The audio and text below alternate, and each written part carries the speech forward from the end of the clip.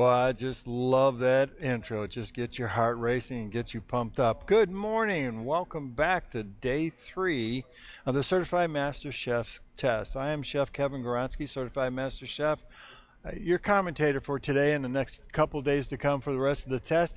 And just a quick thank you going out to the ACF, the American Culinary Federation, who's helped supporting bring this to you, as well as AMCO, American Master Chef's Order. And always, it's presented to you live through Schoolcraft College out of Greater Livonia, Michigan. We're in day 3. We've had 2 fun, exciting days, and what we're doing today is finalizing the presentation for Garnish, Contemporary Garnish.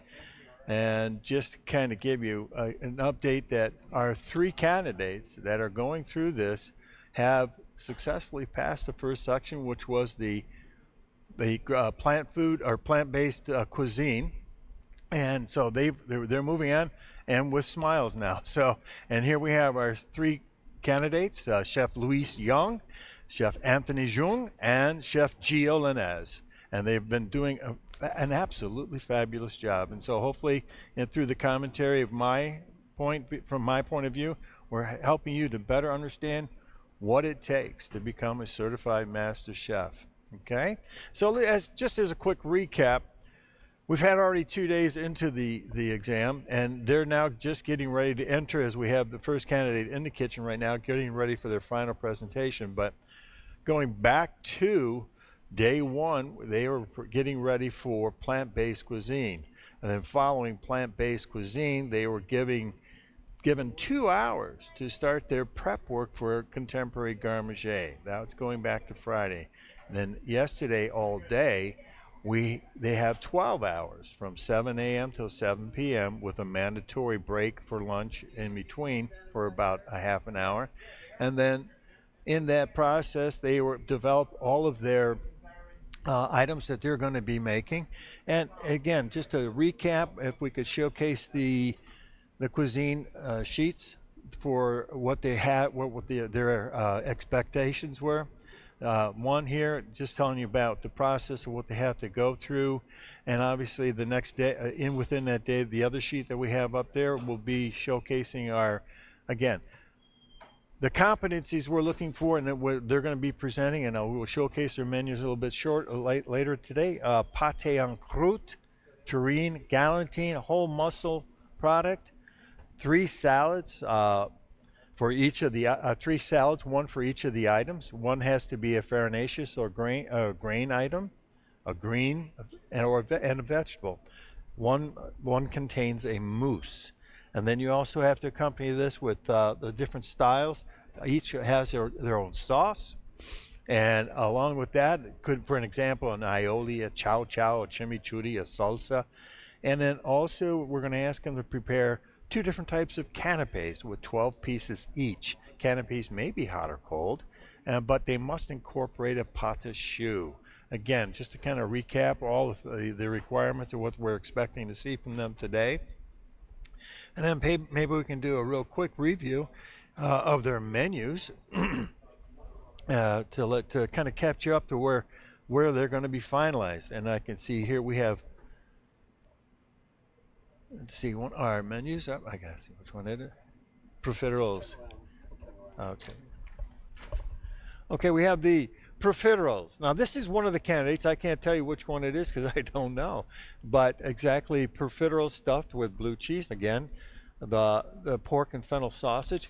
Going back and reminding you from yesterday, they received the basket, and the basket is on your left. As you can see it, they have a fluke, and they have a pork butt, they have a tongue, and then all of some of the grains and the greens that they were thrown in there. But they also have a common stores, which is in their is for their use throughout this process. And you'll notice that chicken isn't on the basket, but it is in the common store. So many of the candidates, or a few of the candidates, chose to utilize that in their main menu and so forth. So that's why you'll see one of the chicken galantine on there. Here's again another one. It chose seafood sausage to start with. And these will kind of catch you up to date on what they're doing and how they're using these products and so forth.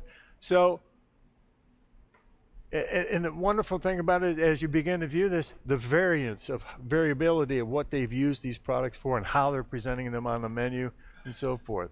So this will kind of catch you up to date on what they're doing and how they're doing, utilizing these baskets and these basket goods.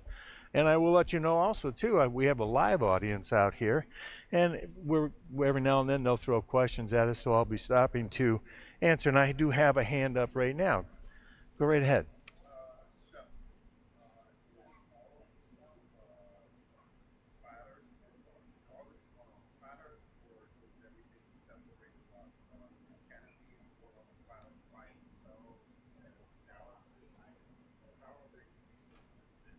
Okay, great question. How are these products being presented? Now, if you and we're talking a little bit more about contemporary, so this could be utilized for different venues and different operations. And if you think about how classical or garde manger is being represented in today's modern kitchens, or more or less today's kitchen styles, they're being presented a little bit differently than we did in classical days. And now in these days of old, everything went out on a huge platter and so forth. And here, we're actually presenting so you can see how in a modern setting they can be utilized. Yes, some will be plattered, some will be plated, and some will be utilized as an hors d'oeuvre, much so like that. It could be plated, and we're going to ask that they not only platter it, but they can plate it too, so you can see how it can be presented as an individual portion or course.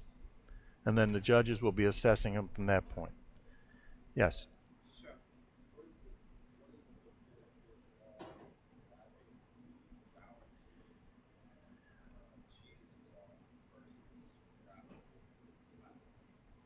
Well, the question was the wrapping of what Chef Jongi's probably has a chicken galantine here, it looks like, and he's going to be getting ready to slice that. The question was why the difference between wrapping in a saran wrap versus wrapping it in cheesecloth. Obviously, nothing penetrates it with saran wrap. So if I'm poaching this in a stock to help create a flavor profile on the outside, I would use cheesecloth. If I'm not worried about that, I just want to poach it and hold the temperature, then I would use the saran wrap. Great question, thank you. And like I said, we have 3 candidates who have been successful, but we also had a couple of our assessment candidates going out yesterday and actually performed quite admirably in their process of learning about what it takes to become certified master chefs. And that assessment program, if you get a chance, step back yesterday and review from YouTube our conversation that we had with Chef Gerald Ford, who is now our director, our key master chef, working on assessment with these candidates and doing a masterful job. The assessment program is designed to bring individuals into a better understanding of what it takes to get ready to take the Certified Master Chef's test. And they do that starting out with a series in the beginning of menu writing. And so we're looking for what you would normally receive in a basket for each of the categories that a CMC or a Certified Master Chef candidate would have to do. So then in that, they review all their menu writing so that they get a more precise understanding of what the expectations will be. And then finally in the phase 2 of that, they'll be required to do a basket, and then they'll also be asked to do classical, and then they'll also asked to do plant-based. So those are the 3 requirements for the actual physical part of that. And in doing so, they have to write a menu for, and then they have to execute that menu. Now, it's not exactly the same as a CMC, but it contains many of the components within many of the disciplines that we're asking the candidates to perform. And so yesterday we had one of the assessment candidates doing classical, and we had one of the candidates doing a plant-based, and then another one doing a basket. Again, now the basket will incorporate garde manger and some classical, but you can also take in classical all the way through. you'll be required to also take classical all the way through. Then one did plant-based, and then today we have two new candidates coming into the fold, and they will be responsible for doing a basket each. So we'll be seeing their menus, and we'll all be also watching them in the kitchen throughout today later on. And then later on today, we will also be, once they're done with their presentation, we will then be bringing up uh, world cuisine, and then we'll introduce Chef Joachim Buchner, who's our lead judge for that. He'll come out and explain to you what's going to happen with that. And I have a question in the audience. Yes.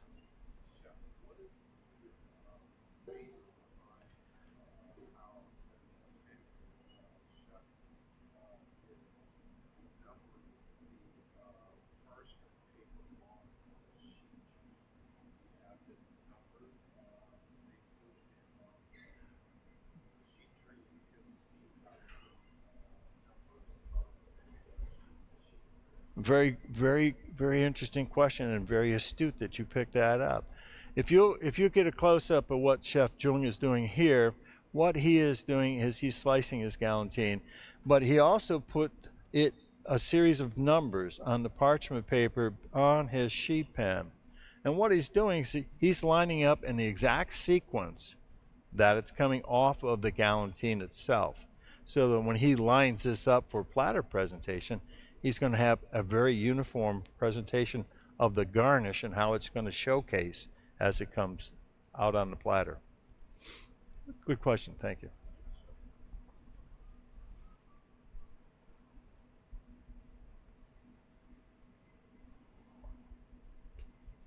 Now again, they'll have 2 hours. Now all of this preparation in 12 hours, they had their galantine, their pate en croute, and now the pate en croute, obviously they had to make their own dough, their force meat, they had to bake it, and then take it out, let it cool, and then also they have to fill the en croute with a little jelly or a reduced stock that has been fortified with a little gelatin. And then what they do is, going back to that, it retains the moisture on the inside and also continues to build that flavoring. And so we'll be seeing that shortly. But see, there is a perfect example of what you brought up earlier about numbering and making sure that everything is in line. Nothing, when you look at that, it's like somebody did a nice mosaic in a floor pattern, and they're going to move from left to right, and it'll showcase that inside the galantine, and as well as when they're lining it up on the platter or on the plate. Again, the same thing. It's when you're slicing a piece of meat. It's perfect. It's good to have an exact slice. And now this also showcases a skill. Every slice is the same thickness. Now you have a random garnish in there that's going to create its own movement inside the galantine. So you want to capture that, and so it looks, the flow is continuous. Yes, chef.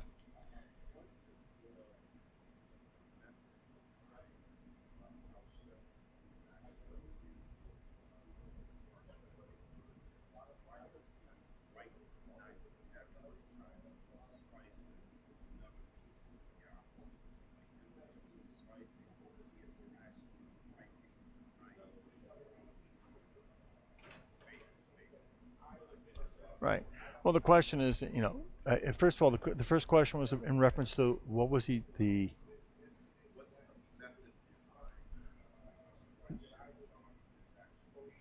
Oh, I got it. Well, the question was brought up on each slice.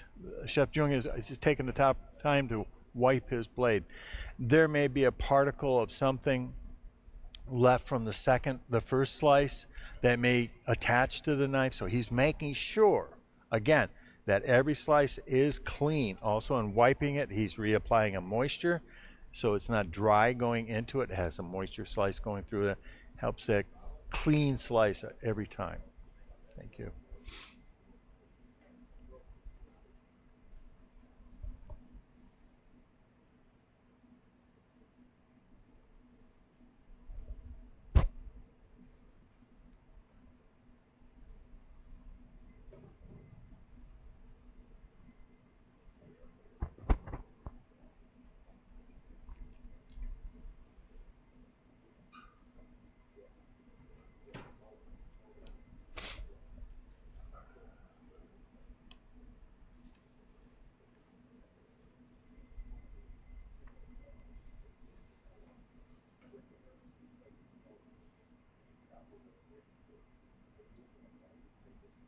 Now again, consider the fact that how you're viewing this kitchen and the cleanliness and maintaining proper sanitation all throughout. This is cold food all through this process, so you have to maintain the temperatures on this at all times.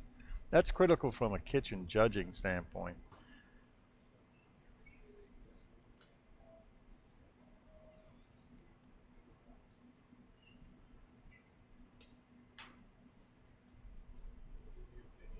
Where are they?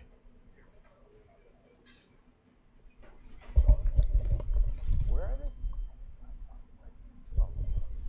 When he brings it over. Okay.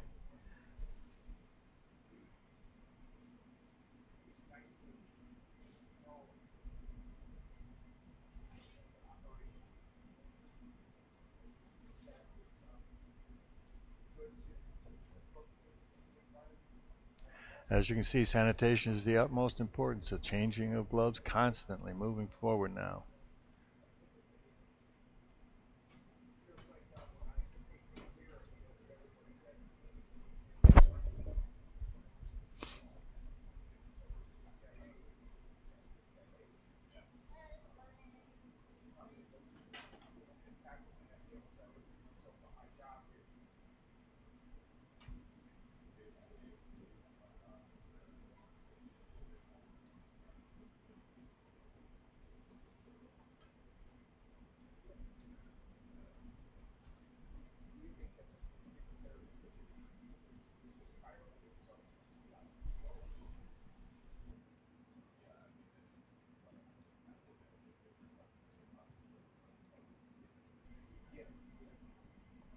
Oh, Yeah, we'll do that shot when he comes back if he does.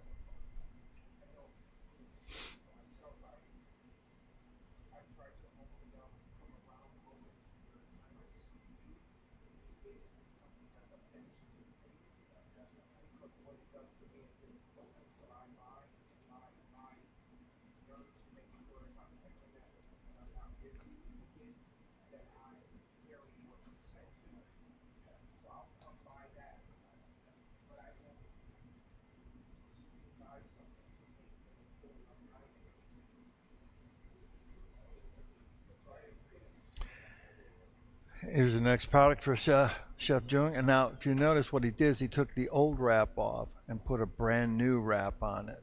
Now, this may be his whole muscle meat. We're not sure, or a well, we'll see shortly here as soon as he cuts. But this is a fresh cut. Now he's going to cut the ends off, and this will be able to get a perfect zoom in there.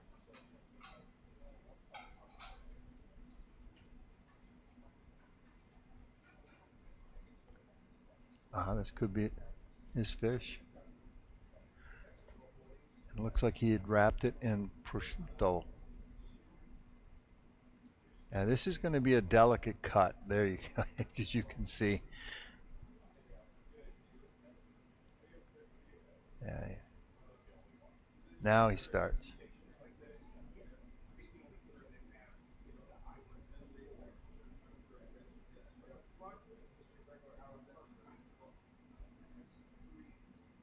And it's important, as you can see, he took the time to make sure he came all the way through so nothing was left connected, because if you try and cut it, it's already starting to pull away and you won't ever get an even cut. So that's why it's very important as you're coming down, your slice has to go all the way through to the board. Now what he's got there is a little piece of paper towel, which is, or not paper, yeah, paper towel catching any moisture that may be coming out so it doesn't connect to the next piece coming off. Yes, question in the audience.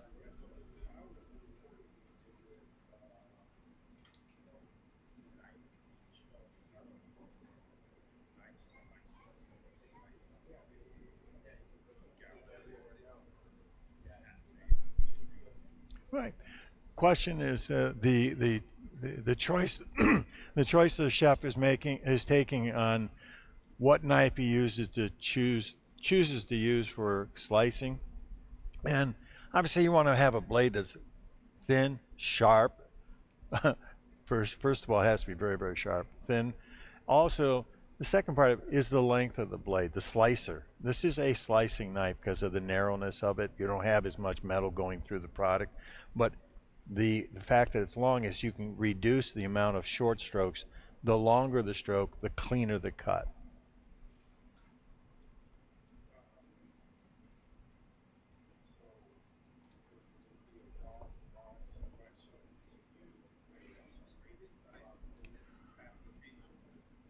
The question was, would it be wrong to use a serrated knife? For this particular application, I would not. A serrated knife you can use when you have more of a crusting, like well, actually, I would just use this particular knife for most of my slicing. I would use it for pate and croute because the serrated will help you get through the crusting a little bit more. But again, if you've cooked the pate on croute just the way it's supposed to, you can actually come through it with a slicing knife now.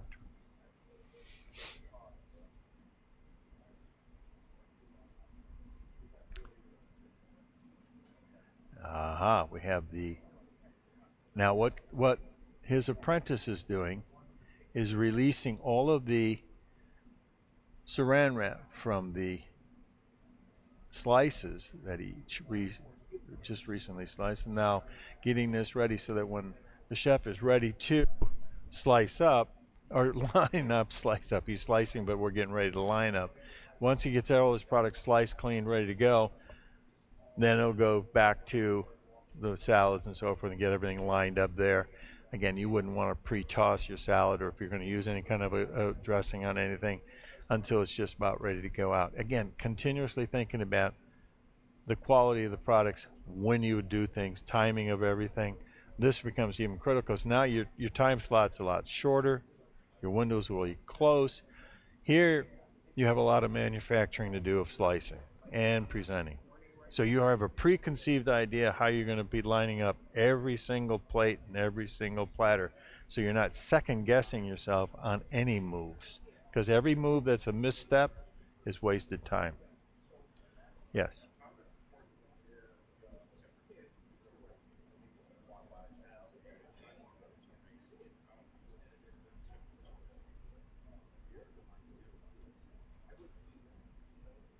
Well, the question is, how important is temperature control? Obviously, you want this to be well chilled. Well, the more chill you have on it, not freezing, but chill, the more firmness you have in there too as well. So that helps you in your slicing process. Should this become closer to room temperature, you're going to have more movement in the muscle structure of this fish. This particular slicing is difficult because of the muscle structure there is not as firm as, say, a meat protein. This is a fish protein. So it's a softer, because you didn't want to overcook it, or it would showcase if you did overcook it because it would be breaking apart. So, but this case, it seems to be holding up beautifully. It's holding its own.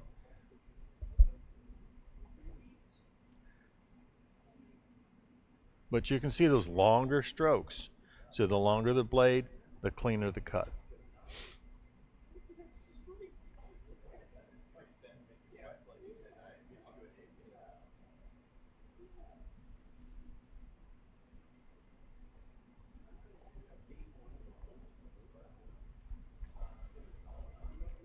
There's going to be a lot of action all throughout this morning because as each of the chefs come in, you're going to be kind of mimicking everything that's happening right now with Chef Jung.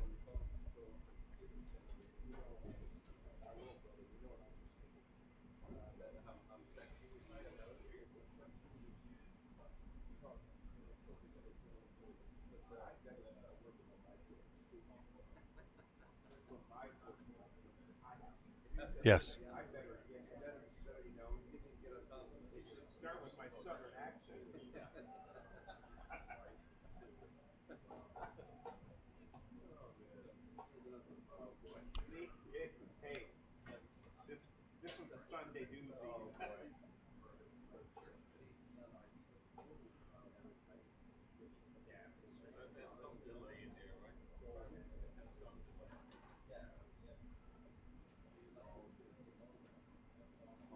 Right.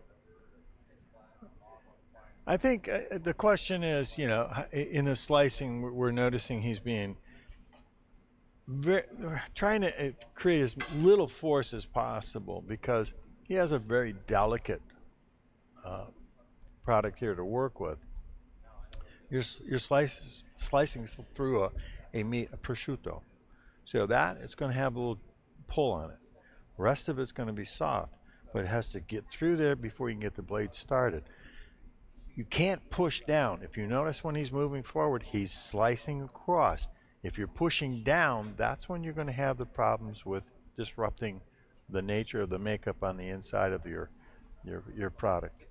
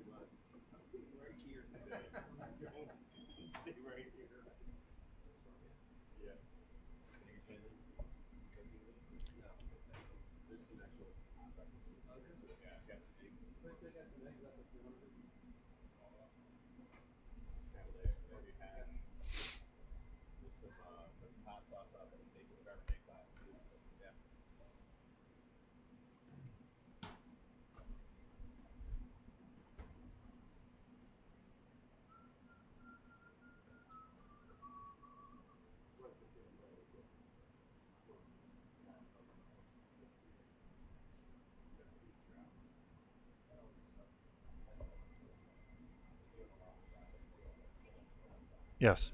Question?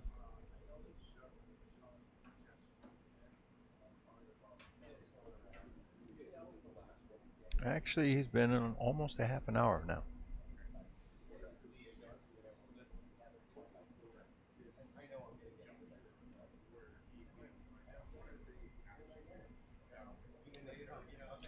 Well, the question is, what are the judges looking for while he's in the kitchen? And obviously, the categories of the judging sheets are very, for the kitchen, stay pretty much consistent throughout this entire test. Uh, what changes, the variables in judging the candidates comes in the test, the tasting profiles. But for this, the categories are the six basic categories that they follow: sanitation and cleanliness, mise en place, professionalism, utilization of ingredients. Here, this is his sausage where he used the sheep casings. Um, Utilization of ingredients. The big one is the cooking fundamentals and professional kitchen practices. Obviously, is the candidate adhering to the fundamental tenets of the process? Proper techniques applied to the products. Is he poaching it properly, baking it properly, sautéing it properly, braising, all the cooking elements, taking to that highest element. Okay, we're not asking if you saute pan. Well, was it quite hot enough? It has to be just the right temperature. We're asking for profession. We're asking for perfection. Taking the mastery of the technique, and bringing it to that level of presentation. So, a proficiency of knife skills. This is where that will showcase dramatically. Okay, and then finally on that judging of the kitchen, the timing. And we've talked a great deal about that all throughout this, the timing, how important that is. Okay. Next, you have another question? I'm sorry.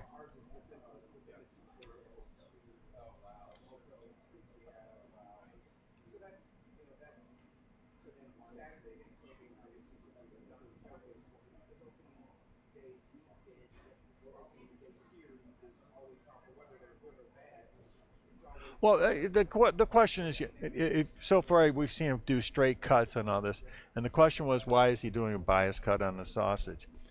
Uh, Number one, how much sheep casing did he get? We don't know until we were there to look at it. Does he? And he only needs to make this for whatever purpose it is that he wants to use. And I think he is using a pork fennel sausage that he's making here. So, and that's part of his hors d'oeuvre. So it's going to be a smaller piece. And by using a bias cut, it looks bigger than it has to be, number one. Also, it shows another technique of slicing. And then if he can show the mastery of his knife skills, Every single bias cut is going to look the same.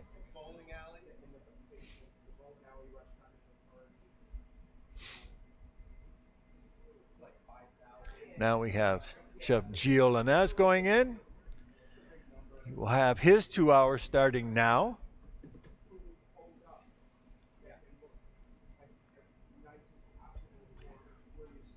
Now you have to also remember each one of these chefs had two different commis. They started out on Friday night with the 2 hour prep going into yesterday with one, and at the split at noon, they received another one. So this is where communication has to be exact and very how important it is, because now I've got a whole new way of training somebody to think like I do and how I want them to think. So that transition, it'd be like all of a sudden somebody fell, somebody happened in your line, you got somebody who's not used to working on this part of the line, you got to bring them up to speed in 15 to 30 minutes. Okay, this is how we're going to do this. I'm going to be with you throughout the night, but these are the forms of communication we need to follow in order for us both to be successful.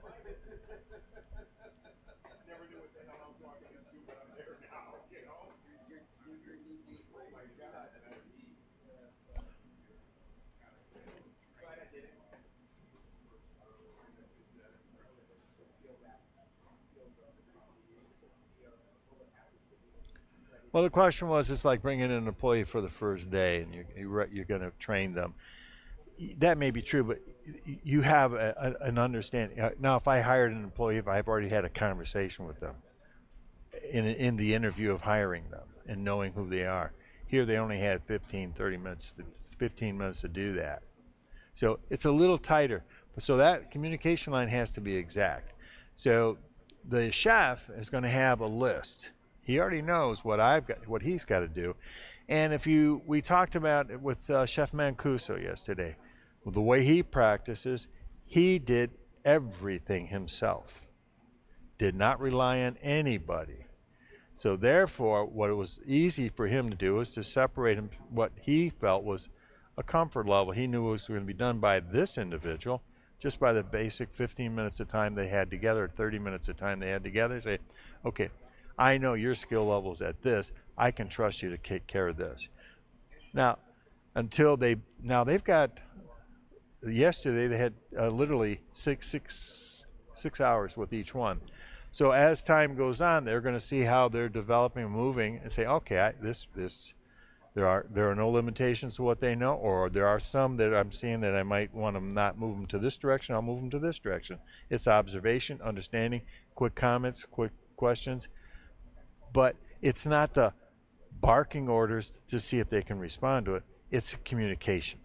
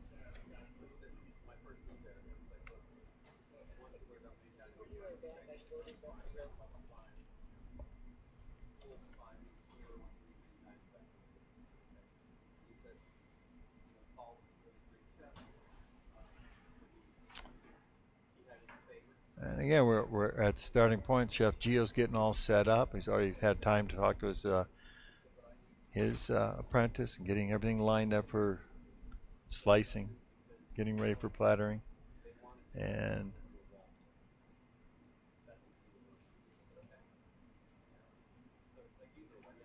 okay, now what he's doing is, this is his pate and croute. This is baked in a metal apparatus here with little springs or little slides on it, and they'll pop open. But because there's a certain amount of fat in there, and when it's cooking, the heating is going to release that fat and help the pan to release away from without tearing the dough. Okay, that's the importance of that. That was the importance of that particular process he was doing right there. And if you notice the little vessels, the little holes that we use for steam escaping on the tops of the croute, those are also the holes that you'll use to fill a little bit of an aspic or a much highly concentrated flavored liquid, almost a consomme type. Here we go. He's going to break it open. You might want to, there we go. I take the edge. Again, allowing for it to release so it doesn't tear. Because he wants, again, in execution of skill, he wants every slice to look the same coming through.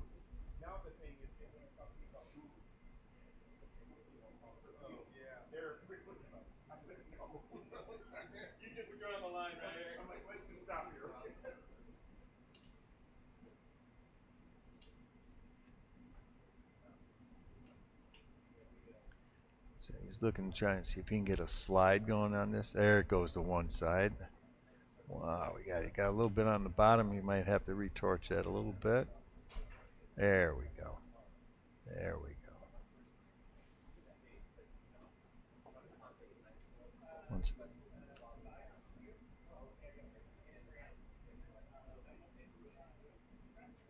ta-da! Question?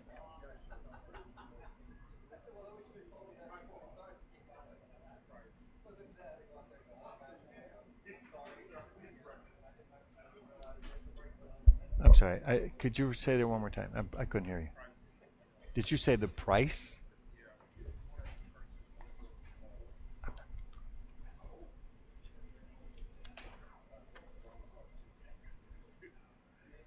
I don't know the exact value of one of those molds, but I'm sure Amazon would be able to give you that information.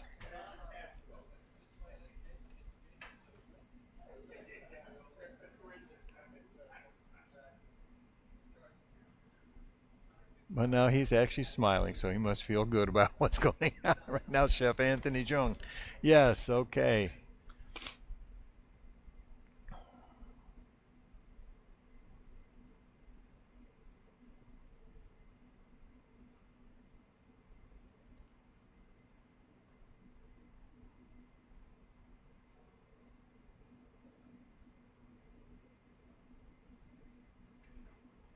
So now we've had the opportunity to watch him do his galantine, his whole muscle. Now we are watching him slice. Now, is this a different knife?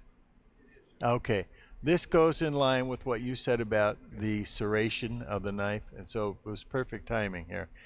See, he had to get cut through. This is where he can, but he's choosing to use a little bit of a serration on there. And notice how he turns it. He's cutting through the dough first with the serrated knife. He may come back with his slicer to cut through the meat portion of the filling. See that? He's actually scoring. Now, let's see if he does that. He did. There you go.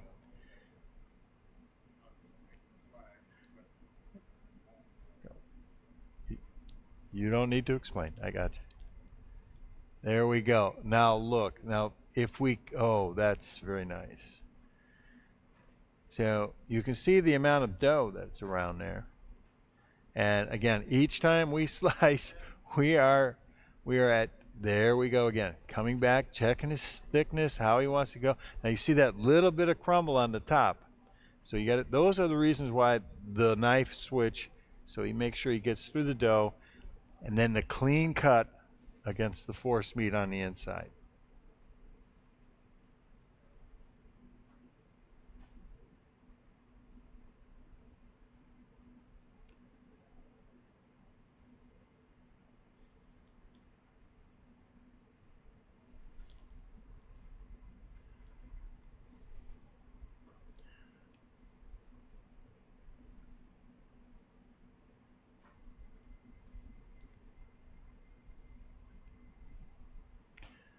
And as we have the audience starts to crowd in, pile in, I'm just going to let the audience know if you have any questions at all, what's going on, please don't hesitate to ask. We'll see if we can address them during. We are in the middle of a live broadcast, but we're here for you.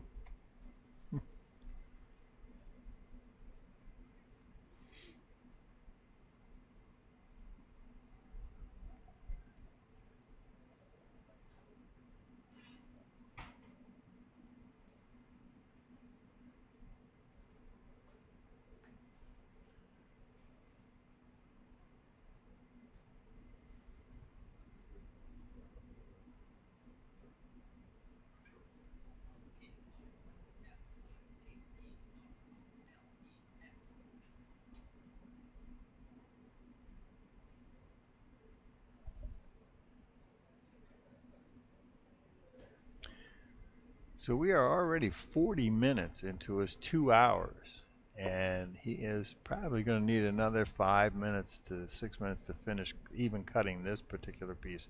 But these are his three main pieces. Once they're all processed, it's a matter of just now building everything else and getting ready to start plating.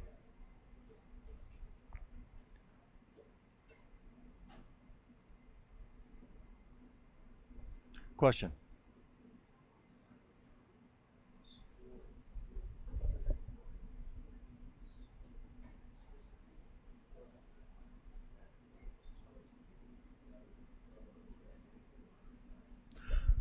Very good question. Question was brought up about why wouldn't you just go through and score each one all the way across while it's on one side, and then flip it over on the other side, score that, and then or the top, and then the two sides. Again, the difficulty in that is, yes, I agree that if you're adapting your skill level to that or your conscious preparation to that, then yes, I say you could do that. Chef Jung is choosing to do this as a process and an individual. Now, what happens here is he'll know if that slice is good. If it's not, he'll put it on the slide. If some of the en croute breaks away, he'll put that one on the slide and move to the next one. But again, that's I would say that's an individual preference versus a better or different. It's a different technique, but I wouldn't say it's necessarily better. It's just up to the individual at this point in time.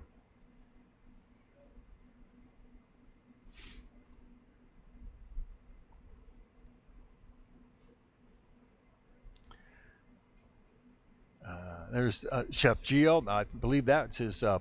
He smoked something yesterday. I think it was his fish, was it not? Because he brined it, and then he chose to smoke his fish to represent that as a whole mussel, I believe. Yes, the fluke is what it was.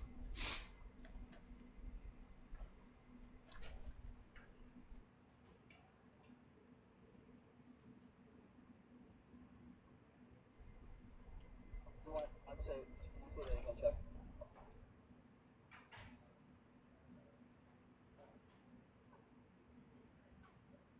Either one of his menu and Seafood.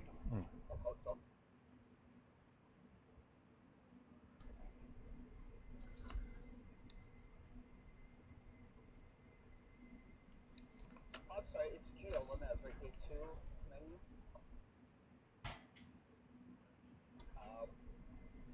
If you want to talk about it. Sure. Look, here's a perfect opportunity. This is Gio and that's his menu, and he's getting ready to finally plate this up. As you see, we've got his seafood sausage up first, and then whereas the other one had a pork sausage and the tongue, and then we now have then he'll do his hors d'oeuvres. And then, as you saw in the foil wrap container there, he has a smoked fluke roulade, then followed by his chicken galantine, and then his pate en croute to follow up with that. So you'll see how he's moving that forward. There we go. And now we'll be watching him go through a varying different slices and taking things out of their containers as well. There's his en croute. He chose, and quite frankly, chose to be a little more simpler in the presentation.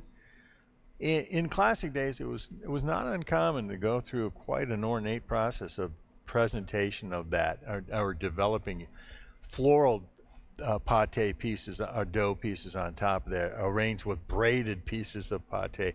I mean, in the days of gold, it was not uncommon to go through that process. Now here, the simplicity of it depends. Now, was that necessary or was it not necessary? I don't. It's up to you as an individual. You want to showcase your individualism. This is an opportunity to do it. It goes all back to one thing: the fundamentals. Did I cook it properly? Did I prepare it properly?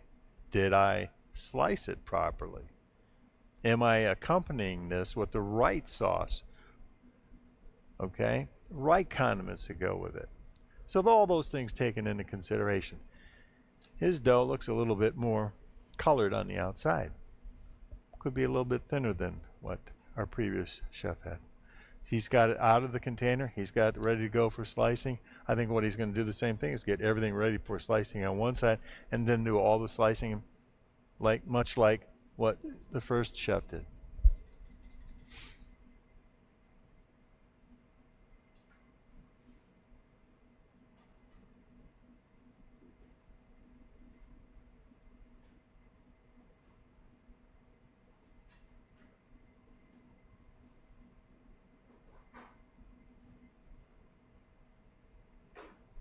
Okay, so let's see. Did you have all? Is he got one more to go? 1, 2, 3, 4, 5, 6.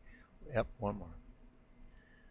No, now in what he's looking at, if I'm producing this product for display, and let's just say a guest comes back up and says, "Hey, can I have another slice?"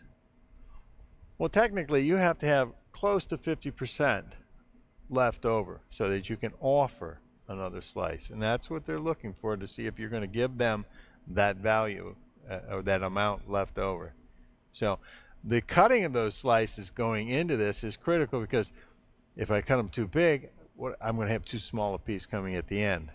Whereas I cut them too thin, I'm going to have too big of a piece at the end. So that's why he was kind of going 1, 2, 3, 4. Okay, I got at least 4 slices. I'm good. Let's go.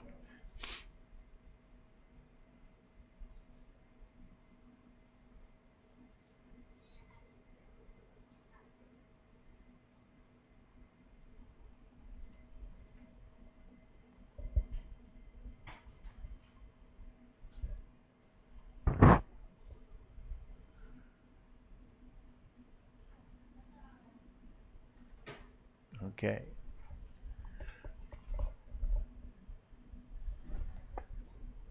All right. Now it looks. Is that his galantine?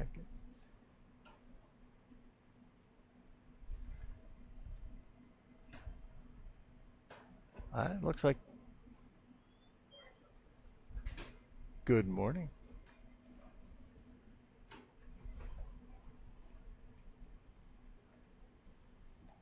Again, look at that nice long slice, almost all the way through. Remember, when you go through with the knife, and it's all the way through, and if you can take it all the way down, there's no ridge coming back. Sometimes the pressure comes off a little bit, and you create a little ridge in that slice, and that's what you're looking at, get that perfectly clean slice all the way through.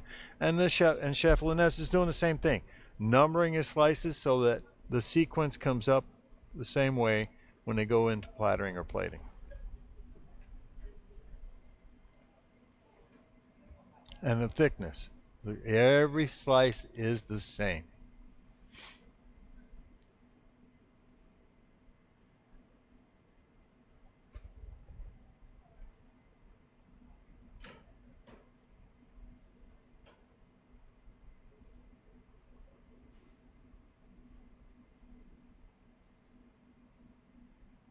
You can see the chef's doing a little peek and leveling to see if he's cutting them all. Now here we got a perfect view, all the way through, all the way down, and then out.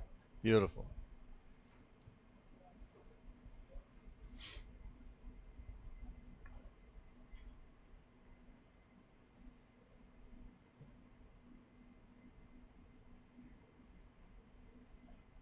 And again, wiping his knife and putting moisture back on there so that it doesn't drag on anything that may be dry.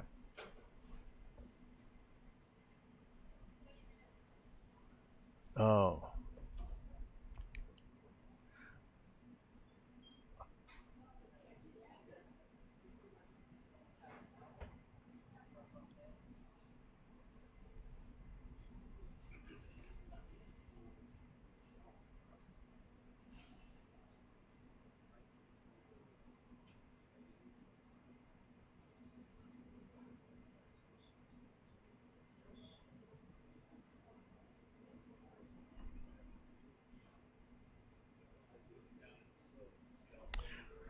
There's a question from the audience sometimes that, when the sliced product that goes out is maybe brushed at the last minute with an oil.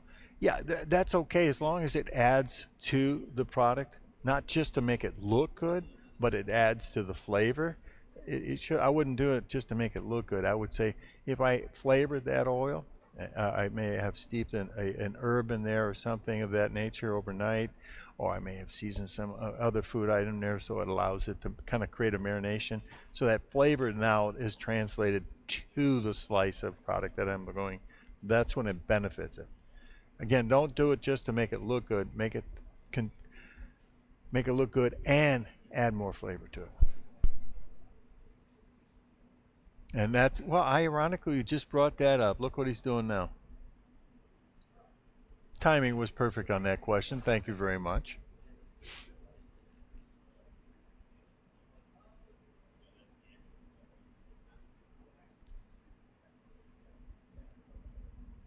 Now, you notice he's just working on the meat, not the dough. We don't need to change the texture of the dough at all. If you've cooked it perfectly, you don't have to do it or add. You don't want it to change.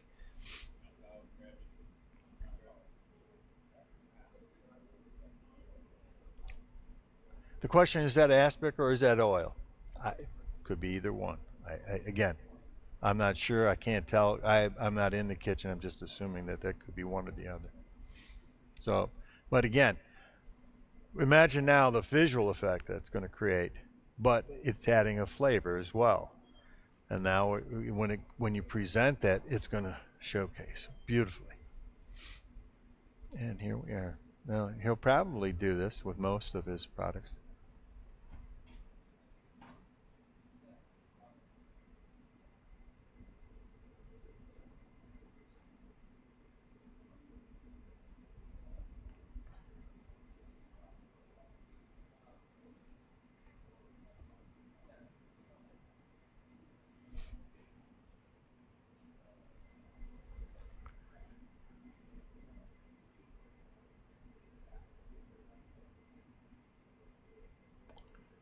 Okay, now we're over to Chef Gio's and looking at some of the slicing that he has.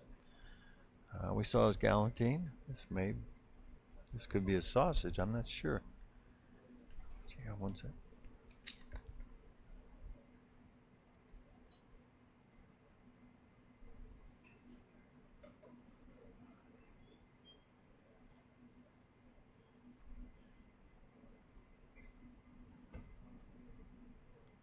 Again, look at the nice precision slicing and numbering again.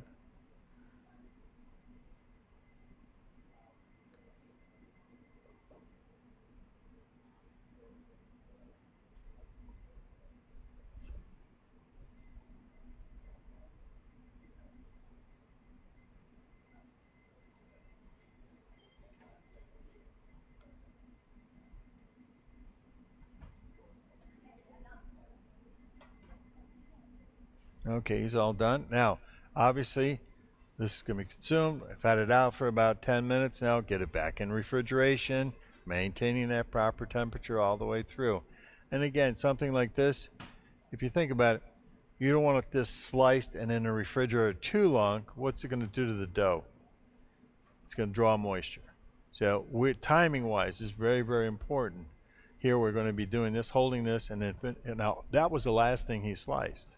Everything else was sliced in front of it. That can be covered and maintained. Here the dough, we have to protect the integrity of it, so that timing has to be taken into consideration.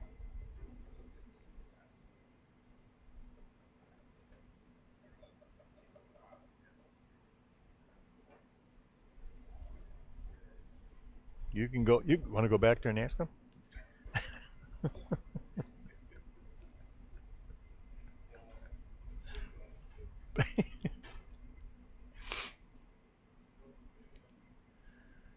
Oh, here we go. He's got his galantine out there now. Now check out. Let's look at it. Check out the precision of every slice and what he's putting on there.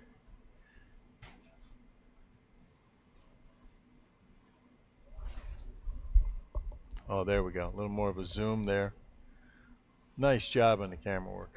Our media department here at Schoolcraft College is the bomb. They're great people.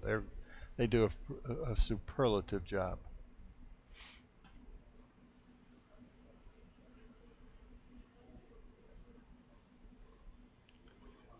And they have such a tough job in the sense that when you're working with such under such pressure and you're trying to capture all these moments, you certainly cannot do anything to interrupt their flow of working and commitment to their craft. But the craft of the media center here has been just unbelievable. Look at how fast, how quick we can get so close to see what's going on, and that individual doesn't even know there's a camera on him.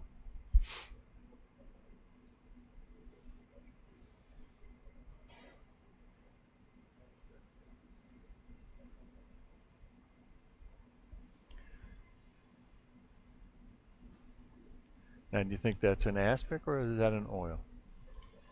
Do you think that's an aspic or you think that's an oil?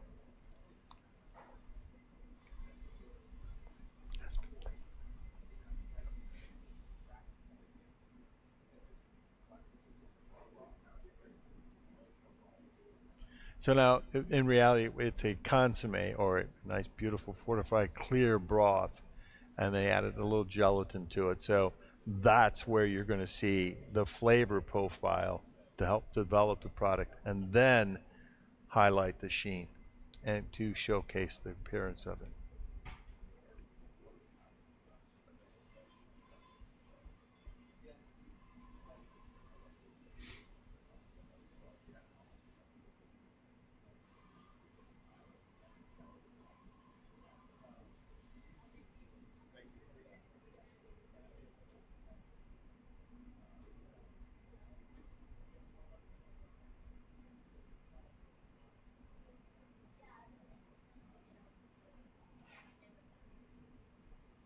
Okay, we're back to Chef Gio.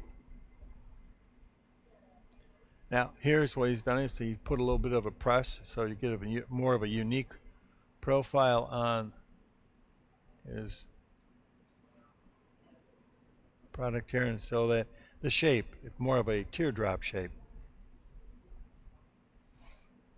which really lends to the character on a plate or a platter, showcasing their skill and being able to cook it, then obviously press it and hold it for that.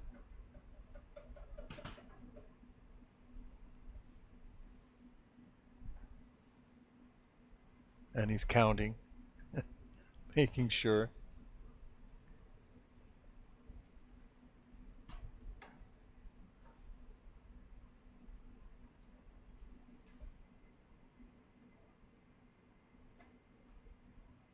And again, noticing cleaning between each slice so he doesn't carry any kind of a product from the previous slice over to the next.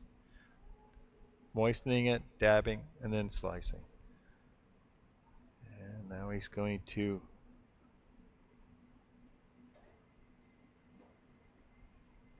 now that was interesting. He had a rectangular container. It was crisscrossed the bottom across the top of it. So as soon as he's done, he's going to cover it, turn it, slide it down, cover it, and put it in the refrigerator. Now watch this again. I just caught that. He has a plastic platter, which he crisscrossed on the top of this plastic container. Did all of his slices on there, turns it sideways, slides it down, and covers it and puts it in the refrigerator. So he's done with it, minimizing the amount of time that you have to waste, or not waste, but securing more time for moving faster through his timetable that he has to work with today. Clever, very clever.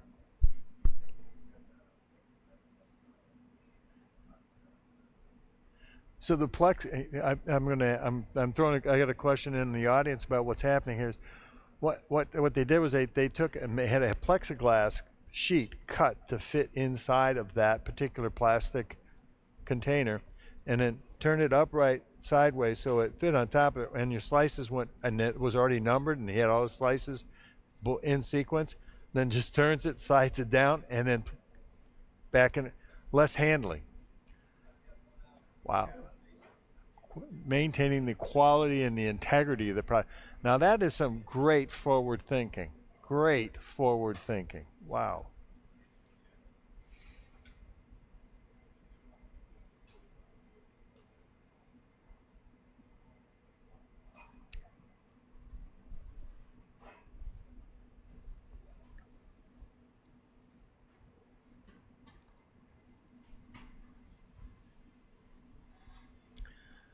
Okay, we have our third candidate moving in now. Yes, Chef Luis Young going in now. I have his menu if you want it. Just start talking about it. Sure, and hey, a great time if we could showcase Chef Luis's menu. That would be wonderful.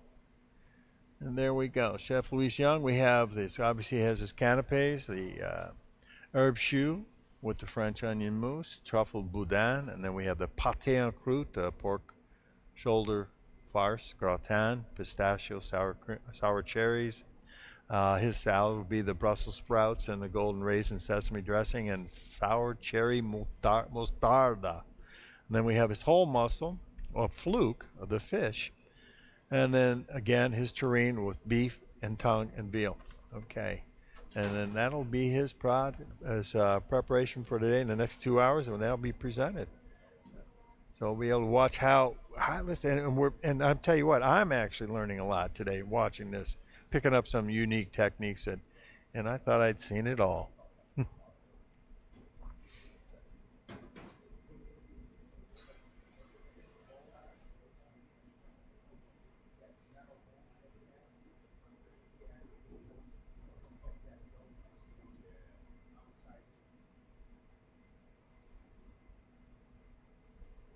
Okay, there you go. Now he's choosing to go all the way through with one slicer.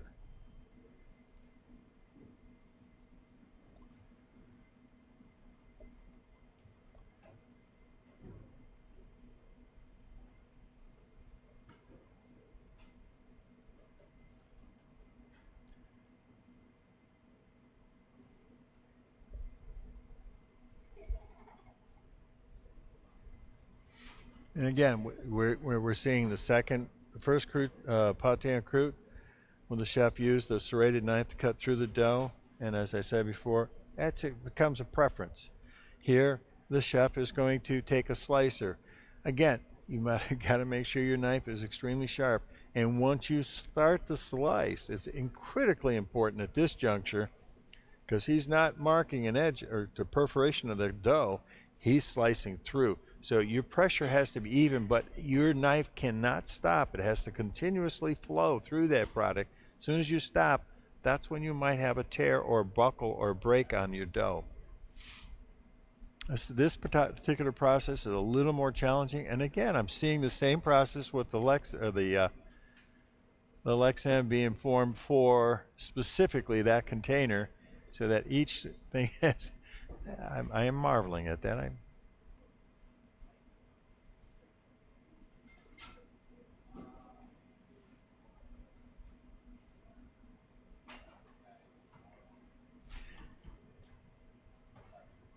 Now again, remembering he's got to have a backup slice for 50% of what he's presenting.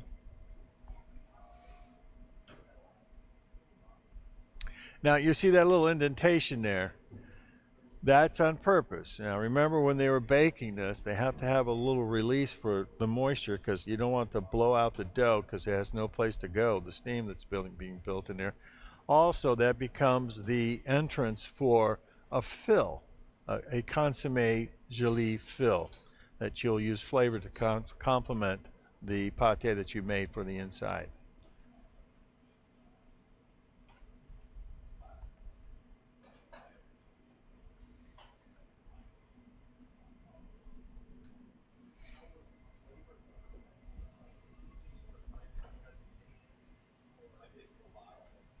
Okay, I'm going to take just a quick break and I'll be right back.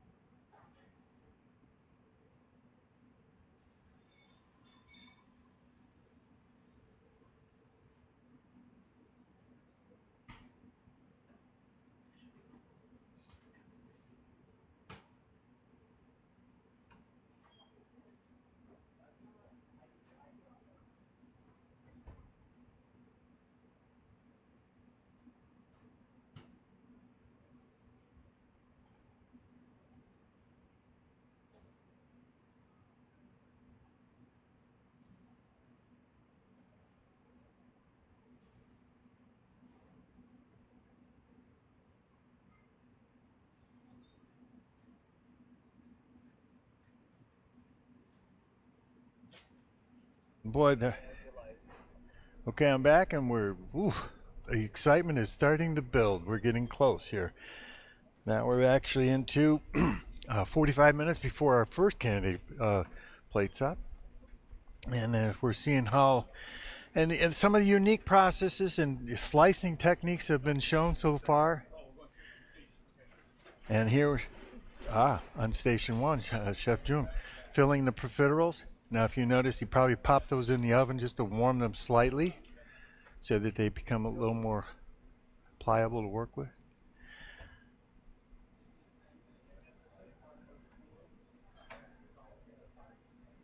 And he's over there looking at his initial line up there, as you can see.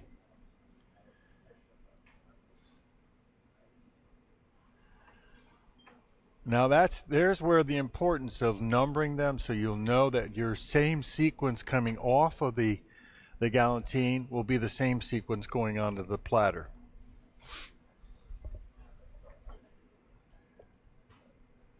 Oh, and very unique. A little bit to maintain the integrity of the lineup. Use the little metal form there to keep a straight line going crossed, or it's down to his little platter there.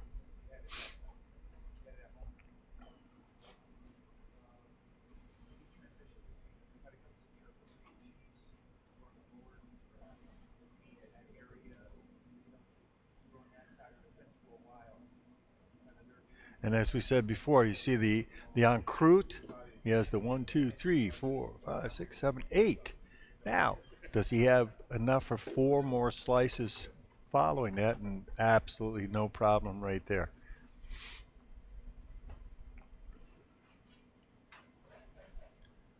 And the Galantine looks as though he's giving 2 slices per person there.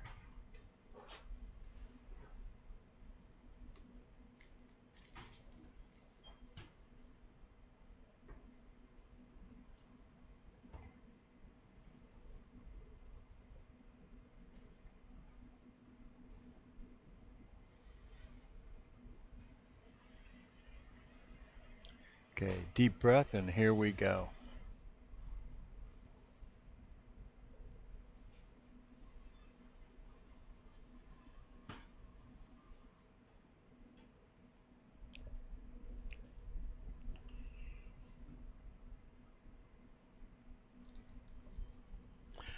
We talked about the different types of knives people use for the slicing. You can use a slicer, cut through. Serrated knives coming through, cutting through. This may be unusual to hear, but have you ever used an electric knife to slice through there? Where you have that little quick vibration going through there all the way down? It does work. Believe it or not, it does work. Cutco knives. I I I used to use a Cutco knife, and it worked beautifully because you have that little or hollow ground knives. They work well. I mean, it becomes a personal preference what you're more comfortable with, but that gives you some ideas of what other chefs have done and used in competitions. I know that when I used to do competitions back way back when, but nonetheless, a Cutco knife was one of my favorites because that little bit of edge on it used, and it'll give me a clean cut coming through pretty all the way almost every time. Yes. Electric knife, yes. The question was, yeah. And there are several kinds out there. You don't want the one that goes, it's just a very, goes right down, but you got to move. It's the same, you can't stop. It has to be the same movement going through as you're going through that process. So these, I'm not saying are one's better than the other. It becomes a personal preference. Again, I'm not advocating that at all. So, but I have seen all 5 different preparations. Again, uh, bread slicers sometimes just to get through that crust. I would never use those for a pot or for a galantine or anything. I just always go to the straight slicer because you have that clean cut coming through. And again, the long sweeping slice coming through and just a finished cut on the bottom. That slice gives you a more even flat surface cut, and there's no ridge because sometimes if you offset your pressure, and you create an actual ridge inside or out on the cut coming back. So that's why it's coming through. If you can make it all the way through, that's better yet.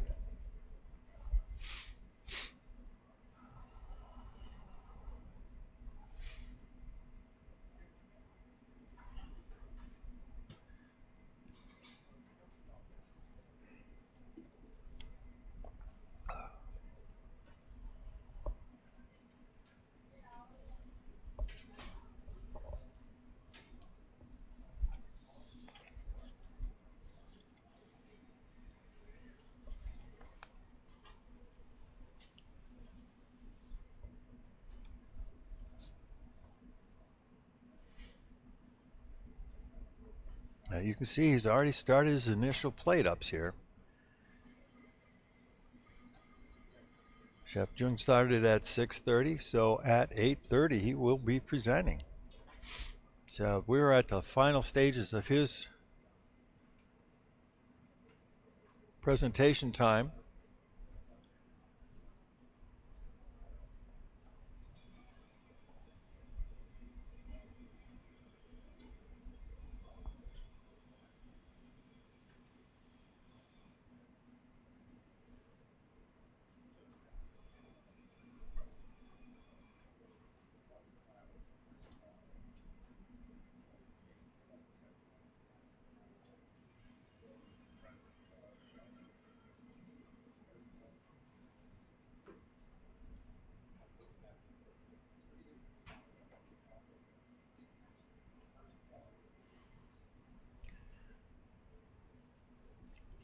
Okay, the question is why the three different platters we have.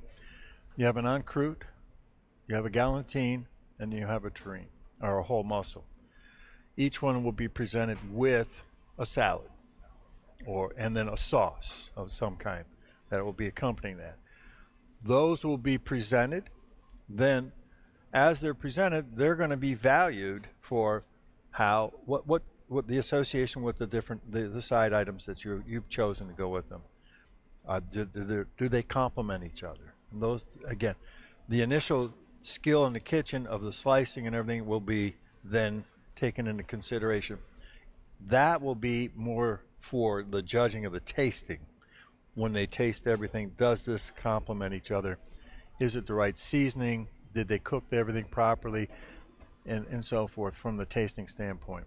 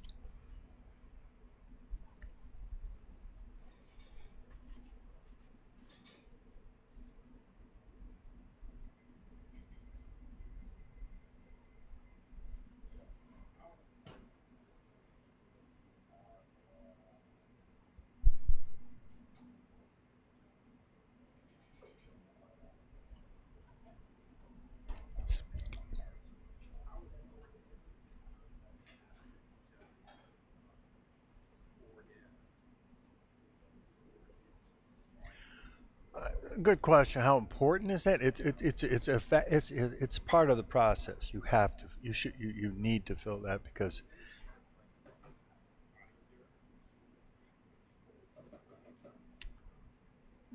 uh, I wouldn't call it a binder per se.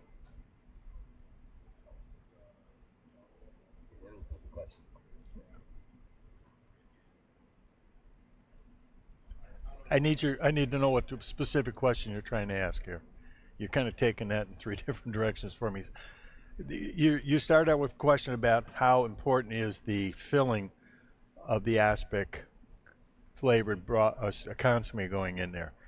Well, yeah, let me throw that out there. Anybody want to answer that question? Okay. Now, what it does is it helps promote more flavor, correct? Because the question was, let me go back to that. The question was, how important is when we fill the en croute that has the vent holes to release the steam and so forth, and then at that point you have a gap. What you need to do is you have to fill that gap so that when you're slicing, it would push down and then crumble and break. But it has a secondary, actually a primary to promote the flavor profile of the product that you're in there. And then it also, by doing that, you're filling that gap to the dough point. So when you slice it, the presentation now becomes a full piece as opposed to an air gap on the top. Correct. There will be no separation. It's a full piece come through.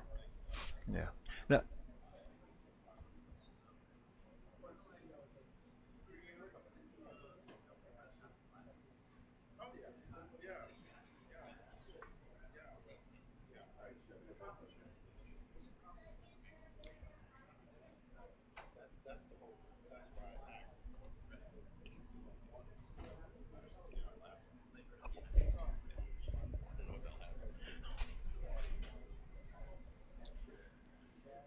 and I guess one of our guests from the audience, as a matter of fact, it was Chef Lance from the CIA. Welcome. Thank you for being here.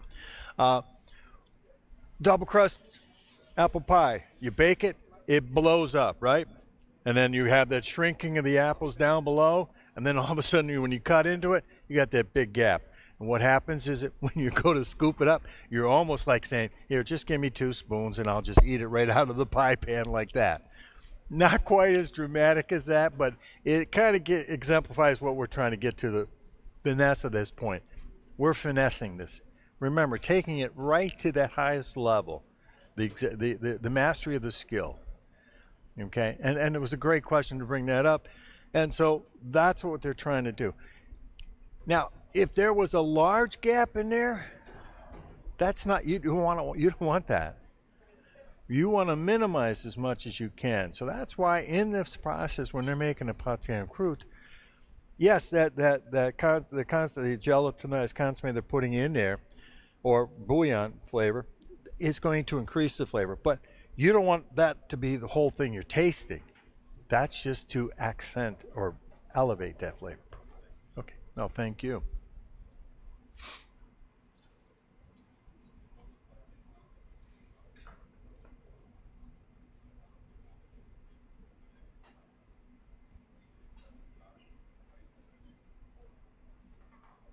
All right, here we go. The same. Notice on the pan on the right, he's got it again. 1, 2, 1, 2, 1, 2, 1, 2, all the way across the board. So all the slices coming out will be the exact way you're going to put it back together again. We're seeing this is synonymous so far with all the candidates. They've all recognized this importance.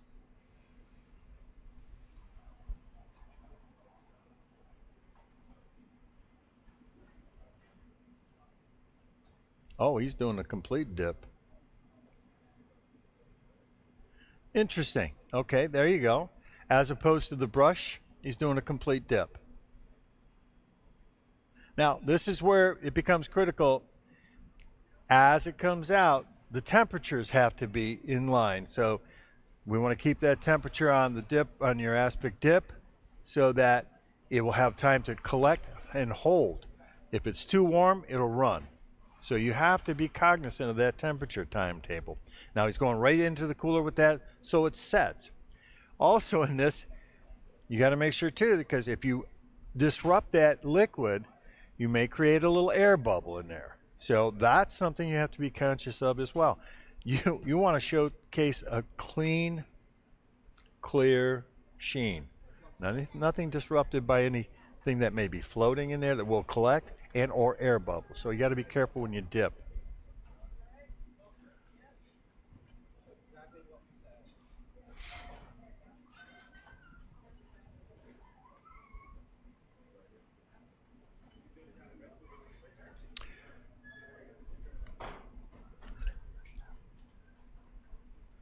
Do you recognize who was doing the dipping? Gio? Chef Gio?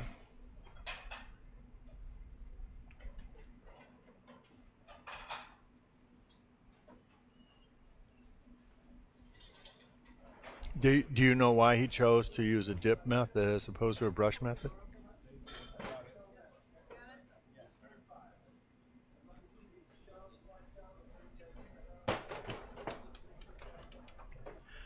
And the question I put out to the audience was, you know, in the response I got was the dip method versus the brush method. And again, becomes a chef's personal preference as to how they feel comfortable. Is one better than the other? That's really up to the chef, really, and how the outcome is. But in one respect, the brushing is a little more timely, a little more tedious in time, whereas the dip is once in, once out. And if you execute and you get that rhythm going, it works beautifully. As soon as you disrupt that a little bit, like drop a piece in there, now you might find yourself a little bit into oh, let it calm. Let it in some cases, I've even seen them where to bring out a torch, because those air bubbles will come to the top, and they'll pop them real quick with a torch. But again, if you can get through there, boom, you're all set. Boom, much quicker, much faster. But you may have some issues down the road. Again, those become personal preferences, and it's fun and unique to see how this is working out. Okay, I think we have, if I'm not correct.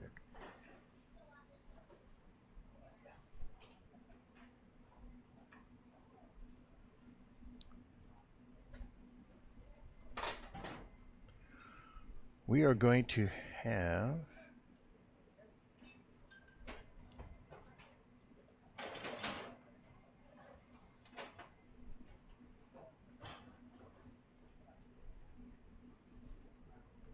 we're also going to have a couple assessment candidates going off today, and we'll have the benefit of that. And as I say, I'll try and obviously we'll be able to differentiate them very easily, because obviously they're going to be doing hot food, and our CMC candidates will all be doing cold food. And we have a assessment candidate going in right now to get set up.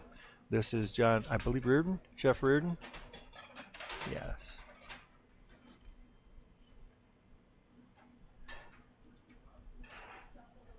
And he's going to be doing a basket presentation today.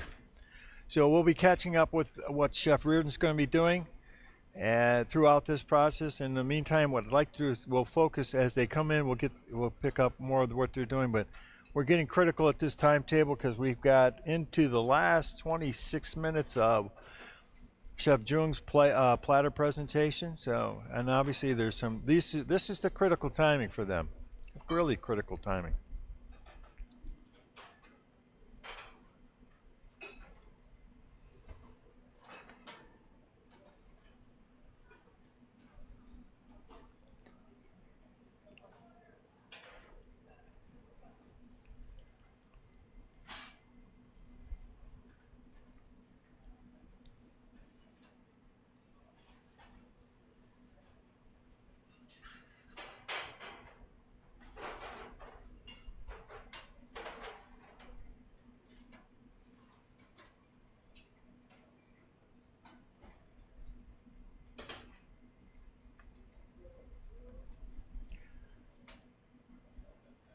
I'm just going to take a quick 2-minute break here.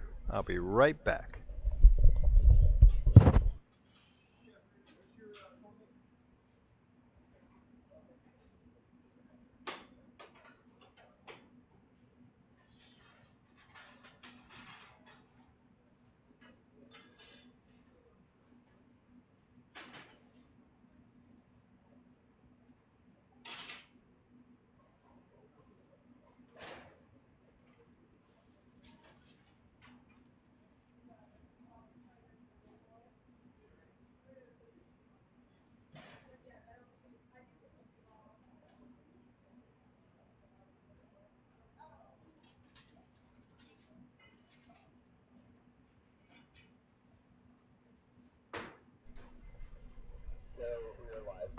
Okay, well, first, thank you. Please, who do we have here? James Skin. James Keane, chef? Yes, I'm Chef Gio's executive sous chef. Chef Gio's, who's out there performing right now? Yes. Okay, so you obviously have had time to practice and work with Chef Gio, right? Yep.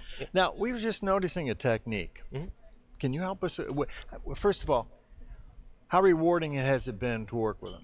Oh, incredible. Without working with him, I would not even be close to where I'm at right now. And meaning that you work collaboratively with him, he's showcasing what he's doing with you, and you're learning from him? Yes, definitely. And you were obviously doing some practice time with him. I can tell because I caught you talking about the dipping versus the glaze brushing and so forth. So, Yeah. So tell us a little bit more about what you're learning with working with Chef Gio.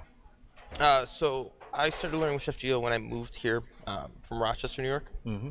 just as a line cook when I started working for him.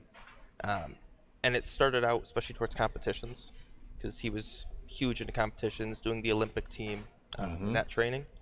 So from there, he's going to the same ideas towards the test itself and again, treating it like that competition and using those idea methods he's learning from the competitions. And that's why he does things like the sterilite containers, because that's how he would do it in a competition to eliminate as many steps as possible and time or variables as possible when he's going into this test. Oh, I have to say, I marveled at it because I thought that smart. Hmm. Staves your steps. You got one container, slides, boom, covers in. Yep, exactly. Sanitation. It covers a multitude of different concerns that judging would observe and score you on. Yep. The dipping method. Yeah. I've always been a fan of it, but again, becomes personal preference versus brushing. So has he done both, or did he try both, and he found that this is more advantageous to him? He's done both. He likes the dipping method because again, you have to go quickly with it, but as you're doing it, you eliminate any possible streaks from a brush. And as long as you're keeping it clean and quick, you don't have the problem with the air pockets. Again, it's something you have to watch for. But he's also, again, when he did the Olympic team, he was the chef doing the cold food platter. So he got very good at that, doing repetitions and practice of it through there. So it's easy for him to carry that process into the test because he's just done it so many times. Great. Well, and again, we bring this to light for those that are watching this broadcast because there's so many ideas that can be presented to you and ways that you see other chefs, but it's important too to understand that it becomes your personal preference. But ideally, now you fundamentally find different ways to do things. It helps you to decide which way you can go. You didn't know that there might be an alternative method. Now you're finding out. But I'm learning by watching this because those containers, what a brilliant idea, I have to say. What else can you tell us that we're going to see, or what you hope to have us see coming through this presentation with Chef Gio? I think a big thing to look at with him especially too is how exact every single recipe and every single piece will be. So like a huge portion of was looking at his show plate, and as we're doing it, literally sitting it on a gram scale and weighing every single piece that's going to go on the plate. Wow. So he knows the total volume of what that plate would be when the person's looking at it, and how much food they would be eating to make sure it's not too much or too little. So in practice, this is done. So where he's actually taking slices and weighing them so that when he goes into this formula, he doesn't have to think about it because it's now second nature. The recipe itself yields a specific amount. If my slices are consistent, I have the exact amount I want on a platter or plate. And then looking at, like, especially as he goes into his next portions of his runs, like Cuisines of the World, he'll utilize different things, like how he has the platter. He'll use like metal bars or something. Like if he's doing a cracker.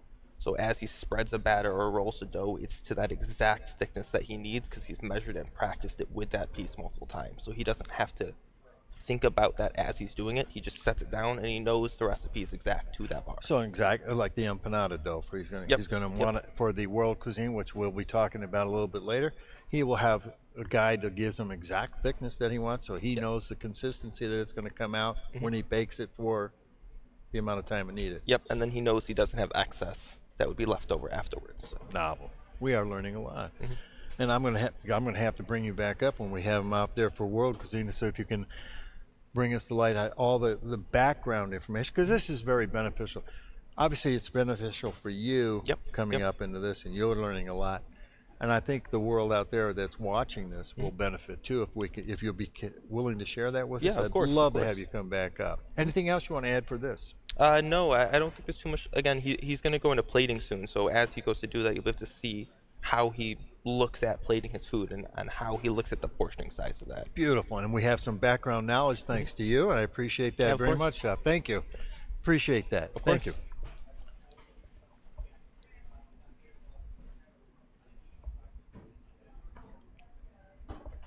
Oh, thank you. You're good. Thank you. And thank you, Chef. Appreciate that very much. Great background information about one of our chefs here, and Hopefully you found that very beneficial, because I know I did. Believe me, it was wonderful. Thank you.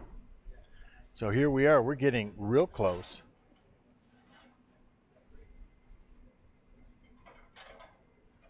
Yeah.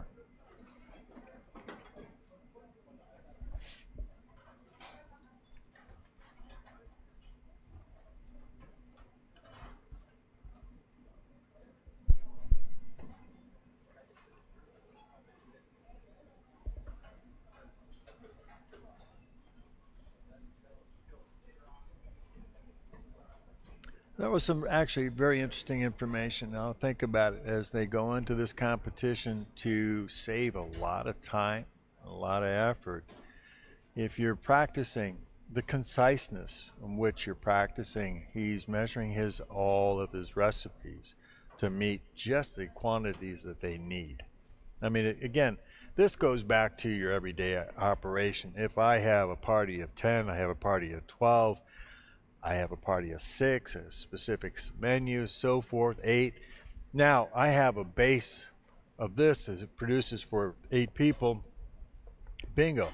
Now I just multiply this or times 2. I've got 12 people or 16 people or 20 people. I keep, again, but the precision of this is that I'm going to have the concise finished product every time with as least amount of waste that I could possibly obtain.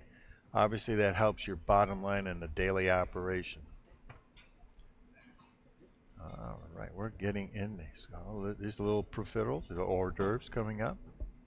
Now remember, they have to have 12 pieces of 2 different kinds of hors d'oeuvres. Can be served hot or cold.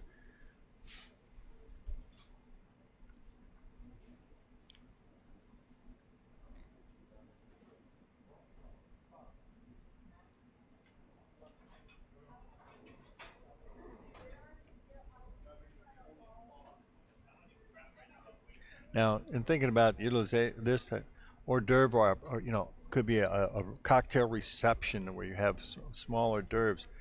These types of classical presentations, there, with the profiteroles, you got multiple types of fillings that you could put in there, and then the fun thing is you could dress them up in so many different ways for different events.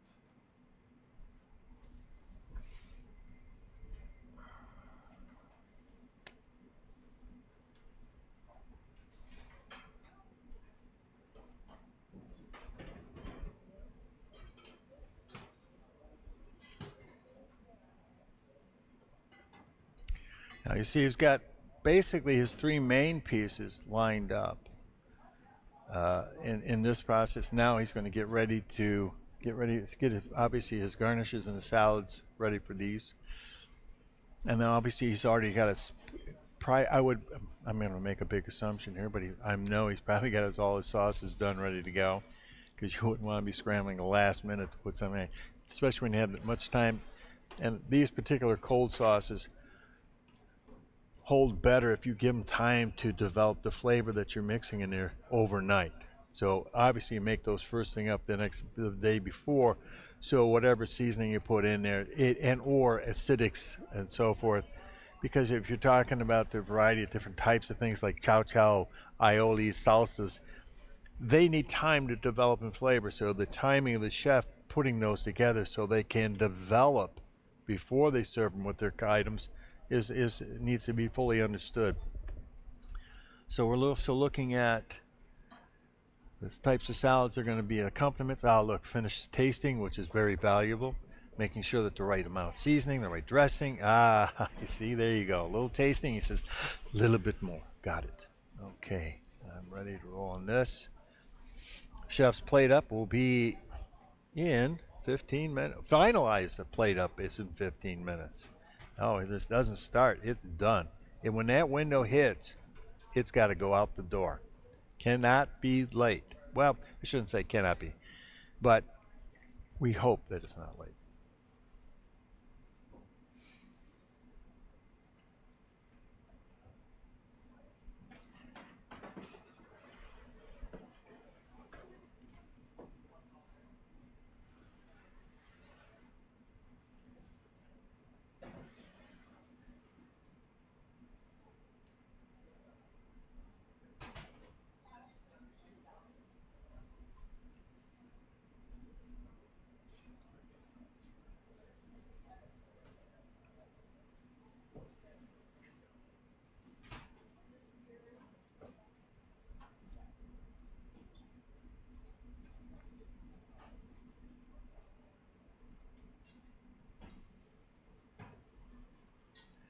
I think the chef is preparing his pate or his galantine, I believe, terrine or galantine, terrine, and then whole muscle.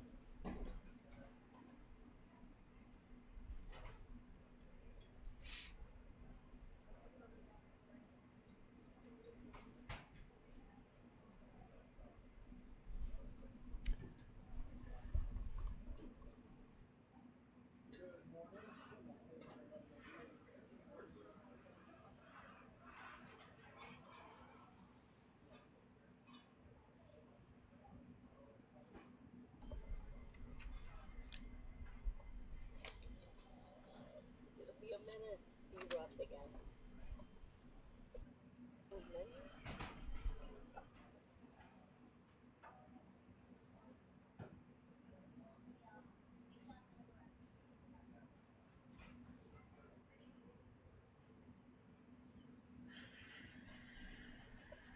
Thanks.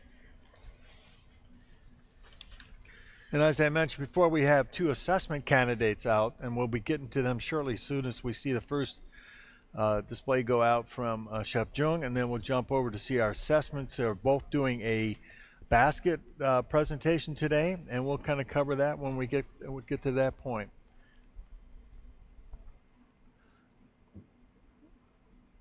And just to let you know, all 3 of our candidates have gone through a rigorous, at least 2 years of assessment prior to coming through to this point. And we're hearing from the kitchen judges and tasting judges how much of an improvement that has really showcased in this process of developing our future candidates for CMC.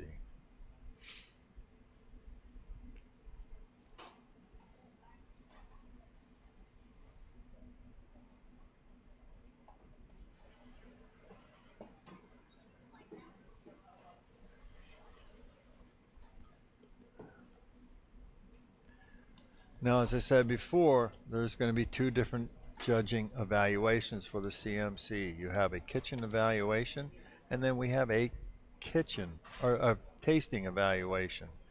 Both are different, and each day the kitchen stays the same primarily throughout the whole judging process. The tasting, however, does change because we change the tasting to suit the particular and draw attention to some of the particulars. Cold food will have a different tasting profile as opposed to a mystery basket and or international or world cuisine and or classical. So each one of those phases we're looking for the exactness of the profile of each of those tasting opportunities. So they've indicated that into the score sheets, and we're going to hopefully get Chef Ford out here to talk to us a little about it. He was the one who's been helping to develop this to get it to this point. And I got to tell you, the uniqueness of these scoring sheets is really focused primarily on the individual day. Kitchen stays pretty much standard throughout. That fundamentally doesn't change. There are some fundamental differences when it comes to the tasting. So we'll get to that shortly. So we're at the last, well, we're going to last 9 minutes.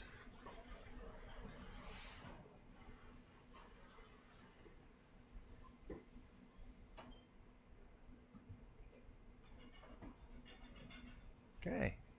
The last little bit of seasoning. Now, this is important too. The last thing going on is the salads, so forth. You don't want them to, if there's greens, last minute dressings, you know, you're trying to maintain the integrity and the quality of the products all the way through this whole process.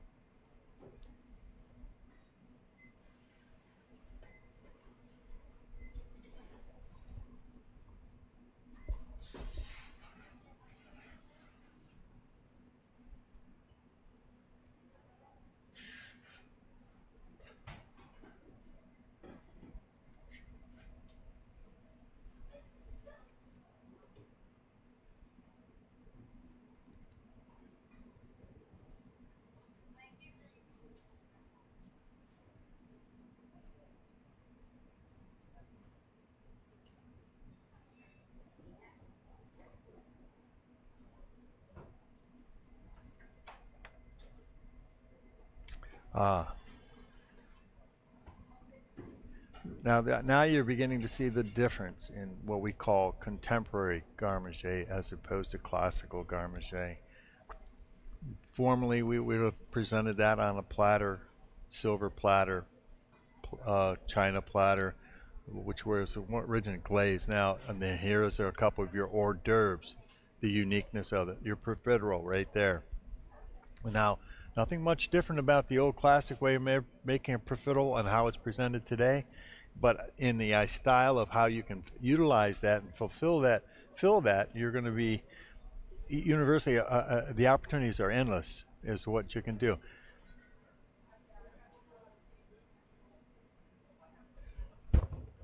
All right, he's still got 7 minutes left on his window, so he's looking pretty good. Now you can see it, the containers on the thought on in front of each one of them. He had to prepare a sauce for each one. They're there.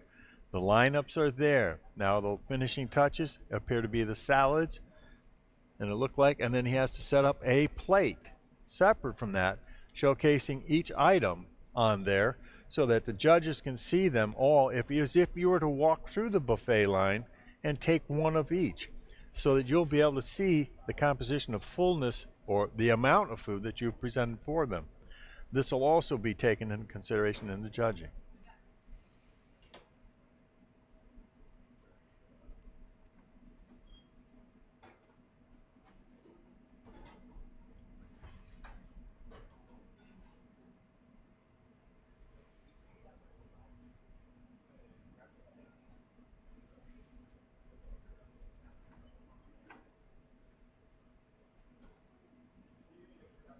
Okay.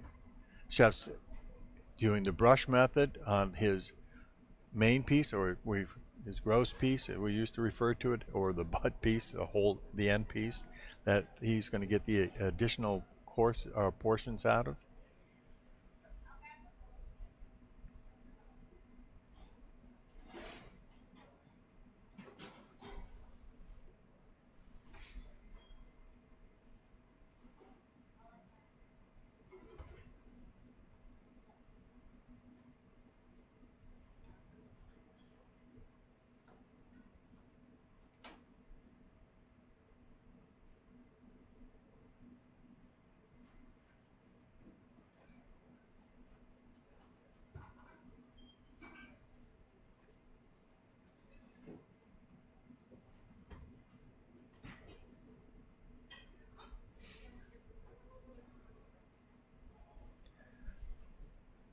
I think within the next 5 minutes, we're going to see a tremendously huge smile on Chef Jung's face when all this goes out, because he's just about there. Again, final little preparations by the commis, making sure nothing's going to disrupt the presentation or the, like a little touch there. And there's the piece of the plate on the side that has a piece of the hors d'oeuvres and everything else that's going to be on there. And he's looking at his clock, knowing exactly where he's at with 4 minutes to go.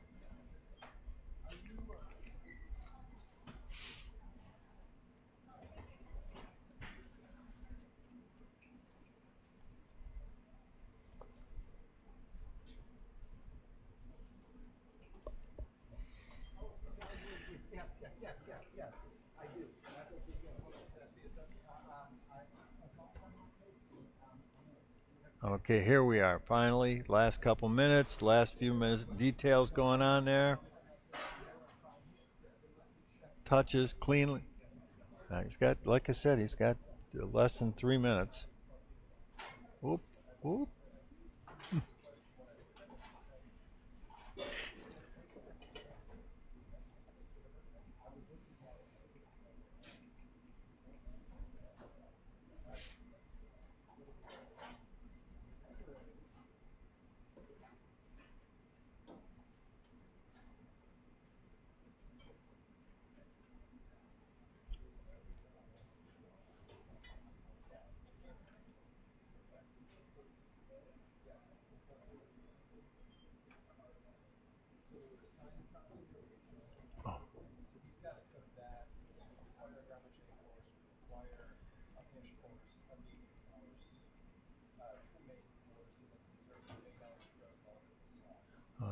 I think we got less than 2 minutes here for Chef Jung. There we go. We'll stay on Chef Jung for, we got less than 2 minutes. So he's going to say, okay, ladies and gentlemen, we are ready.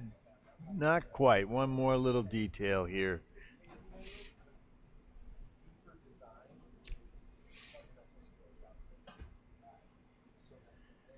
And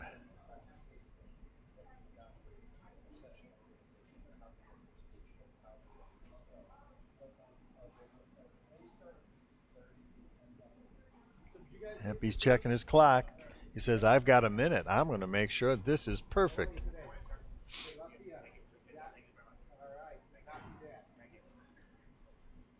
And he's now down to seconds. Taking every moment he has to assure that everything is just the way he wants it to be done. And there you go. They're off. Ta-da! He's got it.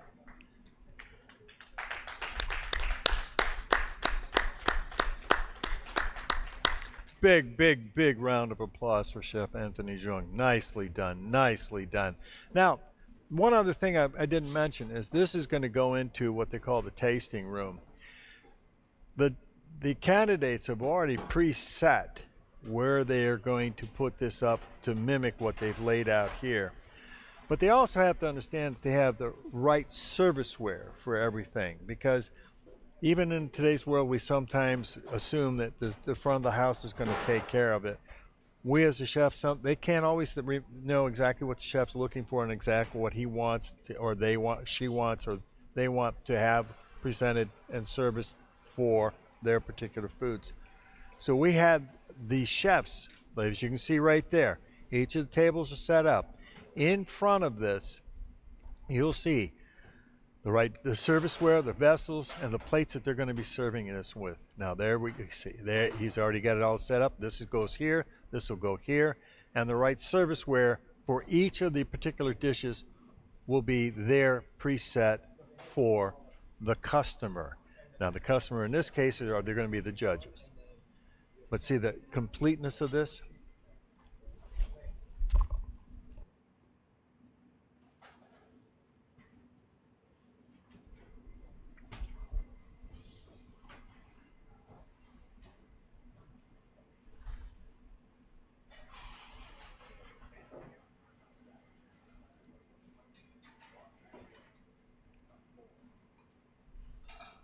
Now this is the apprentice or the commis. She's well aware of what has to be done.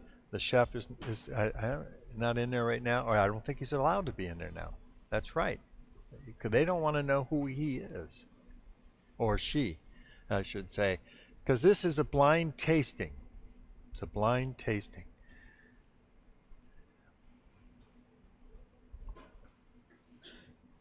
Now, again, we're trying to make sure that everything gets caught up in the right place so it's ready to go. Yes, chef. No. I'm sorry, the question again? A chemise on the plate? No, it's not required at all. In a contemporary form, now, not to say that you can't put one on there, but in a requirement for this vase, going into the contemporary fashion, where and when and how often to maintain the integrity of the fundamentals of what Garnish can do for a chef today, a young culinarian. There are so many fundamentals in cooking that you have to deliver in the process of Garnish that it's a benefit to everybody to learn this process. It hones your skills in so many different ways in so many different directions. And there you have, I think, the final presentation. Now this would be for a nice little hors d'oeuvre reception. And now look at the funness of this presentation.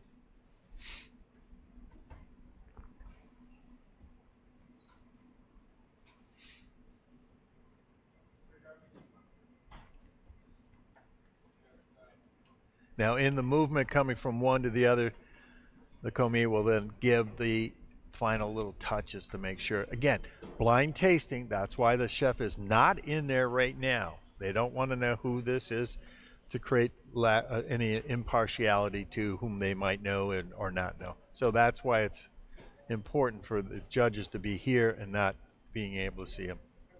But there you go. There's your complete plate presentation. Gorgeous. There we go. Zooming in. Oh, look at this. Thank you, Schoolcraft College Media. Beautiful job.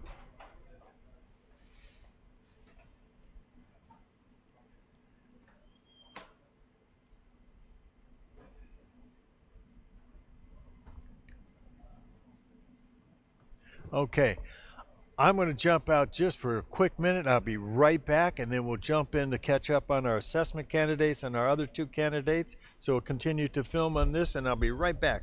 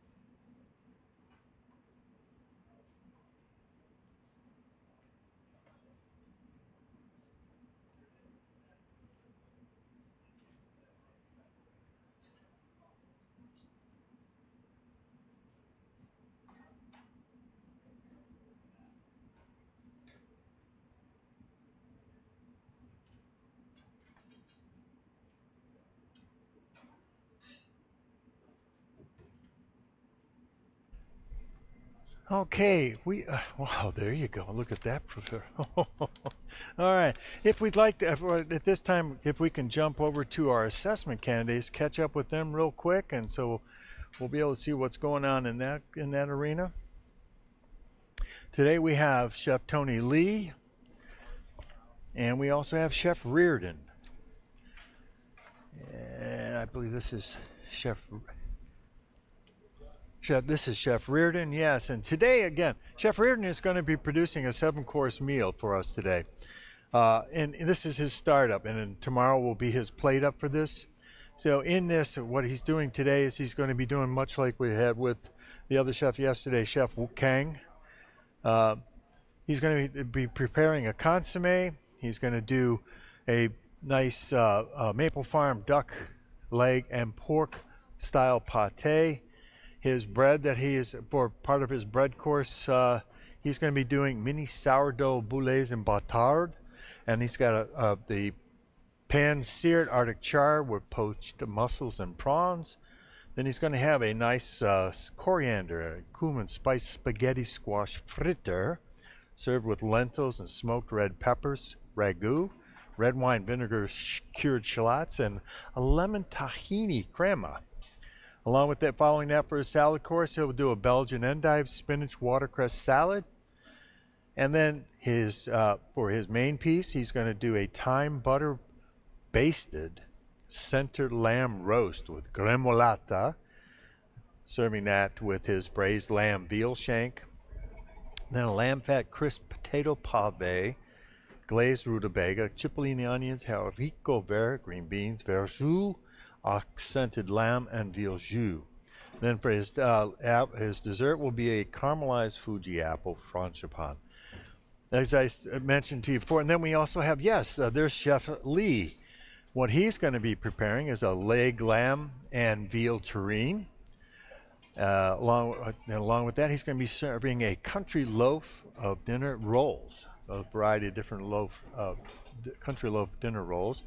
He's also doing the consomme, and then he's got a beautiful prawn-crusted Arctic char with steamed mussels, fennel, saffron, prawn oil, shellfish butter sauce, spaghetti squash quinoa fritters, wintergreen salads, and then he's going to do a herb-basted crown of duck for his main course, braised leg, and on a lentil ragu with the wilted spinach and peppercorn and brandy jus. For his final course, he's going to do a nice olive oil cake with a passion fruit curd, toasted cake crumbles, and creme fraiche froyo. So it's interesting to see how one's taken the duck and moved that to their main course, and one has taken the lamb roast and used that for their main course. So now, again, the difference here is in assessment, in the 7 course, as I explained the other day, we're trying to incorporate various things like the fact that they're making a consomme from classical, and then we're asking them to do garde manger and doing a terrine and so forth. So it incorporates what they would be actually doing in the process of getting ready for the CMC, the Certified Master Chef's test. All the butchering skills, there we go, Chef Reardon's working on a leg of lamb, breaking it down.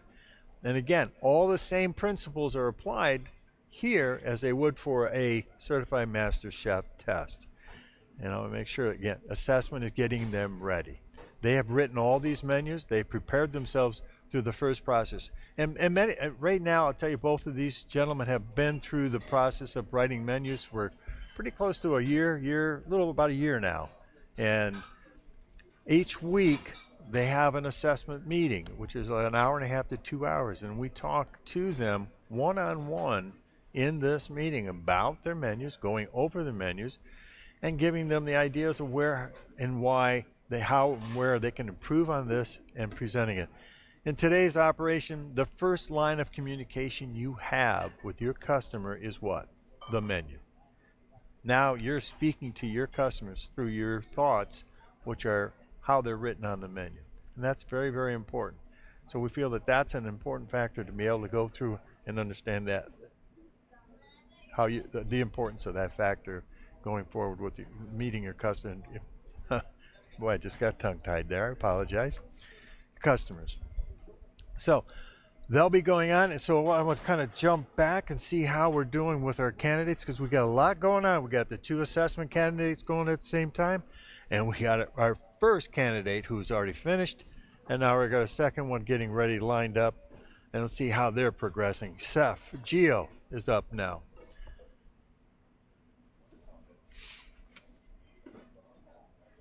And as we know, Chef Gio's got the the seafood sausage for his sausage presentation. Then we have Parmesan Gruyere profiteroles with caramelized onion mousse, smoked fluke, which will be fun, the galantine of chicken with the beef tongue. Again, identifying how they utilize their basket items. Then we got the pate en croûte, pork pate en croûte, and then with the dried cherries and pistachios. So this will be let's see how he's doing here.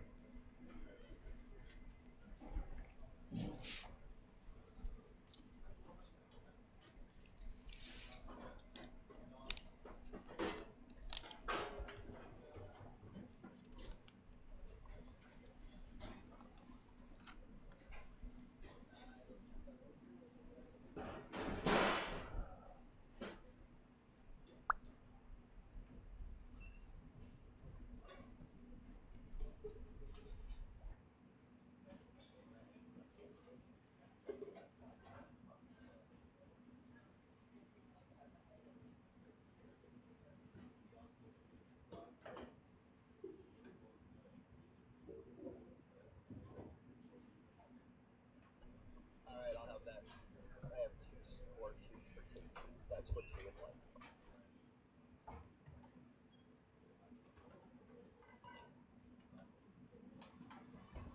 All right, sounds good.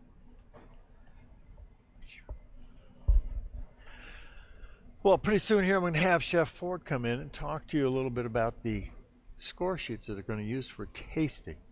And like I said before, each day they're different because they are associated directly to what they're producing. So I think it takes the generic process out and creates a more specific understanding of the scoring of that. So well, as soon as he has a moment, he'll be right in and we'll be able to see that live.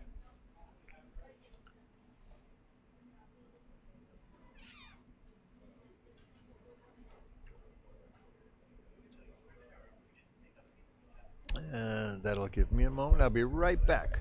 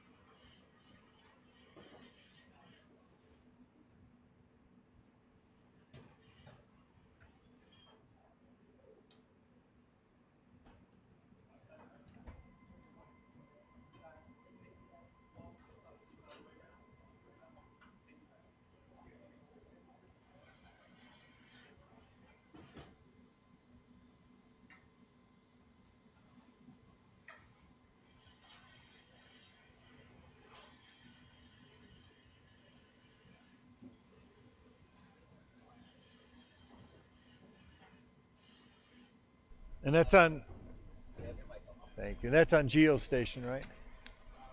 That's GL.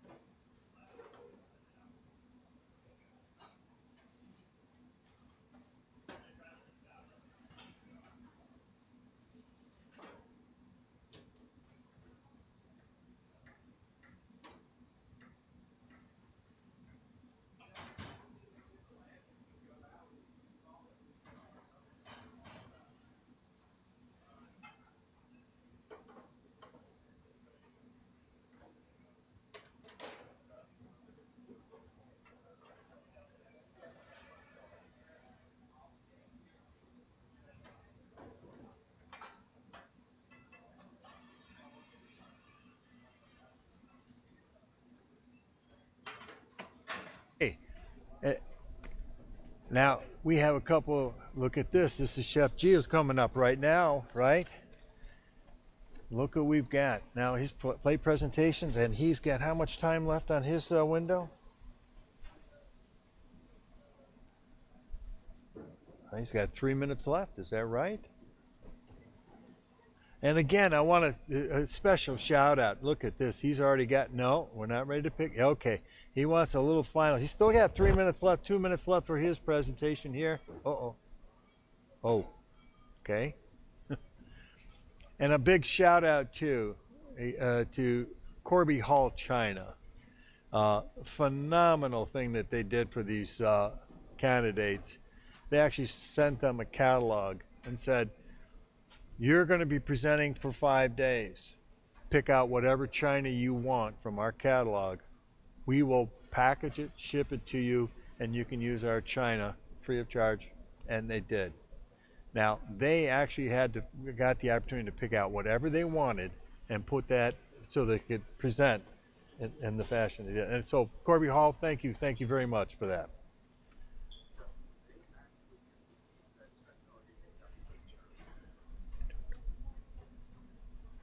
Question is, I don't know.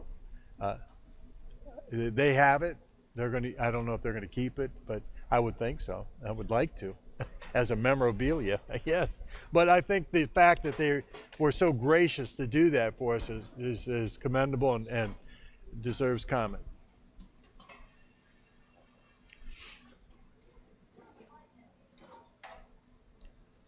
Now, this is where, now you look at the pate en croûte. You look at how you have more uniform dough to cook here, as opposed to a lot of the garnishes or the ornate presentation. Now, there are pros and cons to this. Now, it might be viewed by the judges, they didn't take it to that more of a classical presentation, but this is contemporary cuisine. Or the function of that is you've got uniformity. And so keep those things in mind when you're looking at doing and developing these things. Okay, they're going over to, directly out to set up in the dining room as opposed to pre-setting in, because he's already got it set up. It's already labeled, so they know right where they got to go. And he's out the window and he's done right on time. Right on time. So let's watch this setup, see if we can get a full finished presentation here. Now, came out last night and set this all up, right? So he knew exactly, the chef knew exactly where everything was going to go, plates, setups, and so forth, so that when it went out, now again, we don't, the chefs obviously know it's one of two that are left because they've already judged one.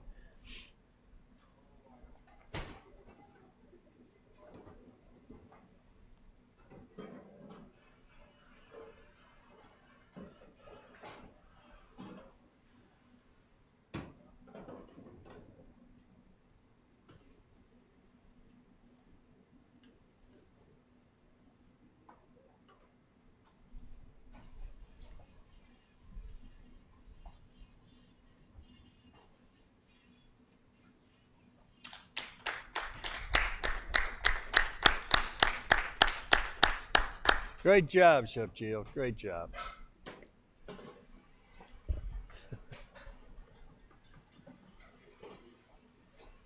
Yes, there's a big relief on his face today.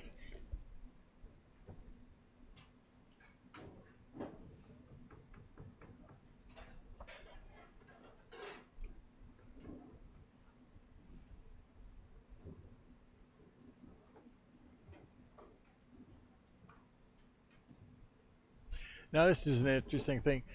Chef Luis is doing a little bit different where he's bringing his commies coming up, and so there's not reaching over anything.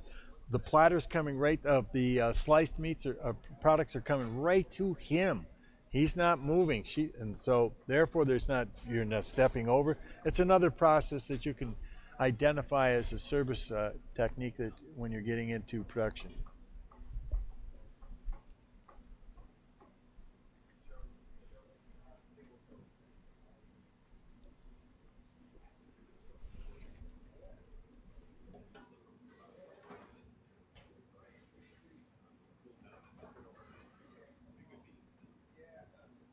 As soon as they get out of the way. Yep.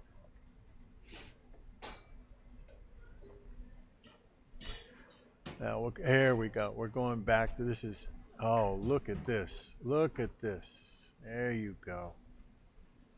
There you go. Yes, and the benefit of this is all on YouTube. You can go back and watch it over and over and over again. There's some beautiful work out here.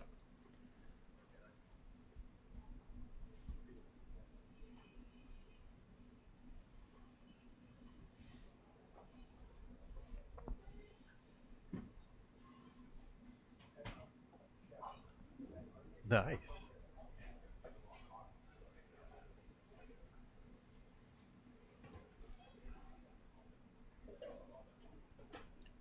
Do you know what's housing those profiteroles?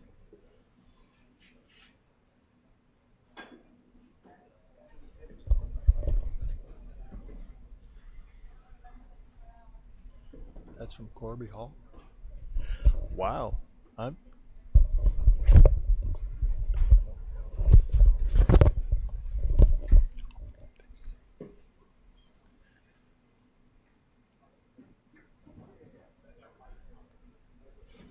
Okay, now we're down to our last candidate. We have 2 out, 1 to go. Let's flash over and see how we're doing with our 2 assessment candidates.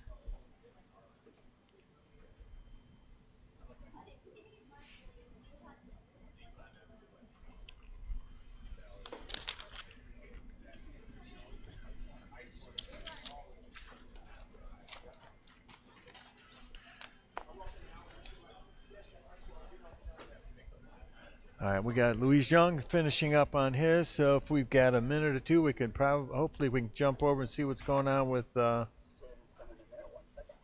Oh.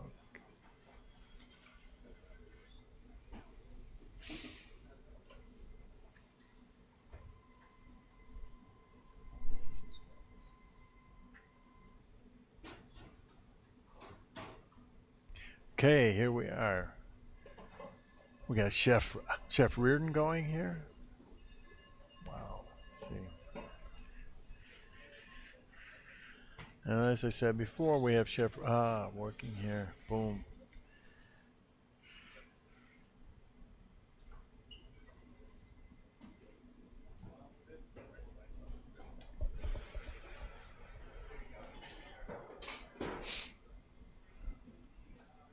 Got Chef Reardon on the right, and we got Chef Lee on the left. This is kind of nice. We can capture them both today, right now.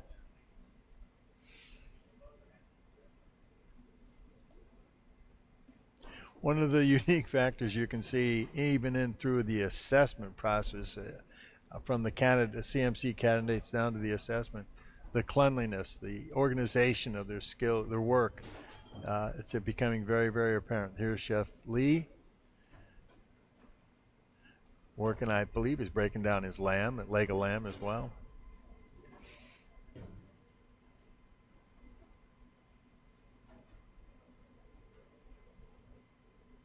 Is that Colorado lamb? Yes, it's again, Thank you to the Colorado Lamb Association for their donation of this beautiful product.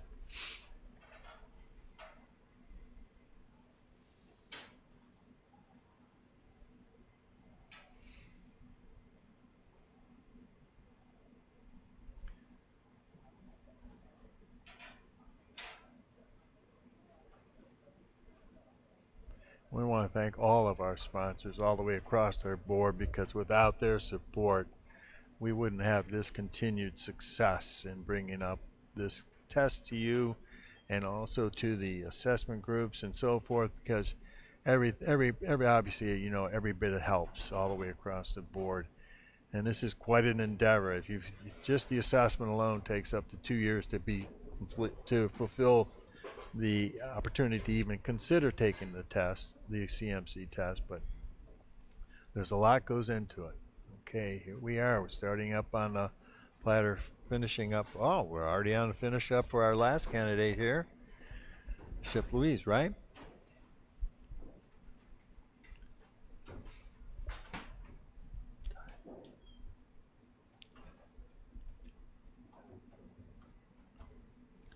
So he's on the last phase of his lineup. Seems to have a pretty good jump start on it. He's got about approximately 20 minutes left in this window. And look where he's at already. Wow. How you, my friend? Nice seeing you. How you been?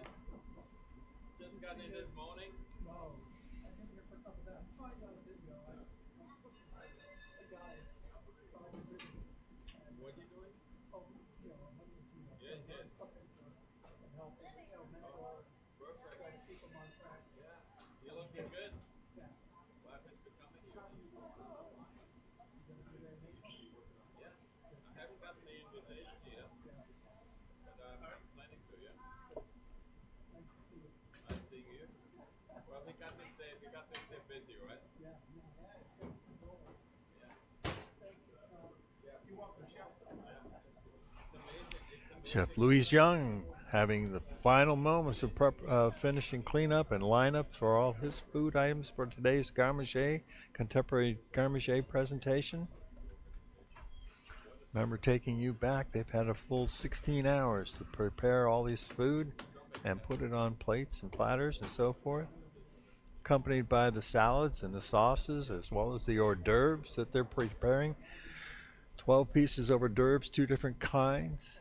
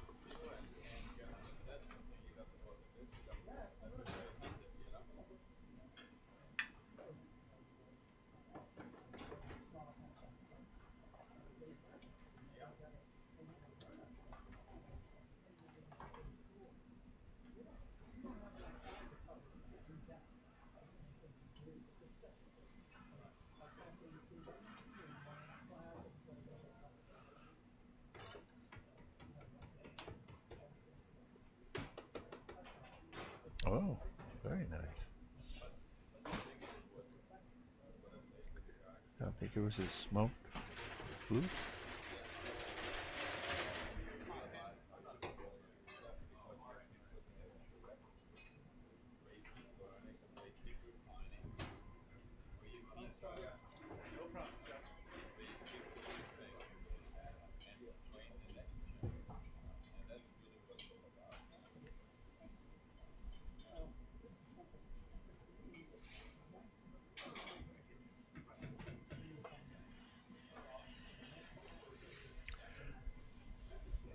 You can see he's got plenty of time.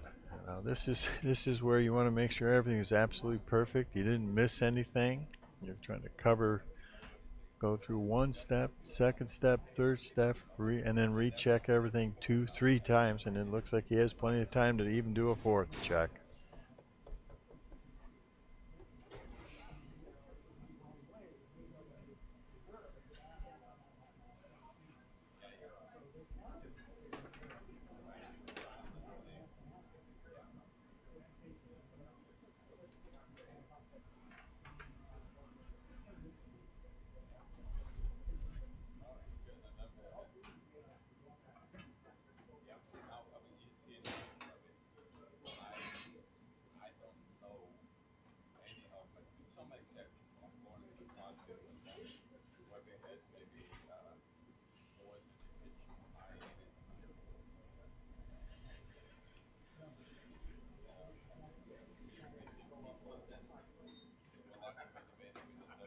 Hold on, I'm looking that up. Okay.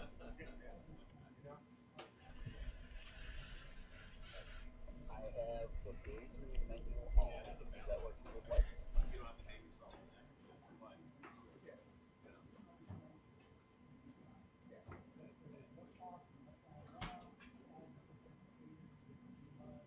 Yep, I have that.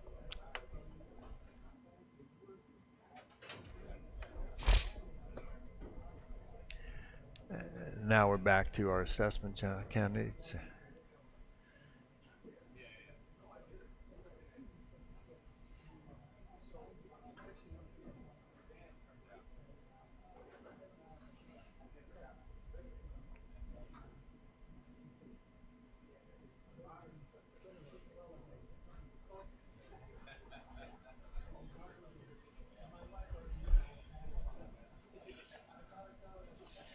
Did you want me to bring up Young's menu and then go over what he did? No, is that okay? Yeah, you can do that. Alright, I'm gonna go to 6. Go ahead. Okay, here we are. Chef Young is done. He's ready to go. He's checked, double checked, triple checked, and we're ready to go. And if we can pop up his menu just to reinforce what we're doing here, see what he's done. And we've got, oh, here we again, past hors d'oeuvres. We got the small little, the herb choux craquelin with the onion mousse and going in there. And then we have the truffled boudin blanc brioche with a mustard and chives. And then the pate en croute with the pork shoulder farce gratin with pistachios, sour cherries. And then for his salad, he's serving a shaved Brussels sprout salad. Then he has a golden raisin sesame dressing, and then he has a sour cherry mostarda, which is another nice little touch to that. For his whole muscle, he has a citrus fennel cured fluke roulade salad with the fennel, and then toasted pecans, orange vinaigrette, dill caper emulsion. And then for his terrine, it's a beef tongue and veal terrine with the lentil and butternut squash, turnip and wine vinaigrette salad with a Basque pear chutney. Okay, he's done a beautiful job, all lined up, ready to go. And now it's just a hurry up and wait till he's a little bit ahead of his game. Not ahead of a game, but he's amply prepared and gotten this done in a very timely fashion.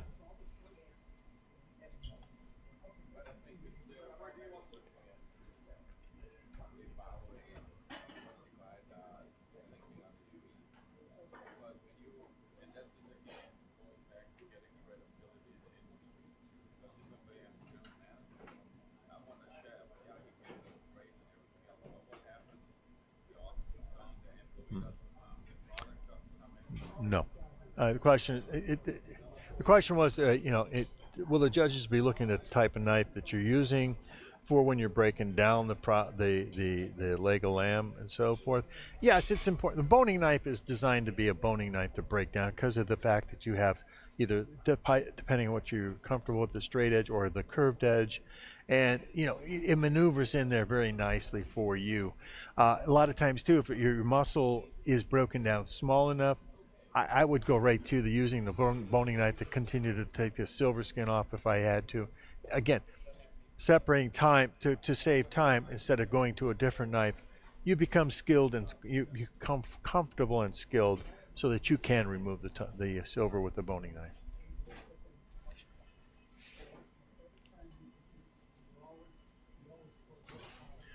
A lot of times in our kitchen, you got to remember, time is of the essence. So proficiency in being able to use the same knife in multitudes of ways helps it to procure that. Yes, another question.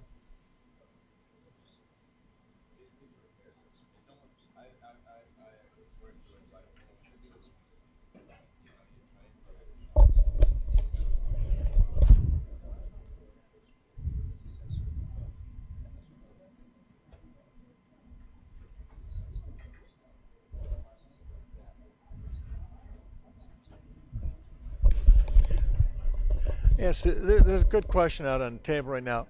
How do the assessment candidates gear up through this process, this being here doing the physical part of the testing? Prior to this, and I'll kind of give you a little recap on what their expectation is phase one, and then there's phase two. Phase one is the menu writing, and they go through a whole series of menu writings where they meet once a week for an hour and a half, and we do that through a Zoom meeting right now. And what they do is you're as a candidate, you're given an assignment, you write a menu, then we go through the critiquing of that menu and we talk about it and then asking the questions. Now, you put on this here. Now, if you notice you've got this and this are the same cooking procedures.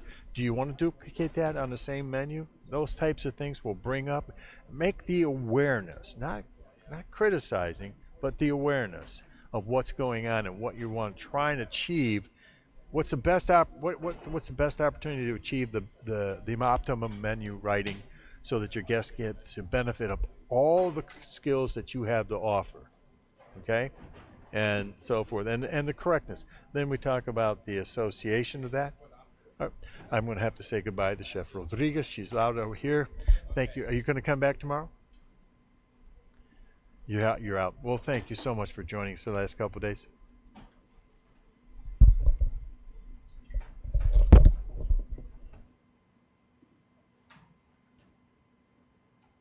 Yeah, doing that live, but going back to your question. And in that assessment, the menu writing is critical. As I said, that's your first line of communication with your customer, and doing that properly. And so, how it reads, how it tastes, and the other thing that becomes very, very critical about that is spelling. Believe it or not, spelling. Now, if you're using something in the lines of a international, use the correct spelling, referring to that. A lot of people just make those little mistakes and errors, and believe it or not, more and more people are well traveled today than they ever have been before. So if you're associating your menus to a specific area, region, or so forth, where somebody may have been there and has seen this and eaten this off a menu, they're going to say, wait a minute, that's not how I saw it there. How come I don't see it the same way here? You're not showing your knowledge of the origin of those dishes. That's important because that shows that you are showing respect to where it came from and why. So if your name is Jerry with a G or Jerry with a J, they're both Jerry, but which one are we calling you? What did you originally have when you were born? Jerry or Jerry? You're still the same. But do you see where I'm going with that? It's showing respect to you. Show respect to the origin of that particular dish, and that's what we're trying to achieve here. So it's critical. And there's and again, accents important because if you are like French, accent aigu, accent aigu, they have a bitter an intonation of how that letter is sounded then. Okay? So that means you have an understanding of that and you respect that. And again, spelling, even in the English language, spelling is important. But when we do that from a foreign sense, we're showing respect. So, and so that's why that's important, going through that phase. Once you get through the proficiency of menu writing, then we go to the physical aspect of showcasing your skills. We do talk about skills. We talk to you about those. Tell me about your preparation here. Why are you doing this? Why are you doing that? So again, we're beginning to understand you as a candidate more so that way. Then you're going to get into this physical aspect of producing a product. We're going to have you do, now what we do generally speaking is this 7-course, generally speaking first. Or, yeah, 7-course first. And what that does is now we see the parameters of your skills live. In that 7-course, we're asking you to introduce some classical to see that you can understand the process of what classical cooking really is. Then we also ask you to do garnish in there. Then we also ask you to do breads in there in that 7-course as well. And then we ask you to build that around those items and then showcase some of it. We give you a basket. Showcase what you know now and put that in a menu form.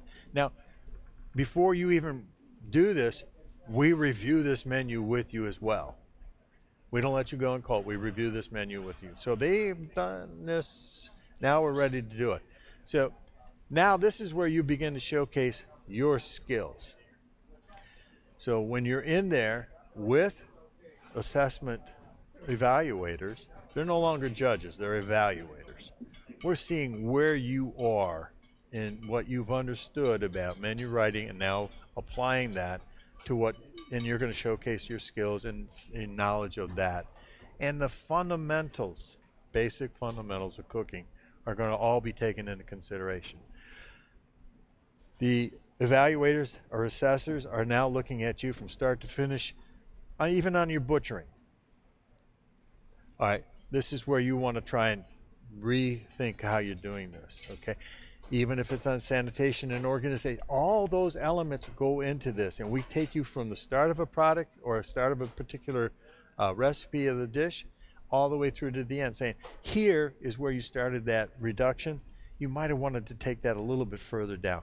So you might want to consider starting that at this point so you have the time to do that. So it's, again, it's assessing. We're not judging you, we're assessing you to say that these are, you could go this way with this one, or you can go this way with that. But either way, remember where your timing goes. If you just choose to go to the left, you've got to start that sooner. Then on the second, if you go a little longer. Does that help you to understand a little bit more about what that's all about? But again, developing that to showcase your skill levels now. Now you have menu writing knowledge to a mastery. Almost, I wouldn't say almost to a mastery, but you're getting there. And then you get to the skill level, then that's where you go into the basket. And then after the basket, we require you to do a plant-based and then a classical. Again, and that would be your phase 2 of the physical part of it.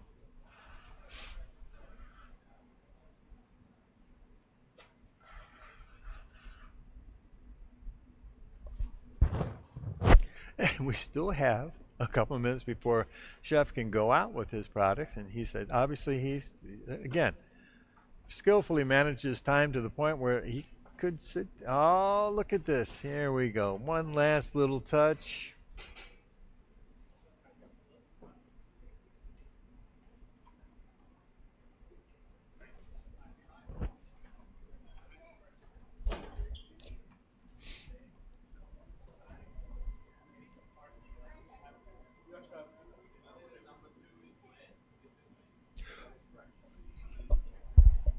Oh, yes, the CMC candidates, the question is, are they going to be continuing out through today? Yes, they will. Once they're done with this, they'll have a quick 2-hour break, and then they'll be coming in and going to introduce and produce their world cuisine menus today. And at, I believe, 10 o'clock, we have Chef Buchner, who is the lead judge for that, coming out and talking to us about his expectations for that particular run this afternoon. No, they're cooking. They're not prepping. They're cooking the whole thing. You'll have 3 items. You have escabeche, empanadas, and goulash. Those 3 items. Now, they seem somewhat simple in nature, but There's a lot of variability in those dishes, and that's what we're going to talk about world cuisine. And like I said, you could have 20 miles from one particular region, it could differentiate the same name product by a dish by just an addition of one single product. So we're going to talk about that and the uniqueness of that when Chef Buchner comes out at 10 o'clock.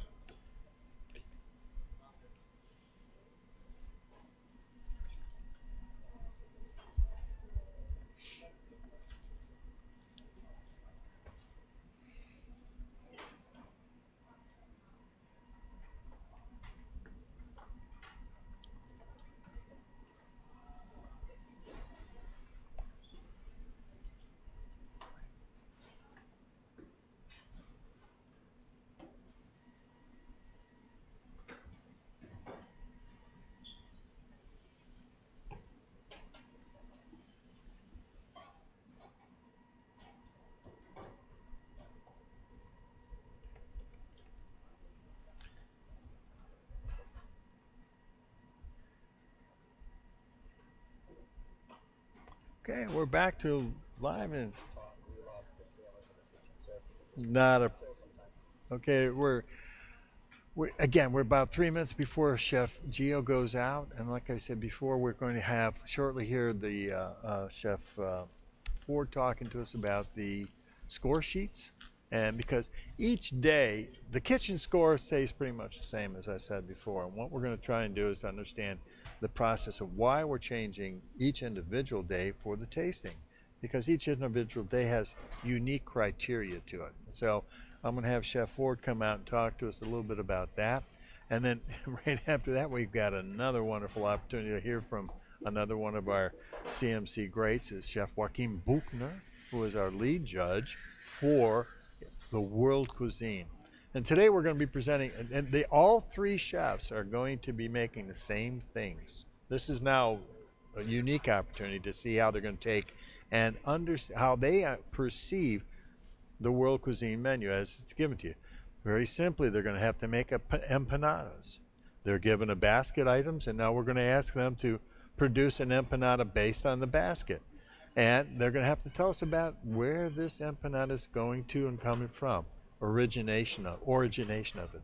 And then also they're going to being asked to make an escabeche, a fish, and it's going to be red snapper. They get a whole snapper, which in most cases they'll be producing it and preparing it whole. And there's some cases where it's not, but again, the originality of that dish, where it comes from regionally, there's different preparations and presentations. And then finally, he's going to ask us to showcase a goulash. Now, the original part of this menu, that menu, goulash, or recipe, I should say, almost dates back 1,000 years. How many recipes do we know that we can follow back that far in human history of a dish? And we'll showcase that, and we'll bring that up to you live as soon as Chef Buchner is available at 10 o'clock. And then following that, here we go. The drum roll. Da-da.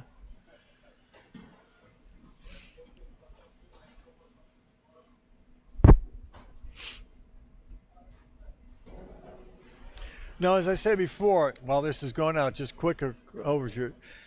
The kitchen scores are always staying the same. Sanitation, proper hand washing, workstation, keeping clean. You have all probably have observed and anticipated that they have been doing a very good job of this, where they're maintaining their stations very well and so forth. Uh, then So all of that, sanitation, cleanliness, proper disposal of waste products and so forth, and no cross-contamination. This is particularly keen in this particular arena because all our food is cold, so we have to make sure we keep it clean and cold, temperature-wise. Obviously, mise en place is a very big criteria too. In this, the mise en place showcases that you're able to organize yourself in a way that you don't have clutter or mess, and it's organized, and that's another area. Items are labeled, measured, and properly stored. Workflow is critical, as you can see.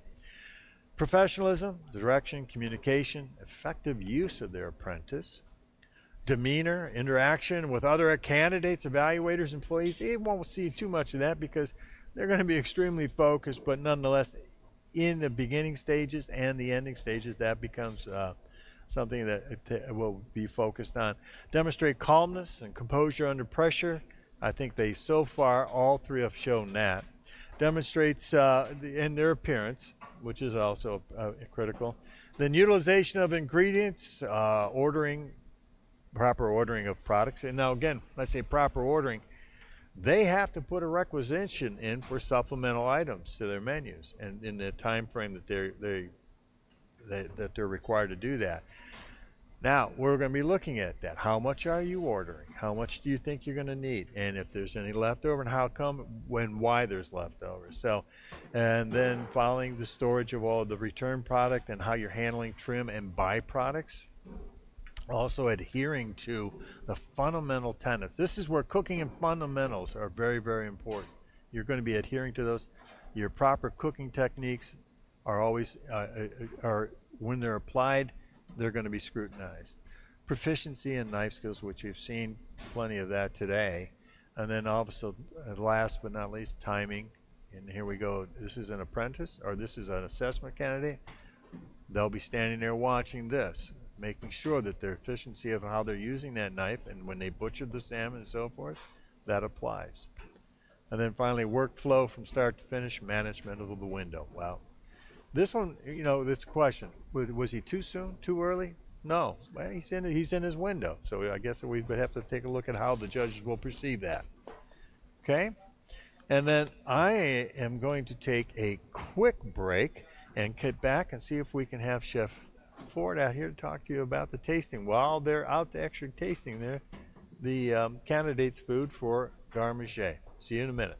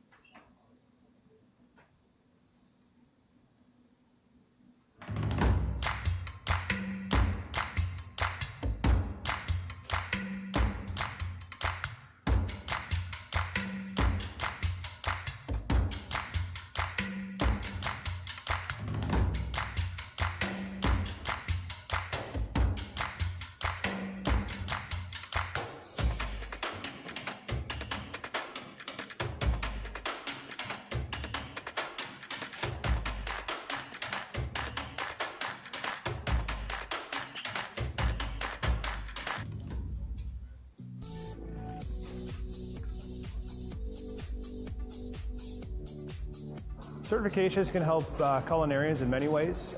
One, it helps them to refine their skill set, helps them to validate what they know and have achieved, and it'll help them validate what they can do in industry to help seek out jobs. It's a path to help set a guideline for that continued growth throughout their professional career. I was able to get better jobs through certification, and people see that you have dedication to your craft and that you continually educate yourself. You seem to get more people interested in wanting you in their kitchen. Certification has impacted my career in many wonderful ways. It's helped me determine where I stand amongst my colleagues. It's opened up doors of support amongst the chef community, but most importantly, it's provided me with avenues for continued education and continued growth.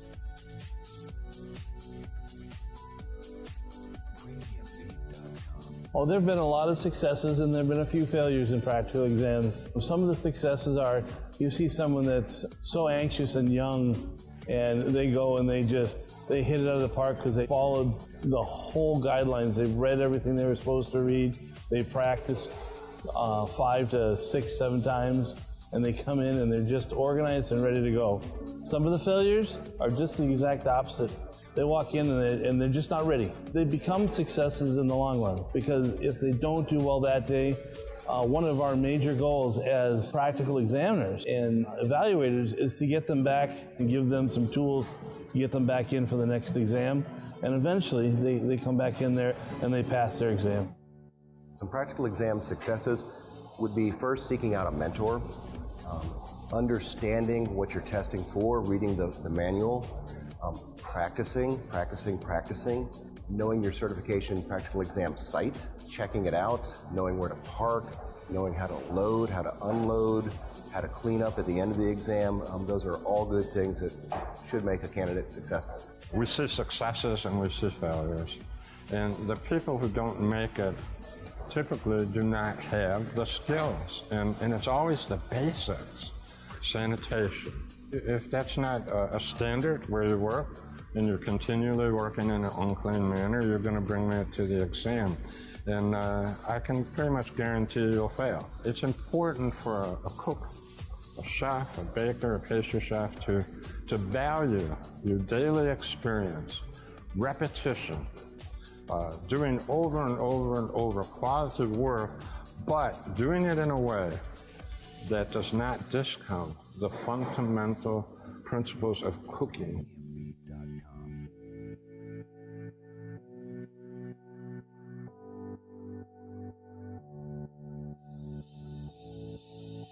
Find yourself a mentor. When you're getting ready to take that practical exam, you need to find someone that you can work with, talk with, troubleshoot, bounce questions off of, and even practice, knowing exactly what you need to do that day and the standards that are set by the American Culinary Federation. Your plates will be evaluated by 3 trained evaluators. You will be provided critique and review of what went great and what might need a little bit of improvement. The plates will be tasted, and then you'll be expected to clean up your station, leave it nice and sanitary. To prepare for the practical, I have a very strong personal belief in how to do that, and you do that in acting every single day. You commit to a philosophy, you commit to a style, you commit to excellence and working to improve every single day. But it's not something you turn on and off. It's not, I'm going to come in and cook this way just for the practical exam, and I'm going to do this in my kitchen that's lazy or not accurate or not to standard. So in my mind, it's a commitment daily to a high level of excellence and standard to the craft of cooking. That's how an individual should approach the journey and continue to go forward with that.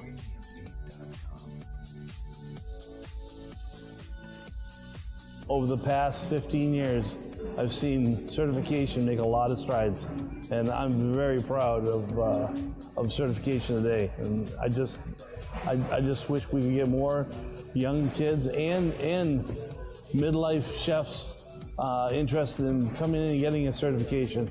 I think it's one of the most valuable things out there.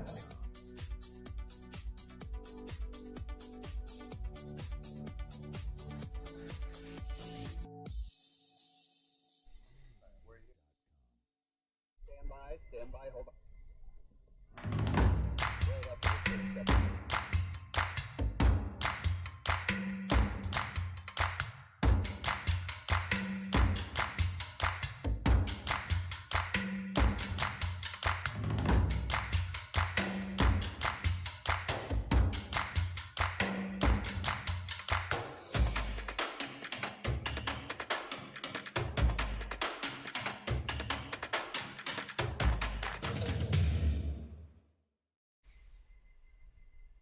You guys alive. Okay, thank you. We're back, and I'm back with Chef Gerald Ford, Master Chef Gerald Ford, and one of the things that I've been in through this first part of the test that we talked in great deal about the kitchen scores and how important that is and so forth, but the uniqueness of what's happening with the scoring sheets that you've developed, and I kind of tell you something, it really centers into a true understanding of what they're being scored on and how they can better improve themselves from seeing this and knowing exactly where they need to improve.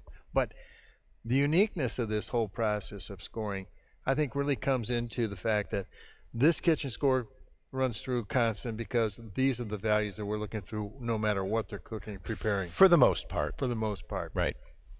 The other part of it is the tasting, and that's why I would love for if you could give us a moment of your time and give us a little feedback of what they're going to look for the Garnish tasting. Well, absolutely. So, and I think we have a graphic. There we go. That was beautiful. So, I guess big picture, tasting is worth the majority of the points available, right? So our split up is 60% tasting score, 40% kitchen score, right? What's food's job? Well, first to be nutritious, and then it should be delicious, right? So we want to make sure that we're putting the proper emphasis on tasting. And so, not only should it look good, but it should be it should taste fantastic, right? Flavor development is a big conversation. As you see, sauce development, peaks and valleys, proper seasoning, finishing with acids, keeping the food alive. And it's such a big part of it. As a master chef, we want to make sure that we're continuing that tradition, right? We have a brand. When somebody hires a master chef, we want them to go out into the industry, and we want it to be very clear that damn, these guys can cook, and not only that, tell it like it is. Well, yeah, I'm going to. I apologize. No, you're I fine. Apologize if I overstepped the line. No, you did not. But it's so important that the tasting be verified. So what we have is in the back is we have a tasting panel of 4 master chefs, all tasting blind. They have no idea what candidate's serving what food. The food transfers from the kitchen. There's a blackout banner, back there. I'm sure you've seen it on the video, and where it goes into the tasting room. Today we're tasting Garnish, and Garnish is one of those segments where the flavor is super critical, right? It's cold food. It's cold food. I think one of the first lessons that we teach when we're talking about cold food is that cold food needs a lot more to taste good because flavor transfers better at higher temperature. Correct. Right? So the flavor in this segment is much harder to earn. Good way to put it. Very well. Thank you. I like to think about that. I mean, we talk about this all the time, right? And I definitely want to preface that these score sheets are the result of a process that I think Ken Arnone started probably 20 years ago after he finished the exam, and building in the transparency to the test, and then it's just taken 2 decades to come to fruition. And with your great assistance in doing that, I got to tell you, why the breakdown of the way you have for each category then? Specifically, if we're talking about Garnish then. Well, so if we're talking about Garnish, we wanted to weight each portion of the segment appropriately, right? So the pate en croute, its accompaniments is 25% of the score. I hope I'm right, because I'm shooting from the hip here. The pate terrine galantine piece is another 25% of the score.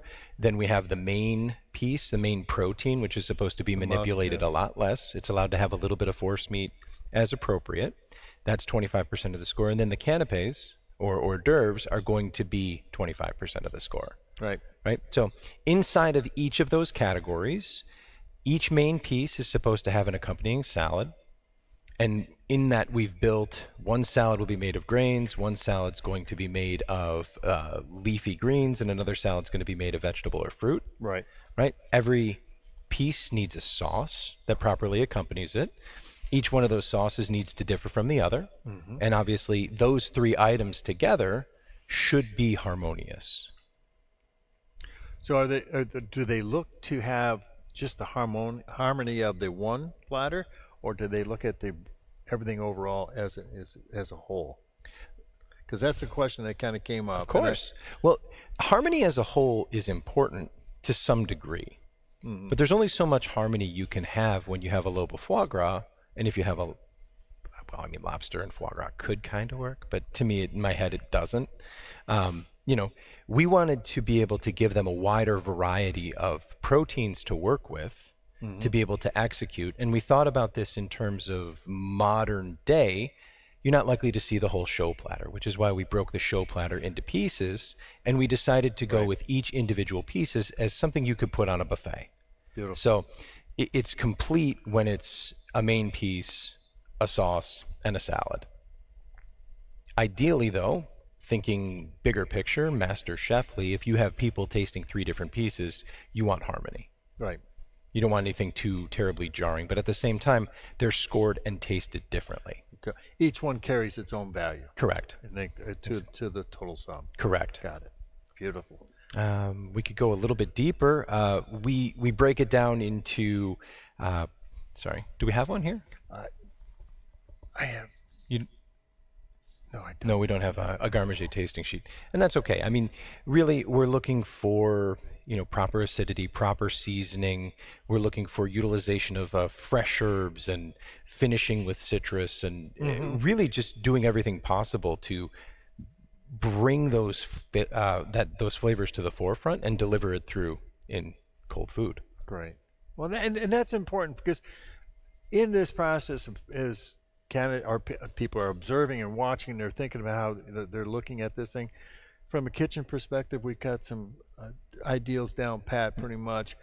It was the tasting aspect that I thought was unique in the sense that it differentiated by what you're preparing. So the difference from this segment to the other is we're not looking at the menu in its whole entirety.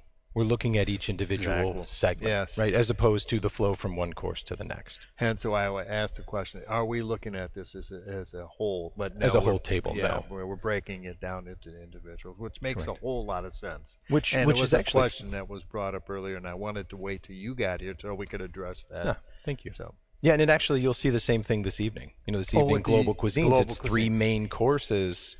That one's a little bit of a mind twist because you're literally cooking 3 completely different cuisines. But we're going to go back to the individual. Okay. Gotcha. Yeah, and to hone into each one of those cuisines, you're going to change a lot of your style. You're going to change the fat you use. You're going to change the approach. And really, we want to evaluate the nimbleness of the chef to be able to move from, say, some of the Asian cuisine where peanut oil might be your primary fat or pork lard might be your primary fat.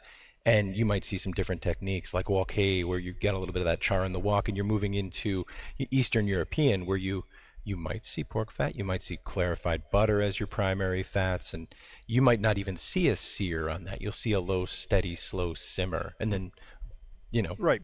It really there's such a wide variety, and I love to see that segment executed. And I think the basket tonight's really definitely going to showcase that. We've got a really cool basket. And we don't want to steal too much thunder from Chef Buchner. It's going to be coming out shortly. So. No. But, Chef, thank you so much for taking the time to explain that to us. And I think, we have one question from our audience here. One question. Sorry.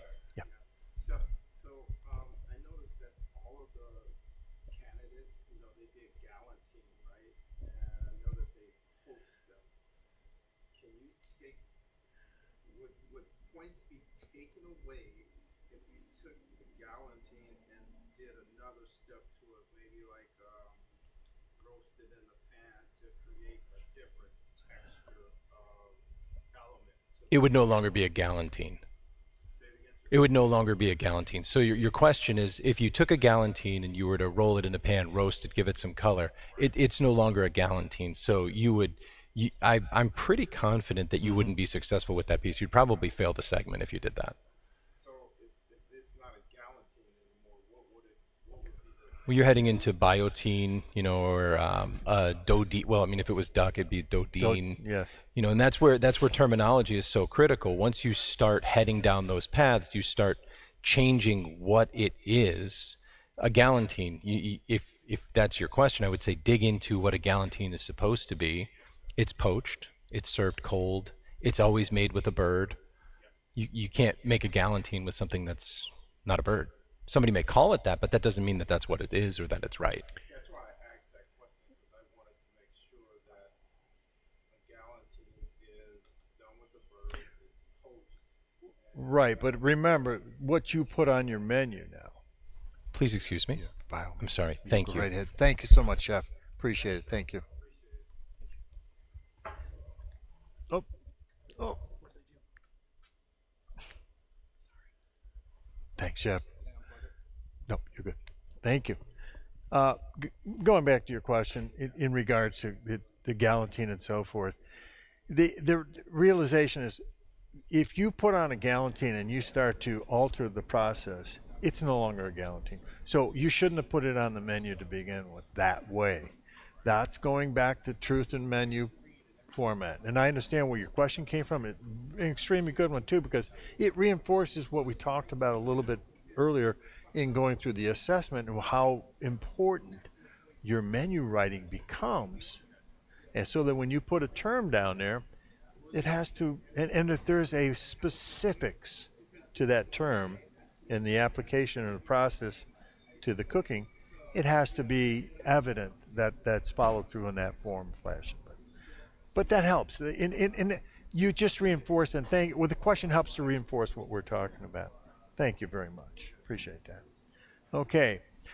Thank you again to Chef Ford to give you an insight onto the scoring sheet and so forth. So at this juncture, we're going to take a break, and then we'll be coming back to Chef Buchner on this afternoon's process, and then we'll catch up with our assessment candidates, and then we'll talk to Chef Buchner on the CMPC process.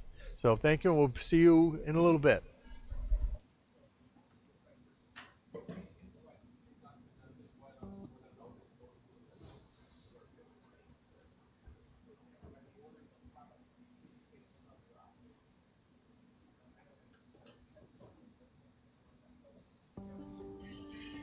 In the wide open West, life still follows the land.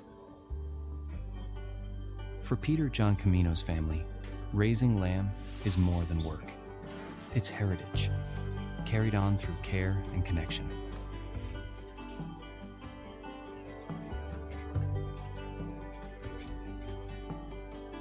Working with my family is great.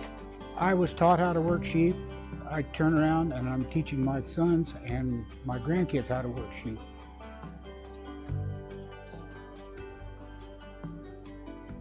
This land has been home to our family for generations. Every sunrise reminds us why we keep doing this, raising sheep with care and respect.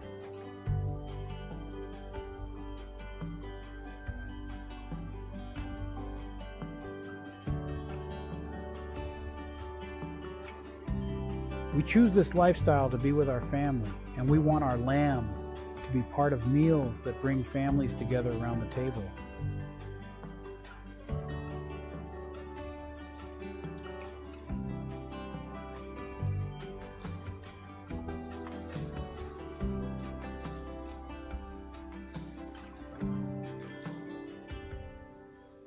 Sheep are not only the underpinning of our family, but in a way, an extension of it. Passed on from generation to generation is our commitment to care and protect our sheep and our land.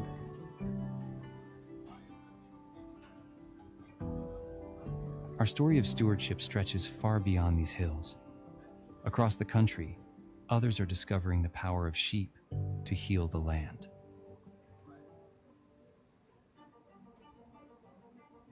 At Maidon, Chef Rose Previtt brings people together through fire, blending cultures, ingredients, and stories into one shared table. Back in 2017, I wanted to open a restaurant that was a tribute to my cultural background. I'm Lebanese American, and how I learned to cook was from my mom and grandmother. I knew the best way to honor that food was to do it on live fire, because that's the original way. So I found this beautiful building where I could put a large hearth inside. If you do travel in that region, or you're of Middle Eastern descent, I'm sure you're well aware that a lot of everyone's favorite dishes and the most traditional dishes are lamb-based, and that's how I grew up. It was the special occasion food. It was the backyard barbecues in the summer, or your birthday, or Christmas, or a holiday. From her family's Ohio fairgrounds to the hearth of DC, Rose brings forward generations who cooked with care. Our lamb shoulder is our most signature dish here. It's in our cookbook if you need the recipe, or you can have it any night of the week. It's usually around a 60-ounce bone-in shoulder that's sous vide for about 18 hours and then hung over the fire to finish. We rub it with Syrian 7-spice and eat it with bread, herbs, onions, and harissa, making your own bite the way it's meant to be. Most people go into a restaurant like Maidon thinking they're going to get like a rack of lamb. Like, that's just the most popular common cut. We like to do it here as a special, but it's not as traditional to the region. And it does turn out that if you explore other cuts of lamb, it actually can be quite affordable. And so I encourage my peers to not be afraid to cook with lamb or to try different dishes off the beaten path. Amazing to use rack of lamb, but there's a lot more out there. But the heart of using American lamb is that knowing that we're supporting our farmers, that we're supporting U.S. agriculture. I've been doing it my whole life, growing up in a small town. I know the farmers, like I can see them. I know the difference it makes in their life. Everything here has a story, and as much as we can, meet the makers behind what we do, the better. Every flame continues the story begun in the field. Each plate becomes a conversation between the land, the maker, and the moment.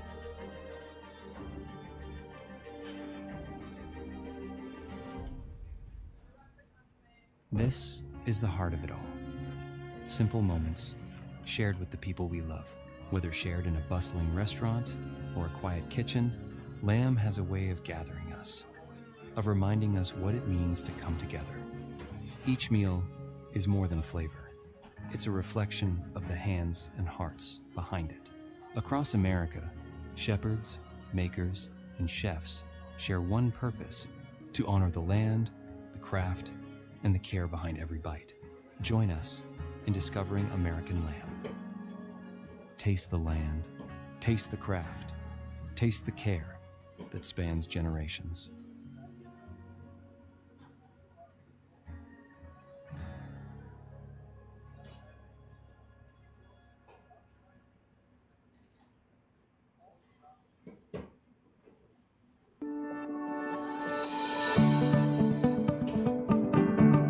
Are you inspired to create healthy and delicious meals and menus for your restaurant?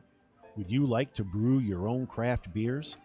Schoolcraft College's award-winning culinary arts program and brewing and distillation technology program have stellar national reputations. While learning in the state-of-the-art teaching kitchens, you will study with our faculty of certified master chefs and certified executive chefs. You can choose to work in dietary operations management or get a certificate in baking and pastry arts.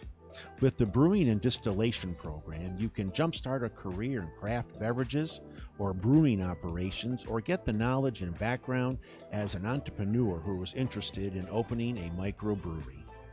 Known for its award-winning beers, the program is designed with direct input from brewing professionals and owners of breweries, brew pubs, and distilleries. The faculty are in the industry and have real-world brewing experience to back their knowledge. Culinary students gain experience preparing meals for our award-winning restaurant, and brewing students are producing award-winning beers for beer competitions as part of the SC Brew Pub. You can earn a certificate or go for a degree and get started in the creative, fast-paced culinary or brewing industry in as little as a year. Then take your education to the next level and earn a Bachelor of Science degree in Culinary and Dietary Operations Management. Craft your future. Discover Schoolcraft College.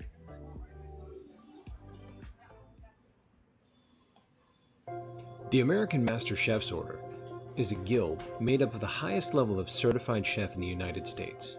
This certification is only earned after successfully completing a rigorous 8-day test which test craft mastery in all aspects of cuisine, business, and mentorship. Our mission is to improve quality of life through the power of food, while working to promote, sustain, and perfect our craft, constantly evolving to meet the ever-changing needs of our industry. Just drive, will, hunger. It's a concentrated learning that no one can take away from you.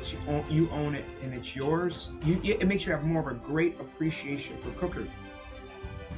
A master chef is somebody who has perfected their craft but continually learns. Is humble.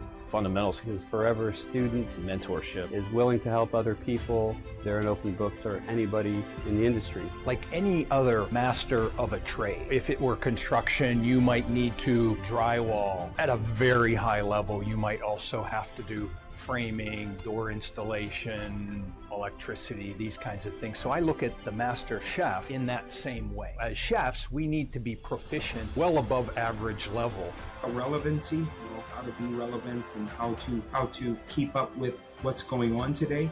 The certified master chefs who make up the American Master Chefs Order are behind the largest names in food in all facets of the industry. The cutting-edge technologies, processes, and systems, education, training, and networking. We represent the pinnacle of the culinary craft in America. That's needed today, and that's what I think that is forgotten.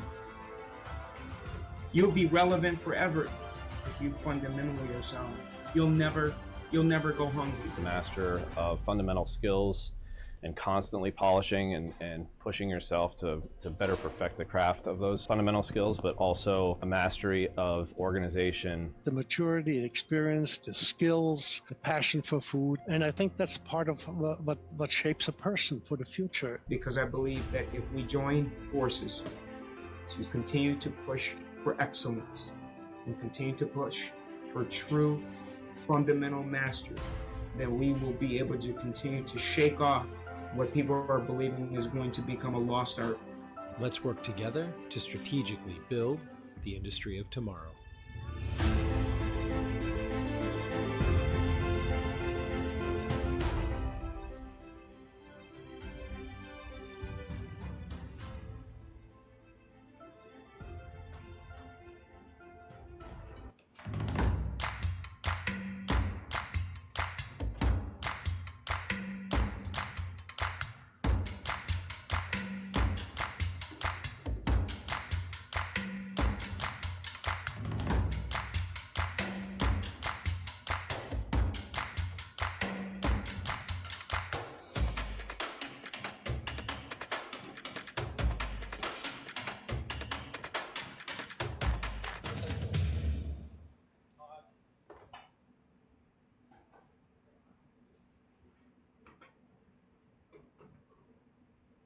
The American Master Chef Order has developed the Certified Master Chef Exam Assessment Program to provide a structured pathway for qualified candidates to prepare, refine their skills, and gain critical insights before undertaking the full examination.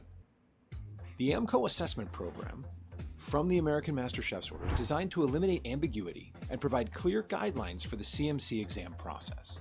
Every qualified candidate is automatically enrolled and guided through 4 progressive sections that build the necessary skills and confidence. The first 2 sections are required for final approval to take the CMC exam. Once completed, candidates may either proceed to sections 3 and 4 for deeper insights and additional feedback, or register for the next available exam date. Although optional, completing all 4 sections significantly enhances the preparedness and increases likelihood for success. In section 1, candidates must craft a 7-course menu utilizing a predetermined market basket and a common kitchen stock list. The menu must showcase basic culinary fundamentals like distinct cooking techniques, classical knife cuts, a vegan course, Garnish course, consommé, just to name a few. Menus must follow strict formatting guidelines and be presented at a professional standard. Any submission with more than 3 grammatical errors will not be considered. Weekly Zoom meetings with the assessment committee provide candidates with feedback and critical discussion along the process. These sessions offer valuable insights into menu progression, execution, and presentation, key components of success in the CMC exam. In Section 2, candidates undergo an intensive in-person cooking assessment held at select culinary institutions across the country. This critical stage integrates key elements of the CMC exam and provides evaluators an opportunity to assess technical skill, execution, and overall readiness, as well as organization and preparation. Going into Section 2, candidates receive a market basket 10 days prior, allowing for menu development or guide submission, both of which contribute to the final score. The cooking assessment then mirrors the evaluation criteria of the full CMC exam, with clear points of evaluation designed to showcase candidates' strengths and skills deficits to more effectively prepare. Throughout the assessment, real-time feedback is provided by the American Master Chef's Orders certified master chefs, helping candidates identify strengths and areas for improvement. Upon completion, candidates receive a detailed evaluation report, including an estimated readiness score based on the evaluator's expert analysis. Keep in mind, ultimate success at the Certified Master Chef exam is solely dependent on the candidate's individual preparation, training, and execution under pressure. The American Master Chef Order Assessment Program is more than a prerequisite. It's an invaluable experience designed to sharpen skills, eliminate skill deficits, and refine the precision and mastery that is required to achieve certification as a Master Chef.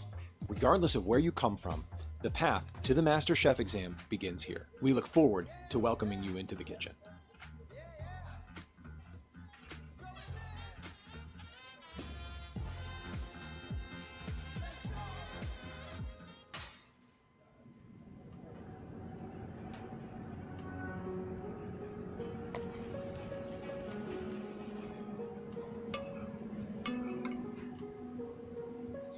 The excellence in South Bend from a manufacturing standpoint goes all the way back to pencil on paper. From the first time that design is laid out, we're already thinking, what can we do better the next time? How can we improve it? How can we make it faster? How can we make it more efficient? So we're constantly analyzing all those things from a design and manufacturing standpoint as well. The artisans and craftsmen that we have working here to form and forge everything that someone else will end up cooking on is kind of a magical thing. Food creates a memory. When you have a very positive and exciting food experience, it creates that mark, and the goal is to create that every time we have someone walk in the door.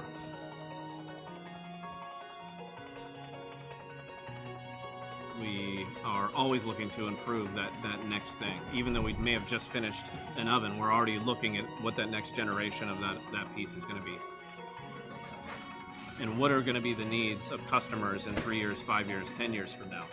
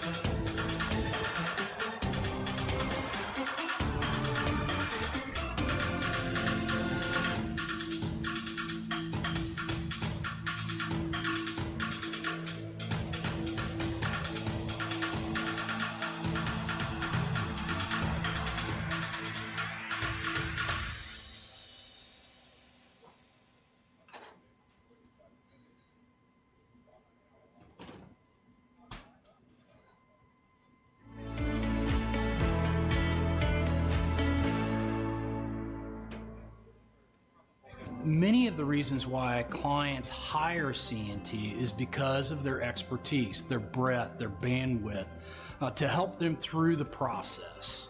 So that process is so complex because it starts basically from a blank piece of paper and goes all the way to reality. And reality can cost money. And what CNT does with their expertise, their breadth, their training, and real life experience is to bring that client through that process so that they can sleep at night and hit those targets. The targets are opening on time, cost them money if they don't. At CNT Design, we really like to take ownership of our projects. We don't just want an equipment order and wait for a date when to deliver it. We like to engage with the general contractor, have conversations with the plumber and electrician to make sure that there aren't issues on site. So when you talk about integrity, it's a hard word to define. I mean, you can talk about honesty, taking responsibility, showing respect for people. If you look at our book of business, a huge percentage of it is repeat customers that come back because they feel like we're being honest with them and showing integrity in the way we work with them. The point that really hits it home is we use a term called from concept to completion. We want to meet with the architect. We want to meet with the general contractor. Anytime we can do that, that really helps out our engagement. We don't want to be just that equipment dealer that will just drop all the equipment off at their doorstep. We really want to be the consultant with the customer. Well, coming from operations, obviously I know my way around the kitchen. What's even more exciting is when the restaurant fires up the kitchen and opens the door and starts serving food. There's nothing like it for me. A lot of people might say, I don't understand. But to me, once they start cooking, serving, making money, then I'm done. And that still excites me.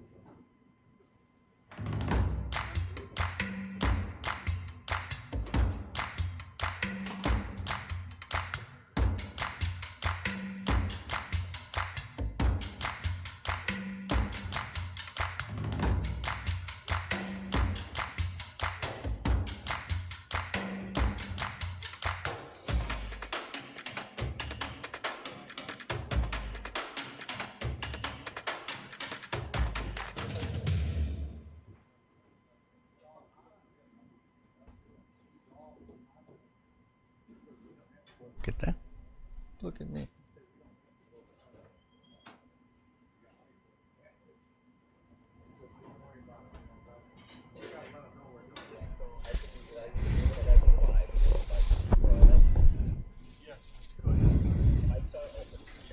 All right. we're back.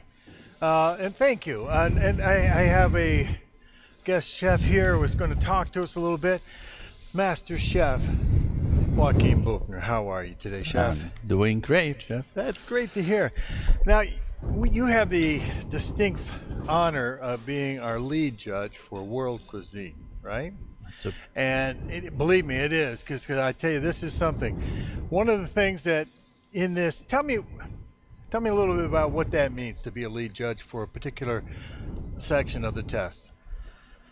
Well, the lead judge is sort of the referee, for a better term of words. To referee. It's a boxing match. Look out! Here we go. to guide the evaluator for what they should look for. Mm-hmm. You know, World Cuisine is a big word. It's also a big world, and the cooking in different countries, different region of the world is so vast, different.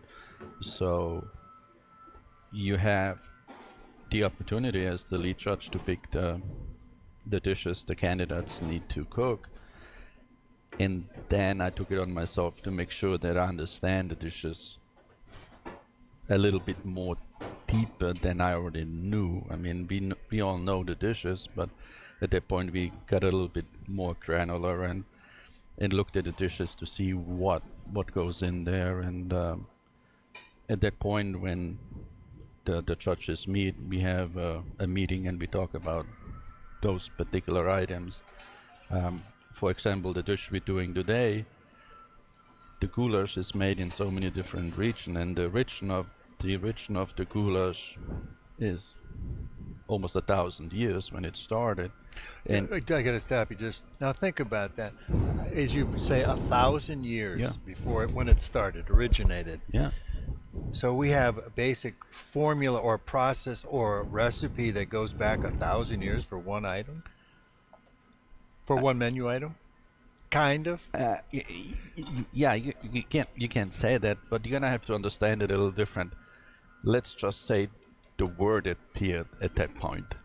The recipe was a lot different then, and it evolved over years, and I mean, like everything evolves, and it changed with occupation, with trade, with whatever. You know, at first the goulash had no paprika in it. Paprika didn't come in till much later when the trade route opened. Spices get traded, products get traded. Interesting. That's how everything changed. So from its original state, which would have been what? Original state, it was a very peasant beef dish. It was beef cooked in water with some vegetables. That was hydrated, and the kettleman at that time would take that hydrated product when they herded the kettles through the pastures, and they would reconstitute it with just some boiling hot water, and that was a goulash. It's an original processed food, almost, it seems like, at that time too. It's fascinating. Yeah. Fascinating, the history of that. Now, obviously, taking that concept that you just mentioned from its simplest form that went on for centuries, and then over time, you said through trade, the addition of paprika then? Came in. Okay. What other changes came about as a result of that? Well, when Austria and Germany and all the Eastern blocks was occupied through the Kaiser at that time, Mm-hmm. you know, they were all kind of mingled together, and they shared that recipe, that goulash, and it was a dish they cooked. It's a peasant dish. It's not something elevated. And then when that kingdom fell apart, and everybody sort of moved away from being together, and you know, the Czech moved further east, the German moved up north, the Austrian stayed where they were, and then those dishes get influenced by what they actually have in their country. Like in Germany, they added marjoram in there because marjoram is a big herb for Germany, which not the Czech Republic doesn't have.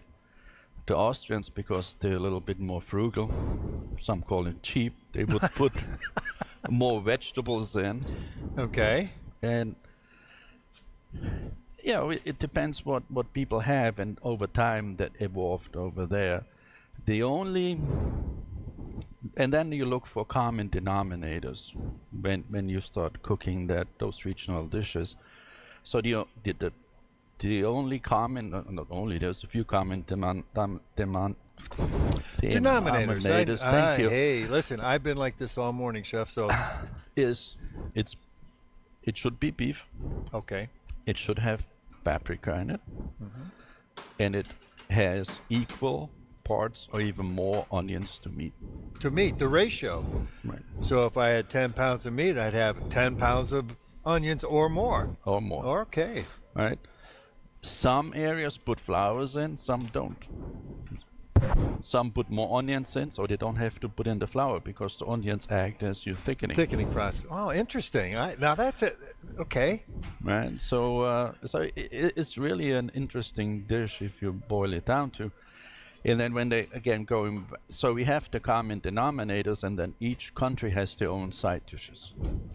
Well, this is fascinating. So that now, obviously, if I were going to lean towards a more German one, I would be introducing marjoram to that.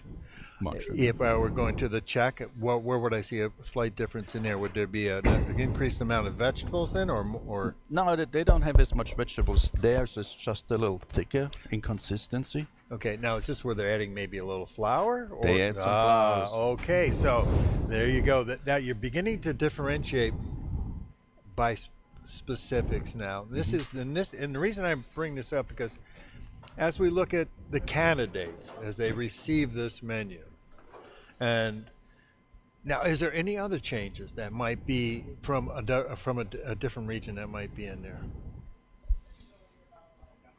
I mean, you could say that a goulash is loosely a beef stew we have in the United States too. You know, it's similar to its origin, but technically it's a stovetop stew. Okay. Right. Yeah. And then just some, it also happens when some people put in some paprika, some bell peppers. Oh, and bell pepper. Okay. So in Germany, paprika is bell peppers. Okay. And paprika in Germany is also the chili powder paprika, right? So you got. So sometimes they put in both. So by definition, it refers to both. Right. Good. But for this exercise, there is no vegetable except onions, and there's no carrots, there's no celery. So now here's where it becomes a point of interest, because the sides that you've asked them, we're telling them exactly what side we want them to do. Right. And there has the reason why I did this is so they should understand which goulash I want them to cook. Okay. And not to let the secret out of the bag, but what are you looking to see them do? Well, because they have to make Spätzle, which is very common to the German region of Schwabing, and so this is what we do mostly in Germany. So that's the influence that you're looking to see, the outcome on this thing. So I mean, if you go deep into the part of Bavaria, you might find bread dumpling. Ah, okay. Right. And then if you go further, Austria, they call it a Servettenknödel, which is basically a bread dumpling which is made into a log and then rolled in a napkin serviette, and then they poach it, take it out, slice it. Right? Really? Right. So it's just like I've learned something new today. It's old bread with seasoning, sometimes onions and bacon, eggs, and then you just make a dough and you roll it, poach it, slice it. And if you want to get fancy, which it's not supposed to be fancy, but some fancy people, they're gonna saute it in a little butter. Oh, I'm getting hungry already, Chef. Then if you go further to the east, and to the Czech and Slovakia, they make a yeast dough, use old bread, cut into the yeast dough, make logs and poach it without the napkin. Okay, like a because they're poor, right? They don't have napkins. Okay. So it's a different technique, but all those dishes are also have one common denominator. They there solely to absorb the sauce. Oh, excellent point of view, chef. Absolutely excellent point. Because the sauce is what makes the dish. The sauce what makes the dish. Yeah. Yes. Of Okay. course, the meat is important. Well, and also again noting the amount of onion, how you're thickening, and that sauce, and the other essence of what I think that we're trying to have our candidates begin to understand and learn is that the respect and to the tradition of the region. Right. And that respect is how they present it. That's is correct. shown by how they present it. Beautiful. Now, along with that, you've got 2 other dishes you're asking them to do. Oh yeah. And now they're going back and researching this, and then now you've given them a little bit of a clue and saying, I want you to present this with spazier. Right. So now they're going to move into that particular. Hopefully, they'll recognize that and move into that direction. Along with this, you've got 2 other items. Let's touch base on those. So we have escovitch fish. Escovitch, which is a whole fish, generally speaking, which is going to be snapper, by the way. I understand. It's going to be a beautiful red snapper, and it's how do you start this? So yeah, it's a sauté piece of fish marinated in a vinegar-based dressing. So is it marinated before you cook it? After you cook it. After you cook it. See, now so it's almost like a dressing then, in a sense. But is it? Yeah, I guess you could call it a fish salad, basically, because you put a dressing on it, right? But the process of cooking the fish, because you're going to present it, generally speaking, it's generally presented whole, okay, as a whole fish. Obviously, filleted, guts, everything, the fillings taken out, the inside taken out. Do they remove the gills? I hope they do. Okay. Again, now you want to give everything edible of the fish, minus the bones, to the customer. Right. Okay, as much as possible. So that's how it should be. How the candidate's gonna do it, they're probably gonna fillet the fish just for service purposes. Okay. Because one of those little nuances is, you should present it in the traditional way, but we ask them to plate it. Oh, I see. So now, if I would go to my mom's house to have goulash, the pot of goulash would stay on the stove. Whole pot. And, right, the spätzle would be there, and we would just serve ourselves. So in this case, traditionally the fish is cooked whole. Right. And then, depending on the size of the fish, sometimes, now when you say sautéed, but with an excessive amount of fat or extra amount of fat to give it more color, or lean? Well, you want your skin to be crispy. Right. You don't want. So the secret is that the pan is hot enough that it doesn't absorb so much grease, because you don't really want a greasy fish, right? And then your marinade has the right balance of fruitiness. Maybe you have to get to that one. Oh, good. Thank you, chef, because that was going to be my next question. Fruitiness by acidity and seasoning, right? Now we told him to pair that with rice and peas and fried plantains.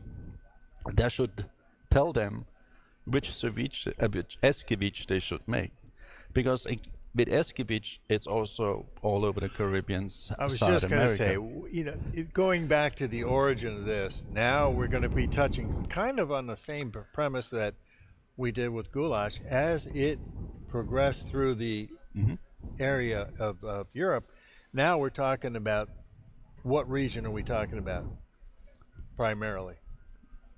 Well, we focused on this dish, we focused on the Caribbean region. Caribbean, okay. Right. So the fruitiness, right? It's not a pineapple in there. The fruitiness comes from the Scotch bonnet peppers they use. Beautiful. And interesting, because why do you refer to it as fruitiness then? Because in the Jamaican cuisine, right, the Scotch bonnet is the dominant pepper, hot pepper, and it's used for its floral and fruitiness rather than its heat. It is a very hot pepper. However, if you cook that pepper in your liquid and you do not stir the pot and you do not break it open, you only release the floral and fruity aroma of the pepper, and the heat is in the seeds and does not go in to your food. Oh, so the technique of processing and prepping it is going to be the critical aspect of when you're watching them cooking. Wow. And what a lot of people do, they confuse a habanero with a Scotch bonnet, which are two different peppers. Right. Absolutely. Fascinating. This is truly a learning process again, and it's showing respect to the region that you're asking them to replicate this particular dish from, and the fact that you're asking them to replicate it with the rice and the peas, and then the fried plantains, which are peas. Now I would not have thought common to that region. Peas. Well, they call it peas. And they are. It depends what season we are in. Okay, that was the point I was going to bring up. Now, now we know the season of the Caribbean. Of course, I mean absolutely. See, there you go. So, because we tried to, this segment is not about elevated cuisine. It's about the history of the people and the history of their food. Thank you, Chef. The most common rice and peas would be rice with kidney beans. For holidays, they would use. Which one I have now? I'm having it on. Let's see, I think it was. I have it somewhere. They use.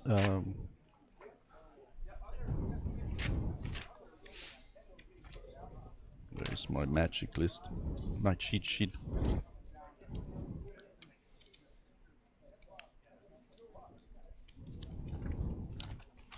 Oh, pigeon peas. Ah, yes, I saw that on the list, but I thought it was scratched off. I wasn't sure. Was it on there? Yeah, it's pigeon peas. So pigeon peas would be used for the holidays, but most common and the day-to-day use, they use pigeon peas. But I want to go back to the escabeche a little bit. Okay. How old do you think I was when I had my first escabeche? So, do I win a prize if I guess it correctly? Yeah. But you have to go far back, though. I'm going to say 11. No, I was a little younger. 6. Maybe. So, I didn't call it escabeche at that point. Okay. The first time I made it, I did not call it escabeche. But what I was told, and what I was fed when I was a young kid, was a piece of fish, browned on the outside, marinated with vinegar and onions. And that was in Germany. Ah. Okay. So that was your first introduction in Germany for this particular dish. Right. I knew about escabeche before I knew that I know escabeche. Because I did not understand how it relates. But we have similar foods in Germany. They have all over the world. Wow. So what was this referred to in German? Brathering. Brathering? Brathering. I'll be darned. So it's the most ordinary piece of fish, just seared on both sides, nice, crispy, marinated with a vinegar paste sauce with onions. And then let it get cold or warm or room temperature, and we would just eat it as for dinner with some boiled potatoes. No kidding. Wow. Now, yes, I can see why that became memorable. You know, so all this food we cook it all has some kind of connection. Yes, I was going to say there's relative. They're all relative, and there's all this connection between origins and how origins transcend from one place to another and develop a different dish there.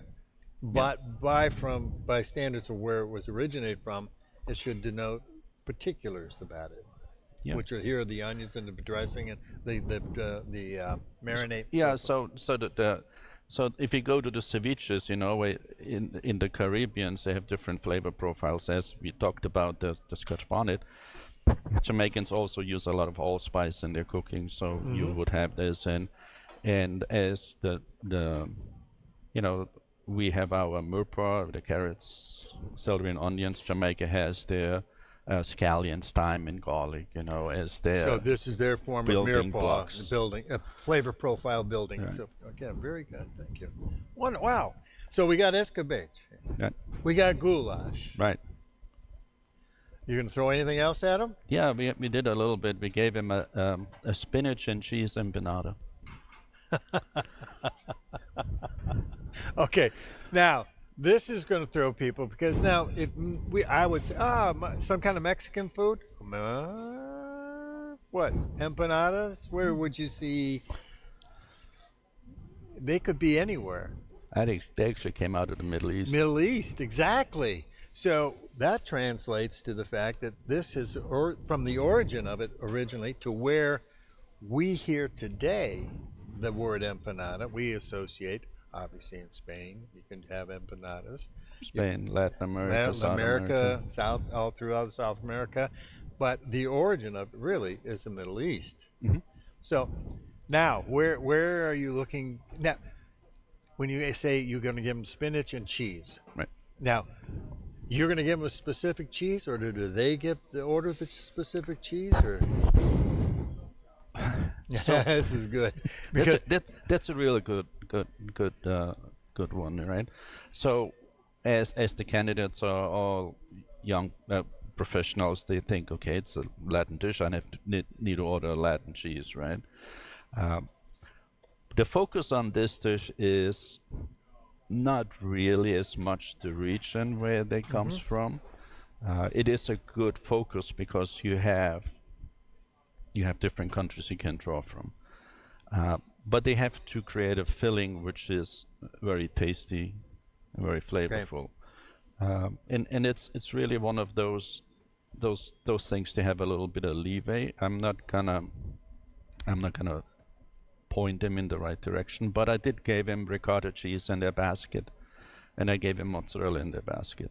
So basket ingredients are items they need to use.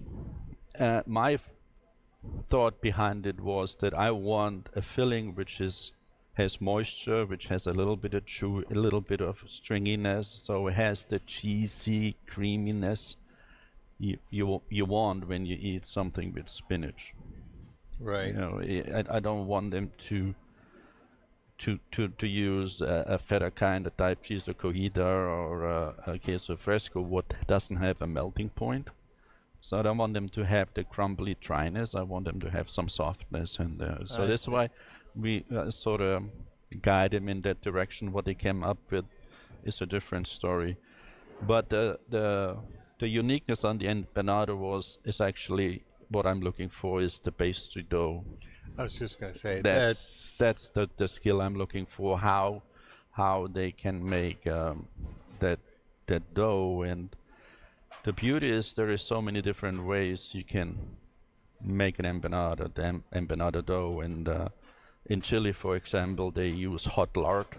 I was just going to say, the fat is going to be to signify the direction you might be going. Yeah, so it's a different kind of dough. It eats differently. It's more cakey or doughy. Then you can make a dough with just butter, make it flaky. And how you process the dough makes that empanada. How much you work it, how much you don't. Yeah, how much you don't work it. What kind of dough you want, and then if you go back to the regions, is what do they use? Like Mexican and Colombia are more corn-based doughs. Okay, I was just going to But say. Argentina and Chile, it's a wheat-based dough. So you have so much variety, so much access, so much difference in flavor profile, and so the filling is important, but it also is about the dough. And spinach and cheese is just a great. Gosh, that's great. And it's not very common. Maybe Argentina has that and some other countries, but you can get empanada filled with vegetables, with fruit, right, or with meat. And I worked for a bank when my kids were young. I had this Monday to Friday gig, which was awesome. Okay. I went in and worked for bankers. The bankers was an investment bank. The Western country would give money to the Latin American community, and they were sort of hashing it out there. And I got to cook all the Independence Days, right? Colombia, Independence Day, Argentina, Brazil, and I got really into cooking their cuisine. And there was one empanada, and the recipe was very specific. What kind of meat, how to cook the meat, and how to assemble it. A half a slice of egg, 2 raisins. Well, half a slice of egg, 2 raisins. Yeah, a tablespoon of the filling, right? Yeah. Half a slice of egg and 2 raisins. Now I had to make 150 of them. I was by myself. I say, I'm not going to count each raisins. I just took the raisin and put them in the mix. Folded it in and say, yeah, it should work out, right? The party was a success. Everybody was happy. Day later, the lady who organized it came to me and said, Chef, your empanada, the meat was nice. The egg was beautiful. The dough was perfect. But it was a little bit too sweet. I had 3 raisins in my empanada. So there's some extreme exactness. So empanadas are fun, and it was really great to get experiencing how to make those different doughs and what other countries think a quesadilla should be. Again, it's not a piece of tortilla with some melted cheese in it. It's something totally different, and it's for another story.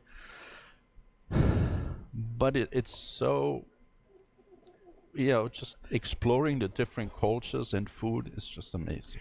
Not only just exploring it, but showing respect to it. Right.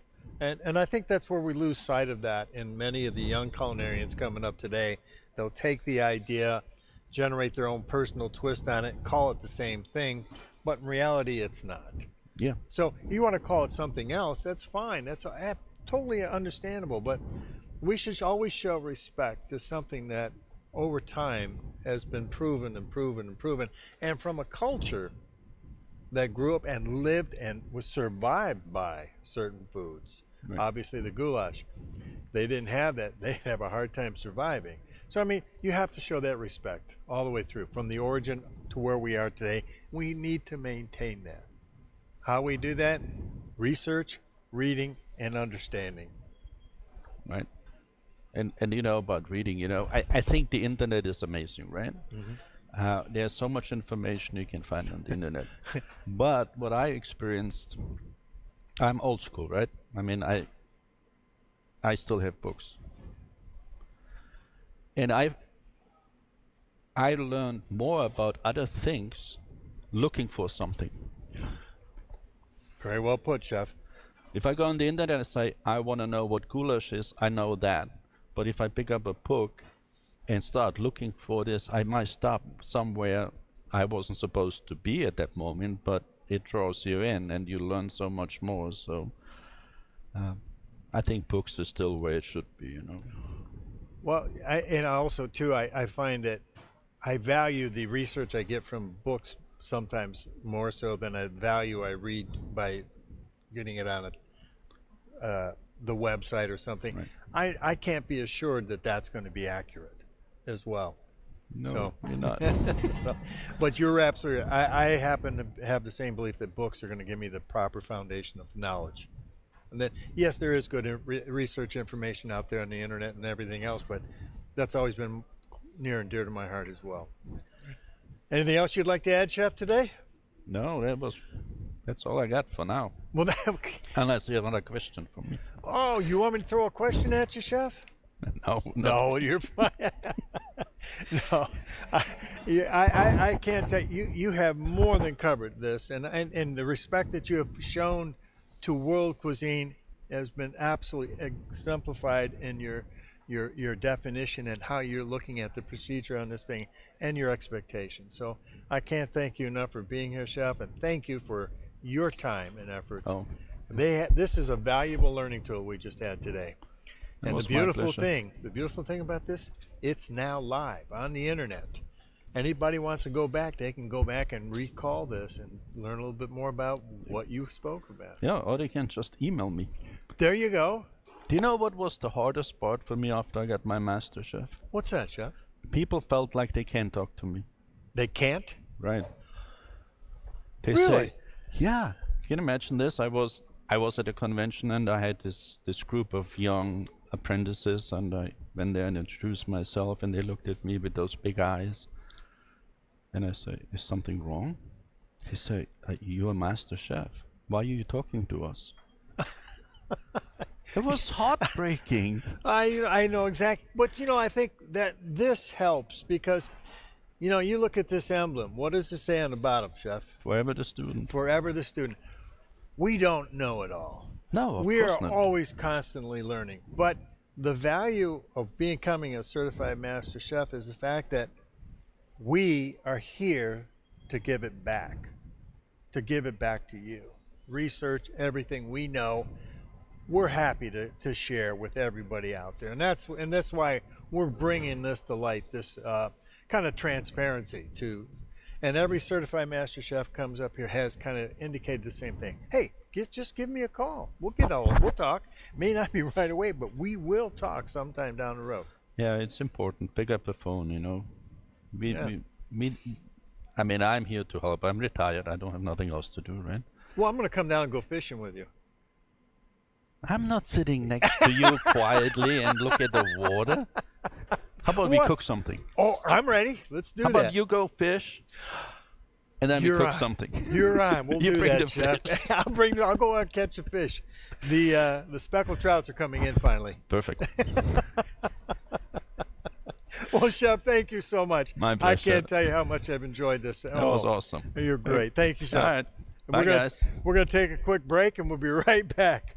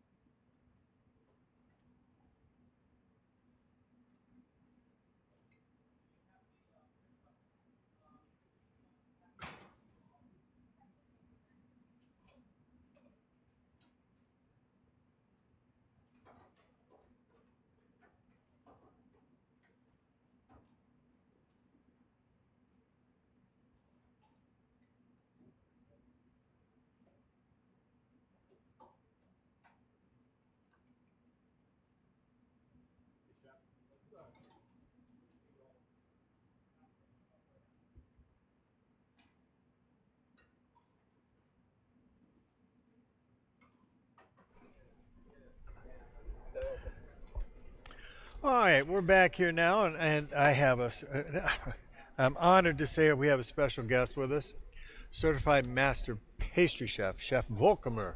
How are you today, Chef? I'm doing well, Chef. Thank you. Thank you so much for joining us Thanks today for because having me.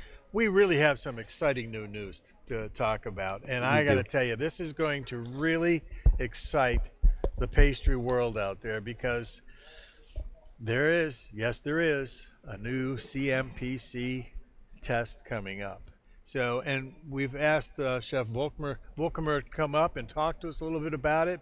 And so, Chef, in the redesign of this or the new introduction of this test, can you begin to tell us a little bit about what you've done to get to this point? Absolutely. So, over the last 2.5 years, AMCO, the ACF, and a larger group of industry professionals were tasked with a complete and total redesign of the Certified Master Pastry Chef exam. Okay. And so what that involved was essentially breaking it down to the studs, so to speak, and starting over completely, including the philosophies that were used to consider what assessment is, what factors were important, and what our sort of governance would be moving forward. So we really did start at the beginning. I'm an educator, right? And so I used a little bit of my education background to start with a sort of a program review, and wrote some objectives and some outcomes that we wanted to accomplish, and started there. And then you incorporated the assistance of other chefs that are out there and the other CMPCs that are involved. Right. I really want to stress that this was an open forum process, right? So we had input from CMC chefs, we had CMPCs, we went out into the industry and we discussed this with CEPC level chefs. We also took it to some professionals out in the industry that are in completely different venue types. And I'll get to that in a bit. No, I know, but it sounds as though you're pulling in a well-rounded group of people that it would affect. Yes. Ultimately, and getting their input from this, which is a tremendous value to all. Right. So importantly, this was a process that did not happen in a vacuum. Oh, I can understand right. it, and I appreciate that very much. So, you're at the redesign point right now. Yes. So, we've completely redesigned, right, and the sort of objectives around that program review and those outcomes were primarily achieving industry relevance, right? So ensuring that the things that are on the exam that are being assessed have some relevant connection to what professionals do in the industry on a day-to-day, right? Okay. And so our industry grows at a very high rate, right? So every 5 years or so, there are innovations, there's new technology, trends, things that we all need to adapt to, and to be current in our, in our. So you're bringing everything that they're doing today into this exam format, right? Is what you're saying. So those things need to be identified, and industry relevance was a key driver to the format. Accessibility was another big one, right? So the sort of pathway for a professional to become certified as an executive pastry chef, and then eventually as a certified master pastry chef, was better defined, and we intentionally. Could you go back, say that one more time? Going back to the CEPC. Right. Go ahead. The pathway needed to be better defined. How does an individual get from certified executive pastry chef level? That's an individual working in the industry with a number of direct reports in any number of different venues, hotel, restaurant, catering, you name it. How does an individual get from CEPC to CMPC, right? Okay. What's necessary in that that bridge to get yes, there? Right. Yes. Because it is a big jump, both technically and in terms of your approach to everything from how you conduct yourself as a professional to how you operate as a technician. So it's your professionalism, your knowledge, your skills, all those elevations, being elevated to translate to the CMPC level. Right. So that previously that pathway was not clear. And the third, and maybe for our listeners, one of the most important objectives was to remove perceived barriers, right? So perceived barriers meaning, well, I'm not a country club chef, so I might not have the time or the support from my operation. I'm not in education, right? I might not have the appropriate facilities or to practice, or the mentorship. Those are some misconceptions that and perceived barriers that we wanted to address, and some historically unfortunate misconceptions that discouraged really talented professionals from attempting the exam. Right. So we did a lot of work to make sure that those barriers have been removed, and I'll give you some more specifics when we move on. But that was one of the main important focuses for redesigning. Great. So we identified all of our historical challenges, and then set out to see what we could do to find some solutions. Some solutions and improve. And right. So, and obviously, on set, we'd be considering something like an assessment program then. Exactly. Okay. So, to put it really simply, we want a candidate to not just to come and attempt an exam, right? We genuinely want a candidate to have their best potential, their highest potential to perform well, right? We want them to have access to mentorship and feedback and a level of comfort that what they're going into, they're well prepared for. And that all fosters a lot of, it fosters better work, right? And also better results. It's kind of paralleling a little bit with the CMC assessment program, where we've seen a tremendous amount of success in that same objective there as well. Right. So you're going to translate or transfer that concept into this particular format, and by removing those barriers beforehand and getting into this assessment program, you've already accomplished a great deal of openness to how an individual can become successful. Yes, entirely. And we've already seen in real time through this exam how that pre-assessment program has elevated the work, the confidence level of the candidates, and up to this point a very high success rate. And that's really the goal. If you're going to make it is an emotional investment. I can tell you. Without a doubt. Yeah. It's not only just emotional, but there is a tad bit of a finance issue too. But the emotion is where you carry it through. And I think we've seen the big change that I've noticed, and hopefully it's carried through in the same format of the CMPC, is that we are nurturing a lot more today than we did before. Right. We just had too much of an expectation put out in play. But please continue. Absolutely. So the assessment program for the pastry exam will mirror the CMC assessment program, and in many cases those assessments will run simultaneously. Concurrently? Exactly. Yeah. So,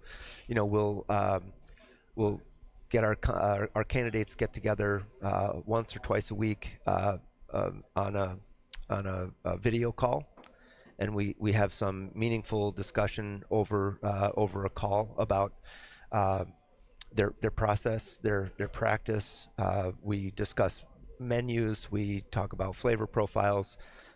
We prepare them for things like you get an ingredient basket, a market basket, right? What's the approach? How do you apply that? And a lot of the expectation is outlined in those calls, and it's very productive because there's no travel involved, and we're face to face over a video conference, and it's really an open forum, lots of questions, answers, and it's really that openness and that communication is But you encouraged. can see where you can draw from the various different operations that like you said before, I am not a country club chef. I'm not a this kind of chef. I am this one. But that coming into that arena opens up their opportunity to find out where their improvements may lie. Absolutely. And in terms of expectation, what I mean by that is, chef, where's the line between what I would present in a competition format and what I'm going to present in an assessment? Great question. Right. So yeah, great. So those are great opportunities for us to talk to the candidates and better define what that is. So it really eliminates a lot of ambiguity and any distortions or misconceptions that are had about what you would want to present, right? And it is a professional, practical assessment. I don't even like to use the word judge. Oh, I agree. It's not really a judgment; it's an assessment. Exactly. We're again. This is where you need to improve. Right. This isn't being critical. I'm being constructive. Right. And on the other side of that, this is a very high skill, high touch technique that you've presented. Have you considered how practical that might be to execute on a day-to-day? Bringing it back to the reality of a chef. Right. So very nice done. Great. So sure. I think the assessment program, which will be mandatory, right, is it's a virtual guarantee of a good performance on your test. Which has already been somewhat showcased in the last couple of days here, because all three candidates from the CMC have gone through assessment for at least 2 years. Yes. And now it's the proof has been in the pudding, and actually seeing what they're able to ascertain as far as that skill, the development of their skills pathway. So one of those barriers or perceived barriers I talked about was the prerequisite to be a certified executive pastry chef in order to take the CMPC exam. This is going to create a keen interest out there. I hope so. I hope my friends out there are listening. What we've been able to accomplish is a consolidation of CEPC and the assessment program. So in a typical CEPC assessment scenario, you would go to a school or to a venue and do a practical exam. And have ACF evaluators look over your product, and you get a score. You meet the standards or exceed them, you receive your certification. So what we've done is, if you come to an assessment and you haven't had an opportunity to become a CEPC, we'll make your first assessment equal to or above the standard certification of the certification. But the assessment program is being run by CMPCs, correct? Correct. Okay. That's correct. All right. Just wanted to make that clarification there. Beautiful. And to that point, CMPCs, CMCs, CEC, CEPC, right? We're going to we'll have some ACF accredited evaluators on site. So we're going to open that up to all those levels at this point. That's correct. Okay. Yep. So that kind of consolidates your efforts. It's a little bit like one-stop shopping. It is. Hey, novel thinking outside the box. I applaud you very much. Thank you. So that does take down a considerable amount of process and a perceived barrier that is no longer an issue. So obviously, there's a lot of misconceptions about certification out there. Where are we at on that? Well, certification. What certification is not is a competition.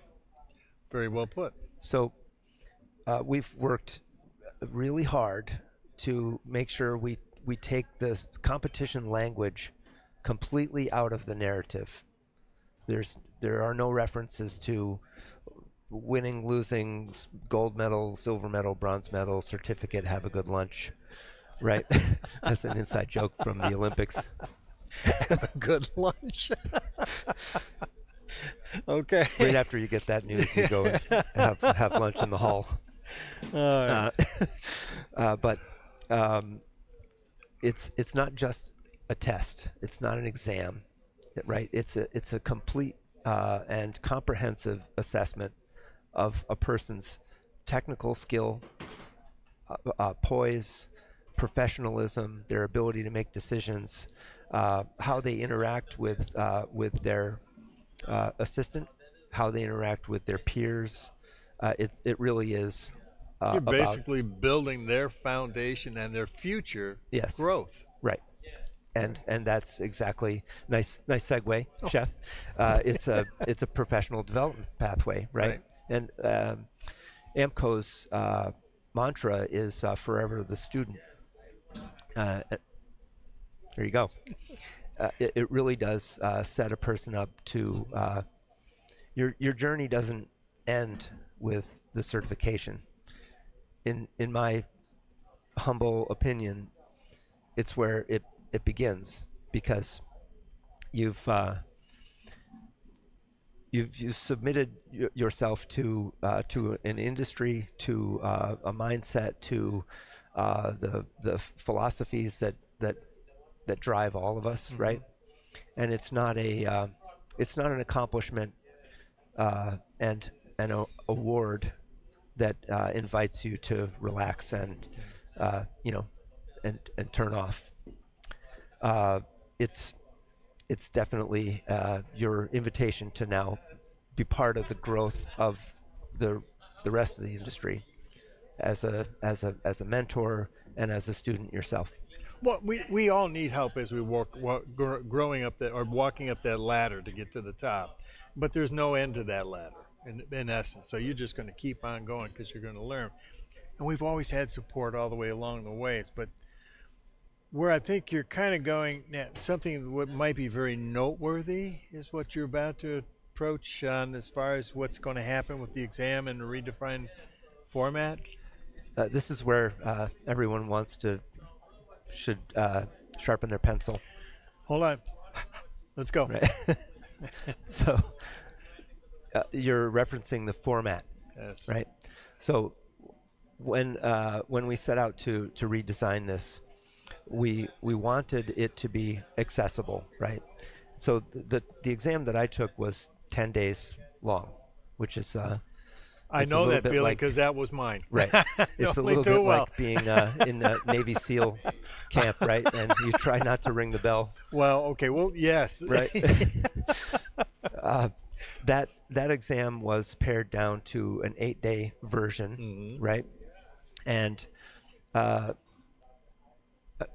I want to explain where we were and where we right. Some it's good to know that there's right. a reason why we're making all exactly. these changes. Yes. So the 8-day version of that exam was also comprehensive, and although it was a couple of days shorter, it was still packed with so many different competencies that the timing of it was quite difficult, right? And as an industry professional, there are very few of us who can afford to remove ourselves from our professional scenario for that length of time after a dedicated year and a half or so of practice, and then you're gone for a week and a half, 2 weeks, and it really does. It's a little bit of a physical challenge. It's a challenge to say the least, and it takes some conditioning in order to kind of make it through that. Emotional conditioning as well, right? So you start to make bad decisions once you get tired, right? And if you have a couple of moments in your throughout your production time, that takes its toll on you, and it's a bit of a snowball effect that can really affect you negatively toward the end of the test, which is when you want to be at your absolute best, right? You know, I'll stop you there for just a sec, because it reminded me when I was opening up the Hyatt Regency Hotel in Dearborn here. When you're opening, you're putting in some long hours, and I remember the chef getting us a couple rooms. He said, "You look tired. You go take a quick nap, because you're not functioning properly. You're not thinking." And now that was in an operation, right? So that has to be considered when you're even getting into this testing, because now you're putting even more pressure on yourself. So the benefit of that you can see in shrinking it down and putting that and keeping that in mind, that the realities aren't, can't expect them to do that. Our chef didn't expect us to do that. Right. So, you know, if we say that we are working on accessibility and the practicality of executing on an exam like this, we really had to look at the time frame, and within that time frame we had to reassess what is important, right, and what constituted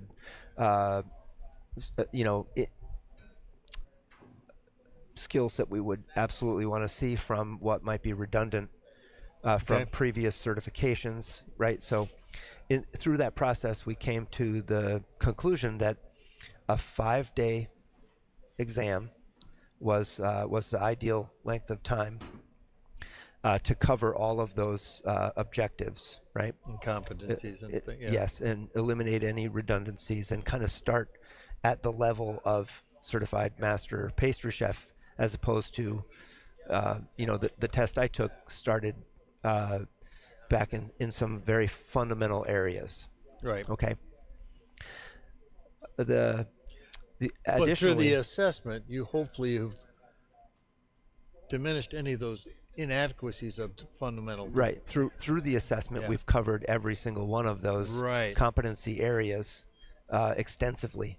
So there are no surprises. In order to provide a candidate with the best possible work scenario to do their highest standard work, we wanted to make sure that we removed timing as a potential barrier. Mm-hmm. So what we've done was added an intentional focused orientation day and mise en place day. Right. Oh, so okay. It's no longer day one, it's pre-day one, right? Bringing it to the realities of what you would do in the industry. So there you go. So a candidate arrives, they're received, they have an orientation, we introduce them to all of the evaluators, we give them a tour of the facility, we feed them lunch, they have an opportunity to ask questions, it's open forum of communication, right? And then they'll have some time in the kitchen to unpack, set their stations, and do a little bit of pre-work before day one. So some examples might be you in your artisan baking and viennoiserie segment, you have some pre-ferments. Mm-hmm. That gives you an opportunity to take out your pre-ferment and feed it, right? You might want to do a premix on a dough, or pre-shape butter lamination sheets, or something like that. I'm very excited to say this, but as a professional who works in the industry, right? You typically get your BEO, your event sheets, or your dossier of what's necessary to get through the week, and you create a production timeline, right? Well, through this exam, the candidates are invited to and encouraged to use that production time in any way that they see fit for their schedule and their presentation. How much information are they going to have about the test known prior to showing up? Every detail. Every detail. So we're going to actually see them walk through and see how they perform, knowing exactly what they have to do in advance. The exception to that, every detail might be a mystery basket, or which is fine because you always get thrown something as a curveball in our industry anyhow. Right. So right. that's relative, extremely relative. Yeah. I like this. Again, somewhat mimicking what we're doing with the CMC, Certified Master Chefs, yep. but very nice. As an example, we know that the work timelines in pastry are much different than on the hot food side. Okay. Right. So a pastry chef. Our pastry chef, when I worked with Chef Decker, yes, I saw that cloud. Right. We work well ahead. Right. And embracing that work style and that professional approach, if you decide that you wanted to present a decorative element on your final buffet, and you need to make that decorative element on day one or pre-day one, right? You're welcome to do that. That also means that there is the potential for some carryover within the reasonable parameters of food safety and so on. That if you make a base item on pre-day one that you're going to use for two other finished components later in the test, that you can carry that over. Okay. It has to be properly labeled, stored. All of the highest standards need to be met, but you're not starting from absolute zero on each day at the beginning of the day. Okay. And that's how we were able to fit the rigor into the program, right? So if you want to see a candidate's absolute best work, we need to provide the environment where that's possible. Okay. And that's what we've done. So the constructs of the test is done. Can you give us kind of an outline of where that's at? Certainly. So the content, right, is we broke it into categorically, similarly to the CMC exam. We broke it categorically into product genres, right? Okay. And in doing that, we came up with artisan baking and viennoiserie, plated desserts, right, in different venue styles, entremet and petit gâteau in both a retail style. So if you are in a patisserie and your entremets and petit gâteau are designed to sell from a retail showcase, this is your comfort zone. As opposed to, in the past it might have been an entremet that was supposed to be sliced into portions, which it breaks every pastry chef's heart to put a beautiful entremet on a buffet and then come back to look at it 10 minutes later. You're like, why did I digress. Chocolate and confectionery. Oh, okay. And there's some really interesting categories within that. So chocolate and confectionery as it pertains to hotel or country club would be one thing. Retail is another. Exactly, because you're kind of tapping on all genres out there in the industry. Right. That's why anybody can come in and say, oh, now this is relative, because we can make it relative to your particular genre or your operation. So very well done. There's also a wedding and a wedding event pastry presentation at the end, which is where we fit some things that a professional would encounter in almost any of those venues. A wedding cake, a buffet style presentation. The one that I didn't list here was petit fours and mignardises, right? So essentially, when you look through the new exam, all of these genres are addressed using a fictitious scenario. Right. So you'll have what looks like a BEO, and it explains to you that there's an escoffier dinner, how many guests, what the culinary side is preparing, and what the pastry shop's responsibility is to that particular event. So for that escoffier dinner for 25 Right. people, we're going to ask you for a sugar-based amenity, a small centerpiece, and it may be where the petit fours and when I say petit four, I mean modern style petit okay. fours. Much We don't like, yes. really need to see petit four sec anymore. It's a little bit like chauffois, Very well put. Chef, I'm going to ask you, because we're kind of running out of time because we have another venue coming up shortly, but how about if we do this? If we can wrap it up just at this point, let's find some more time to finish this up during the course of the week and we can capture the rest of this. Will that work for you, Chef? Yeah, absolutely. Oh, I can't this is such great news for everybody out there, and I can't tell you much.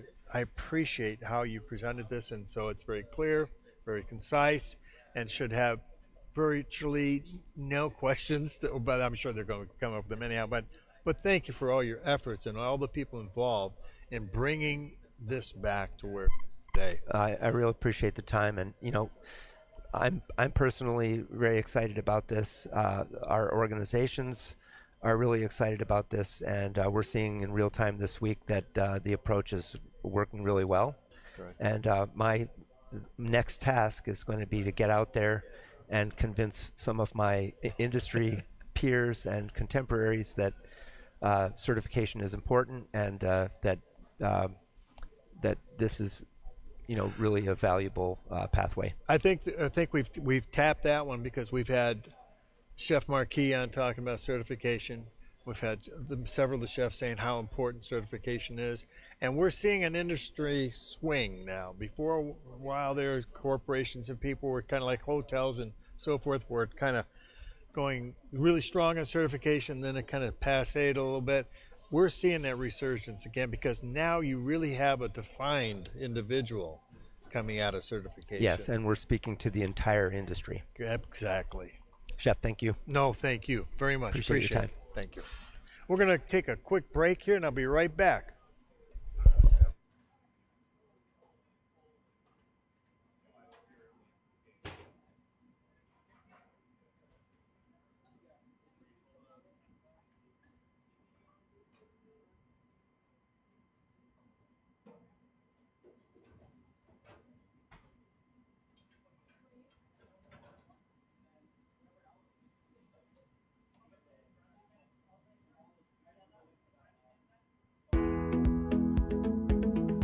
Nestled on the beautiful campus of Schoolcraft College, the newly renovated Vista Tech Center has all the latest amenities to make your next event a success.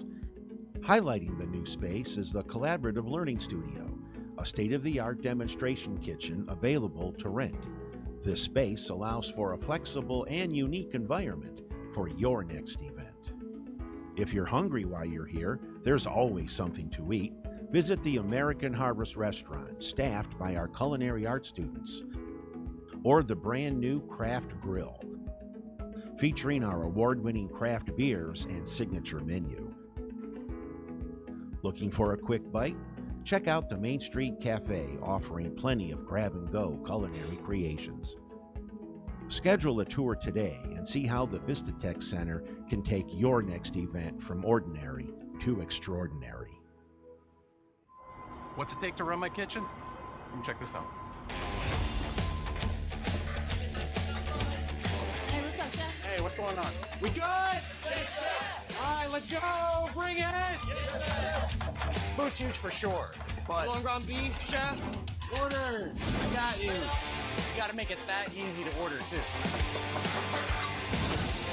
I want beauties like that every single time. That's what I'm talking about. One sucks, we all suck. I don't suck. Oh man, I love you, baby. Order's in. 2 chicken, 2 ribeye, 1 mid, 1 well. Yes, Yes, Chef. Behind. Yeah, I got you. Menu check, Chef. On the left. Oh. My left. I got it.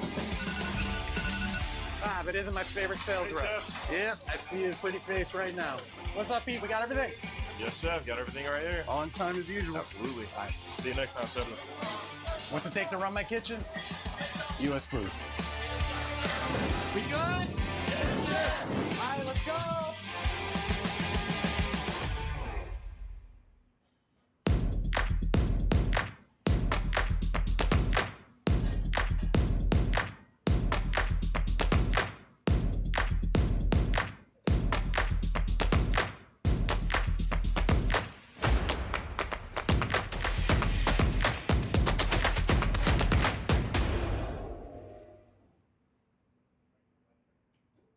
Looking for a new hangout spot?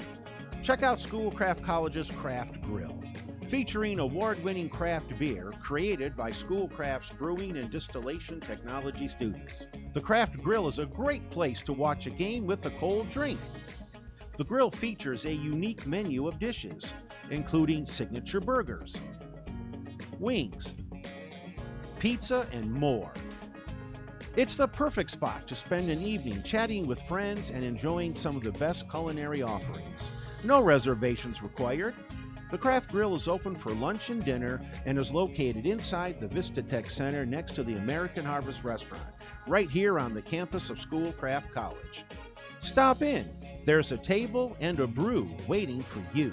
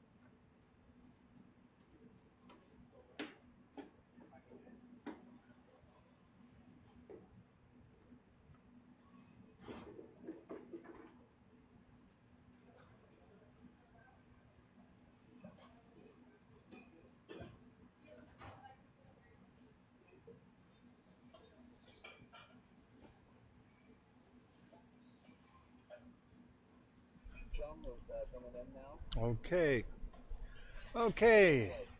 Okay, I'm back. Chef Jung is back in now because he's finished his first, or actually his second course, or let me start that again now. Anthony Jung just finished Garde, took a quick break, got reintroduced to a new commis, and is now settling into world cuisine and getting that started. And if we can get the graphic for the menu for world cuisine up, I'd appreciate that, and see how so we can start to tell you a little bit about what the expectations are going to be. All right, that's the menu for today on his for world cuisine, and it's actually all three of the candidates are getting the same thing. What some of them have done is they may have added a little bit of a twist to some outside influence. So we got a Hungarian-style goulash served with spatzle, and we got escabeche fish served with rice and peas and fried plantains, spinach and cheese empanadas accompanied by an avocado sauce and tomato and onion salad. Now, the wonderful thing about this is they all have the same menu, which is fun. Now, they just have different starting times. The snapper, there's your basket right there. And as you can see, you've got all the items that that were put in the basket by Chef Buchner, and we had that wonderful interview earlier this morning, and where he took the time to really explain what he was looking for in the candidates and how the expectations are going to apply to what they're doing today, because it's interesting because it may seem as a somewhat of a simple menu, but the realities are there are some really specifics that are going to be viewed and looked for in their preparation and finishing of these particular dishes. And so that'll be, I think, where we'll have some fun watching to see if they master those opportunities that the chef brought up about the fish, making sure the skin was crisp. Watch the amount of fat that you're using because we don't want it to come out greasy. The simplicity of the goulash, but the ratio, again, of how much meat versus onions you use, how thick the sauce is going to be, the profile is in the cooking. The fact is, too, that spatzles are a traditional dish. They're going to look for the texture and the tenderness of that, how the dough is mixed for that. So all those things are going to be taken in. So it's not necessarily the complexity of the dish itself, it's the execution of the fundamental cooking processes for each of these dishes that the judges will be looking for. So without, and like I said, the escabeche would be fun because the marination, the sauce that you put over the fish when you finish cooking it, and the crispiness, it's just, like I said, basically it's a simple dish, but those little fundamentals are tricky sometimes if you don't maintain the right temperatures and everything else that you're trying to apply for it. So we'll see what happens as we get started here. I think he's ready, just about ready to move in, almost 1 minute. And Chef Anthony Jung will be ready to go. Oh, he's looking at the clock saying, okay, it's almost time. So again, all three cooking the same menu, but they all have new commis or apprentices. So keep that in mind. A big shout out to the Foley Seafood Group. They're helping us out with the donation of several of our seafoods for today. And a big thank you for that.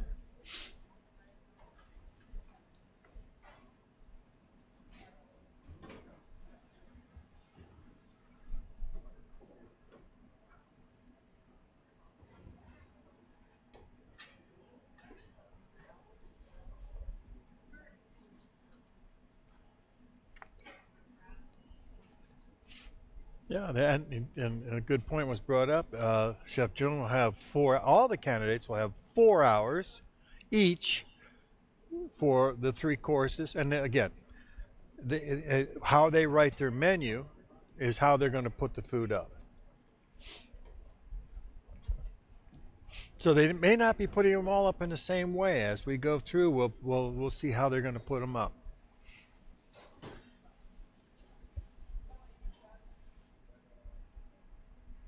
So that therein lies another question. If you think about the items that you have, which would you put up first? Would you put your fish up first because you're going to be sautéing that while your goulash is still cooking, and then you have your fish going up first, and then you have your empanadas possibly finishing off. How are you baking? Are you baking them? How are you cooking your empanadas? All of these things have to be taken into consideration as you're going through the process of your day. Now you've seen so far how they've mentally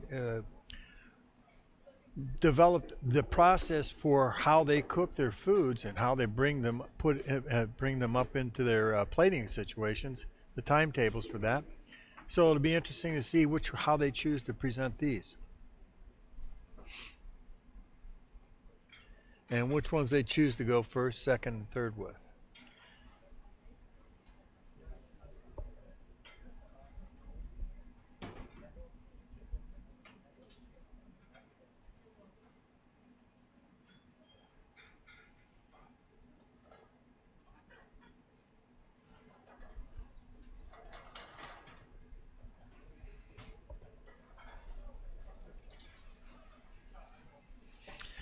And for this, obviously they have to have 6 portions of each of the main course items that are represented by the cuisines.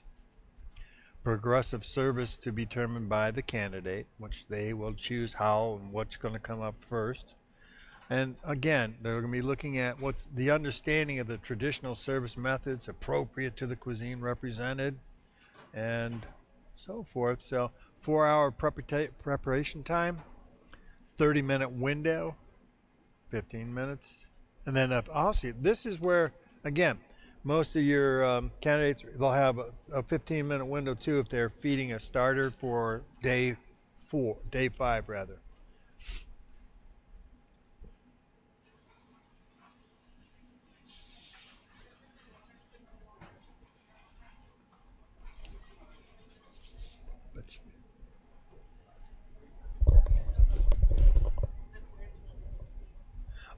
Oh, hello.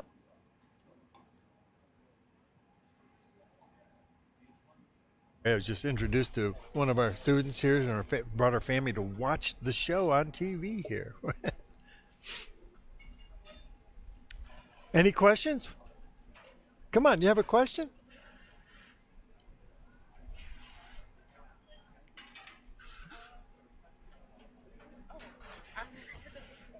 No, you're fine. Come on. Well, first of all, who are you? So we can tell the audience. My name is Michaela. And you're a student here at Schoolcraft? Yes, I am. I'm part of the salon team for this year, and I'm really excited. Well, thanks. And have you been watching this show? Yes, I've been watching it on the live stream. And you're learning? Yes. I've seen like they're working really tight. It's like really intense. I've been watching it. Well, great. How do I sound? Great. Oh, cut it out. I'm not grading you, so you can be honest with me. No, I'm serious. I was listening to him. I'm like, this is really good. Like, No, say no more. I've already embarrassed you enough. Thank you. No, you're fine. And you're doing a great job in the salon. Keep it up. Great job. Thank you. Thank you. All right, here we go. We're going one in, and every 30 minutes we'll have intervals. I think it's 30, I believe. 45 minutes, I'm sorry.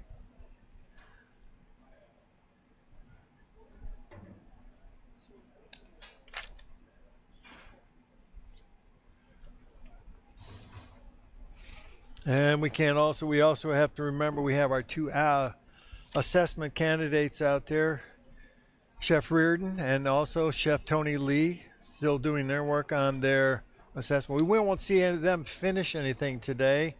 They will have a 6-hour window today to produce all their 7 courses, and then they'll have 2 hours tomorrow, starting I believe at 8 o'clock in the morning, where they'll have 2 hours to finalize and present.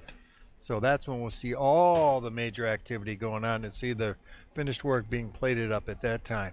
So we'll pop in on them periodically to see how they're doing.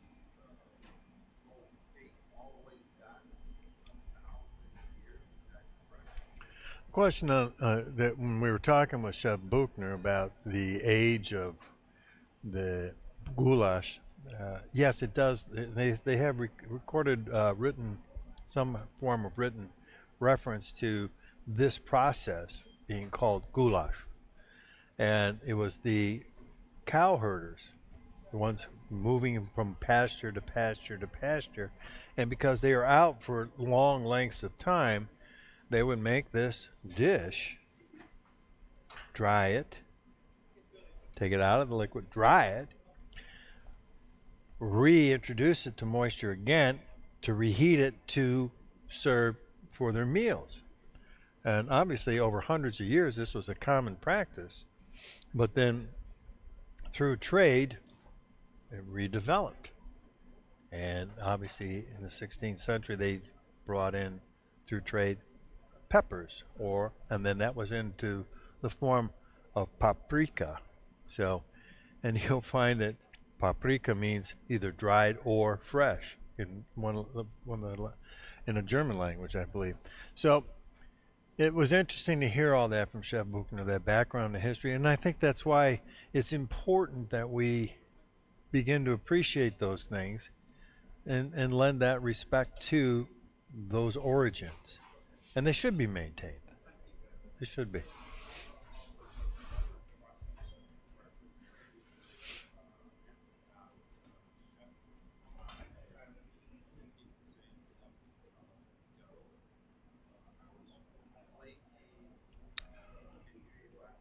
Sure. The question is when Chef Buchner was referring to the dough, in various regions, you'll see that the dough is mixed differently. Obviously, you have some with butter, some with some type of animal fat other than butter, lard commonly, and also the type of flours. I mean, if you think about the flours more refined up here, moving down further south and into the South American regions, they would use corn flours. So it would make the structure of the empanada completely different. But it's what they had at that time. So if you were to present that and you would say, oh, this is a Caribbean or a Spanish empanada, well, that wouldn't be true if you used the corn meal to make that. So that's why you got to make sure when you do your research, you understand where the origin is and what the difference in the product that they use to make those particular empanadas. And Middle East is where they originate from. Interesting to know too.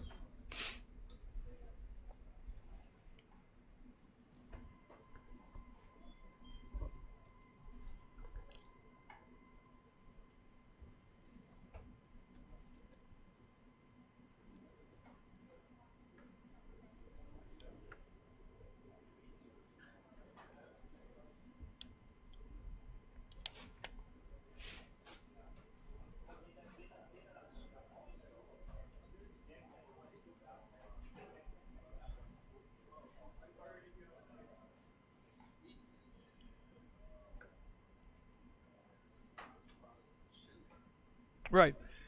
The question is, can we talk a little bit about the sweetness? And well, it wasn't necessarily sweetness, but the aromatics, which would give you a floral sense of sweetness in a Scotch bonnet.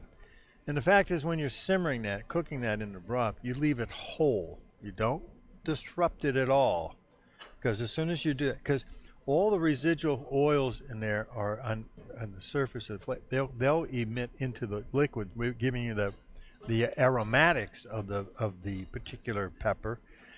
And if you disrupt that, now the oils are going to seep out, which will carry the heat, and the seeds also carry some of the heats too.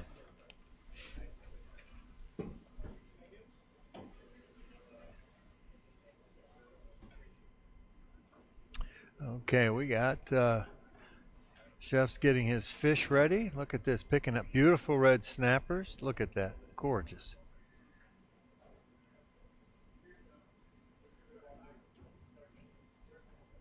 Now, a lot of times when this was seen in the Caribbean and escabeche, we would always see it fried, or I shouldn't say fried, but served whole. You know, to get maybe a little bit smaller fish. If these are a little too big, then yes, I would say that by filleting them, you can still get the same premise of what you're doing, but very commonly done. Also, to get the evenness in cooking, you'll see a lot of times they'll actually slice right in from through the skin into the flesh as they're sautéing this, so that you get an even distribution of heat, so that it'll cook thoroughly all the way through. Here's these are the shanks that they're using for their goulash that you see that Chef Anthony's working on right now. And shank meat will carry the best flavor because it's closest to the bone, but it's also going to take the longest time to cook. So if you think about what you want to do and how you want to do it, you know, he's gauging which ones he's going to keep, how much he's going to keep. This is the only time frame he has to do that in. Okay, he didn't receive this basket, you know, an hour ago. He just received it, and there it is. But he knew about it. Now he has to decide, and this goes to the portioning. Is this going to be enough to give me the portions I want out of here? What's the shrinkage going to be? How do I pull the most flavor out of that? So keep those things in mind. Yes, there's some simplicity to these dishes, but you got a 4-hour window, and I got to produce 3 of them, 6 portions each. And I'm just now working, no pre-cooking done on this one at all.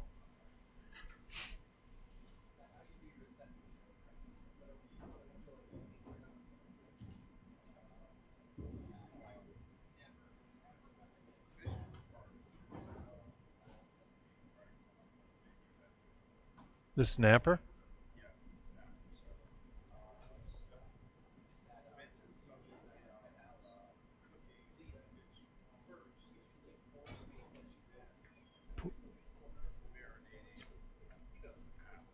Well, I think he was referencing a marinade and or a dressing that you would put on there, which lifts the acidity levels up to create that flavor profile. And a lot of that will change depending on where you're regionally looking to create that dish for. Okay? But good.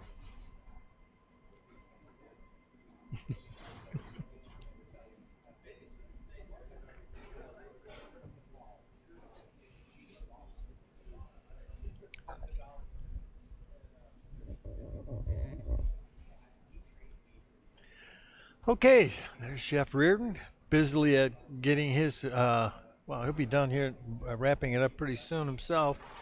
I think he's got about 2 hours to go. And so, again, thinking about the assessment process, you've got 6 hours today and you've got 2 hours to present tomorrow, a 7-course meal, including that bread course that we talked about. And so all those things have to be taken into consideration. Then you stop and then you say, okay, I have to retherm everything or bring everything back up tomorrow. So what do you break into to what needs to be done today? Learning that element of time and time assessment and time management.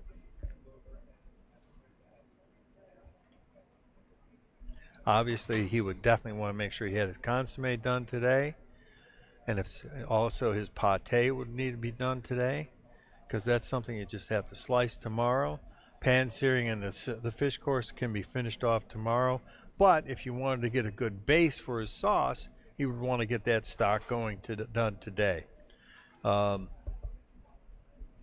could make the sauce for his fritters today. A lot of those things, the passion fruit, citrus, champagne vinaigrette, again, something like that could sit and develop. The marinade that he's going to put on his tomatoes with his salad, again, another one you could have done. Spiced candied walnuts today, much easier to get them done, have them ready to go, then sprinkle them on. See, all this relates to those things I just spoke of earlier about time management.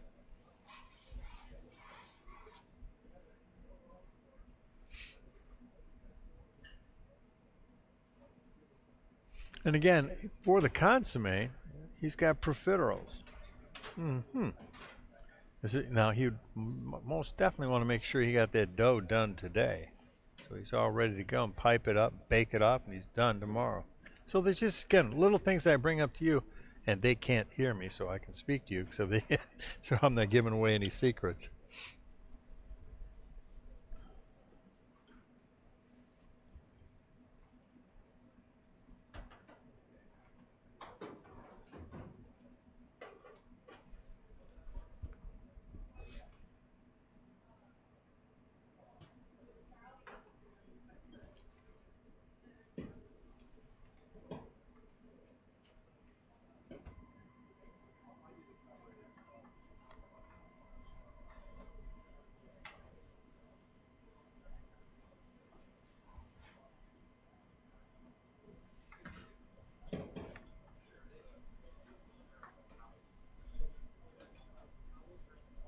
I'm sorry, what is the question?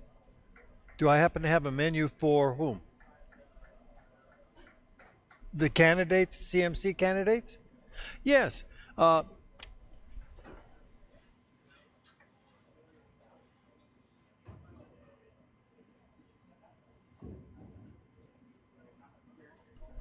It's coming right up, just for you. I'm here to serve. There you go. As you can see, the three items that they're cooking today: Hungarian-style goulash. Now he promotes the fact that he's doing this is a Hungarian-style goulash served with spätzle. Then you got escabeche fish, and this is going to be the red snapper you saw the chef Jung working with, served with a rice and pea and fried plantains, and spinach and cheese empanadas, accompanied by an avocado sauce, tomato, and onion salad.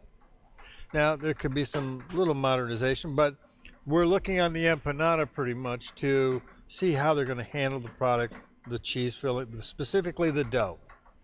Then the filling, is it match the type of dough that you're working? Now, if you think about spinach, you might want to make this a little creamier as opposed to drier cheeses. And so they have to take these things into consideration. And then what they're going to serve with it, then they have the choice of how they're going to serve the three courses. They're going to come out with the goulash first, they're going to come out with the empanadas first, or they're going to come out with the fish. So you got a 30-minute window. And if you think about the goulash, you just saw him working with the shank meat. They got beef shanks. He's got to bone that out, he wants to develop the flavor in the broth, right?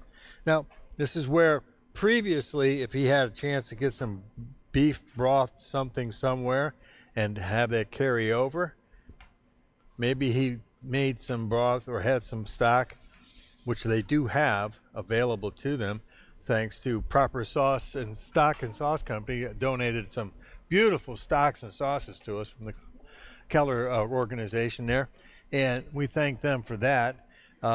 So they have a good veal stock base to work with. So now he browns off the bones, takes all the trim, browns that off, adds it to it, cuts up his meat. So he's got an enriched broth started right away. Then, as you can see, he is doing this first, because this will take the longest to process of all three items that they have to work with today. Did that help you, or question? Oh, you're welcome.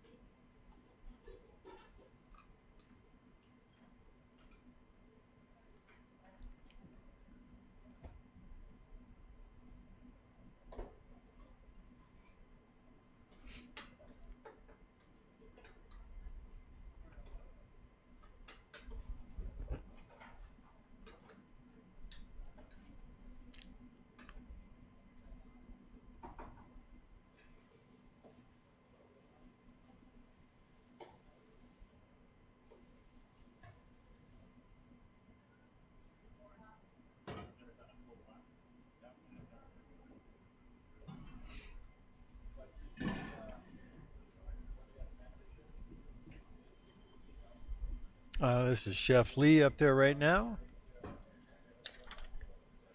And Chef Lee today is making for his assessment program leg lamb and veal terrine, consomme rasher, which is a chicken consomme, prawn crusted Arctic char. Interesting verbiage there. Prawn crusted Arctic char with steamed mussels, fennel, saffron, prawn oil, shellfish butter sauce. Also, he'll be making a spaghetti squash with quinoa fritters, wintergreen salad with candied walnuts, spiced apples, herb-basted crown of duck, braised leg, and puy lentil ragu, wilted spinach, green peppercorn, and brandy jus, and then olive oil cake. Again, he's in the same process as Chef Reardon is in that they have 6 hours of prep, a 7-course meal today, then they have 2 hours to finish and present tomorrow morning. So again, thinking about that, there's so much he's got to. This could be his bread that he's getting ready. Yeah, yep. He's making a serve a country loaf and dinner rolls. So he's got a whole loaf and rolls. So he's giving you 2 different presentations of bread. Nice touch. Nice touch. So thinking about time management, how you're going to get everything done, and how you're going to finish everything tomorrow. So what you need to get done are the long cooked items today. Anything baked can be served cold, i.e. like his terrine, number 1. And they are required to do something in charcuterie, then also required to do something in classical. The consomme will be classical. That should be done today. It's a type of an item that cannot be done in a 2-hour period of time. So he's going to probably he's most likely making that today.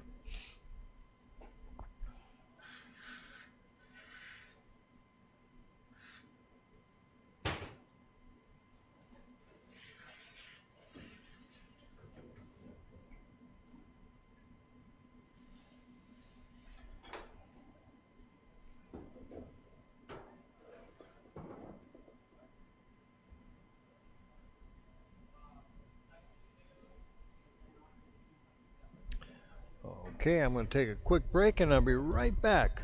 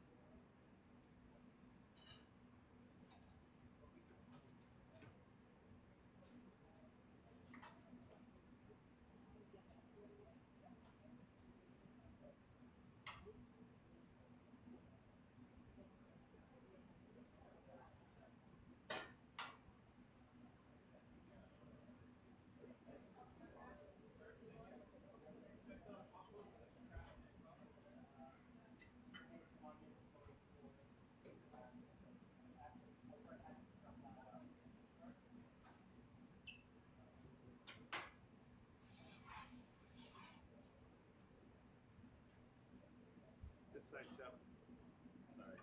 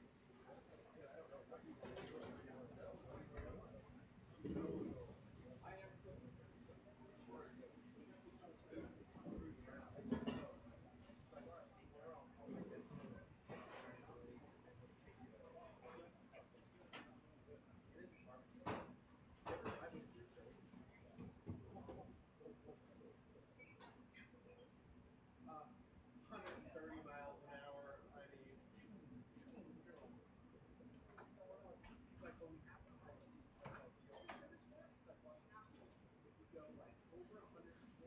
The traffic cameras can't snap our license plates fast enough. So we go down into basically the Amazon basement. We weren't at the Amazon, we're kind of pumping out. And we pull up to this absolutely spectacular. And it's in this marble club. We're like, wow, man, it's crazy. And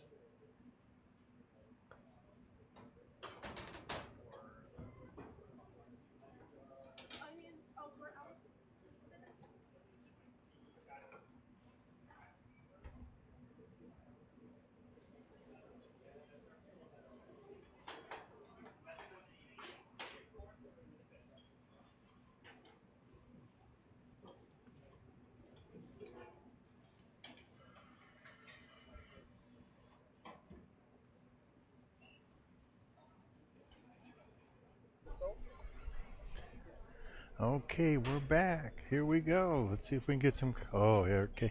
Now we have both of our assessments. Candidates, as I said before, they're finishing up their first 6 hours today on their 7-course menu. We have Chef Leah on the left and then Chef Reardon on the right. And again, they have a 7-course menu, and which includes a bread course in that as well. And they will be finishing up at approximately about 2 o'clock, 2:30, something like that. And then it'll come back tomorrow with 2 hours remaining to present that 7-course meal. So we'll look forward to that. And then we've got pretty much 2 of our candidates in the kitchen now, or at one end gone, one about to come in.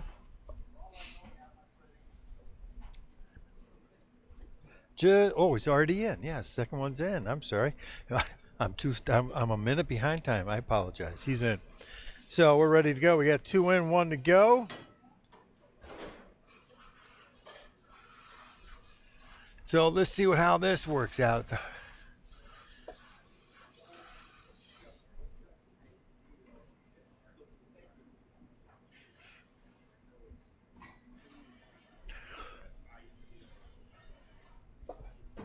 Question just came up. What's an ideal cooking time on goulash? Now, we gave them beef shanks, which will be the one that takes the longest because it's a lot more tighter, lot more sinew, more tightness and silver in there.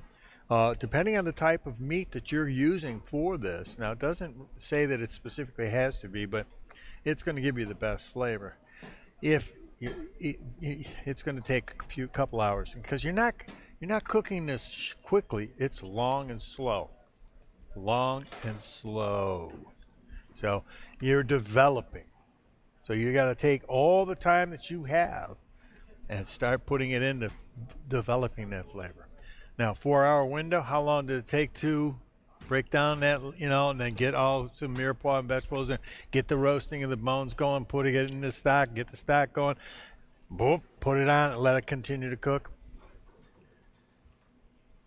So he's got probably the most 2 hours and 45 minutes at the most. So yeah, and the slow may have to be intermittently, brought up a little bit. We'll see how he does it, and we'll watch the other candidates too, see if they approach it the same way as they come on board.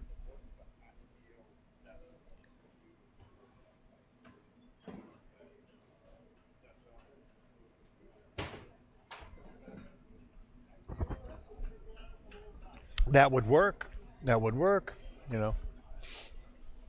because you're stewing it. But now remember, in that process, what's thickening the sauce? The onions. The onions, right? What's thickening the sauce? Right. So you got to remember, when am I putting them in there? And how long do they break down? When will they break down to a point that, boom, Yeah, okay, good. Yes, he does have them going, doesn't he? Yes.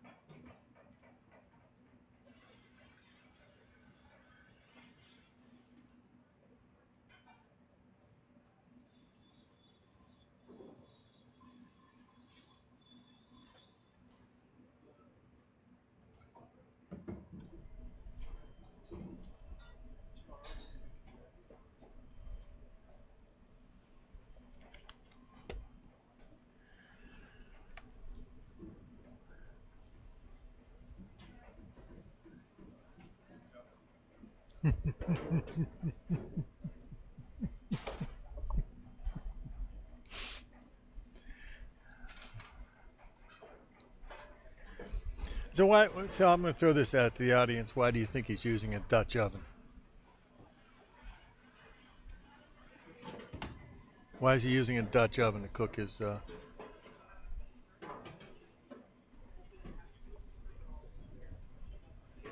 I'm going to give you a minute to think now. All right. All right, ladies and gentlemen, Chef, how are you? I'm going to throw those in and put the. There you go.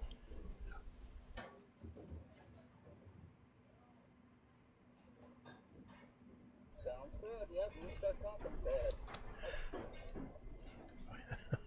Well, first of all, I'd like to introduce somebody. Well, I'm going to let you introduce yourself. And who exactly are you?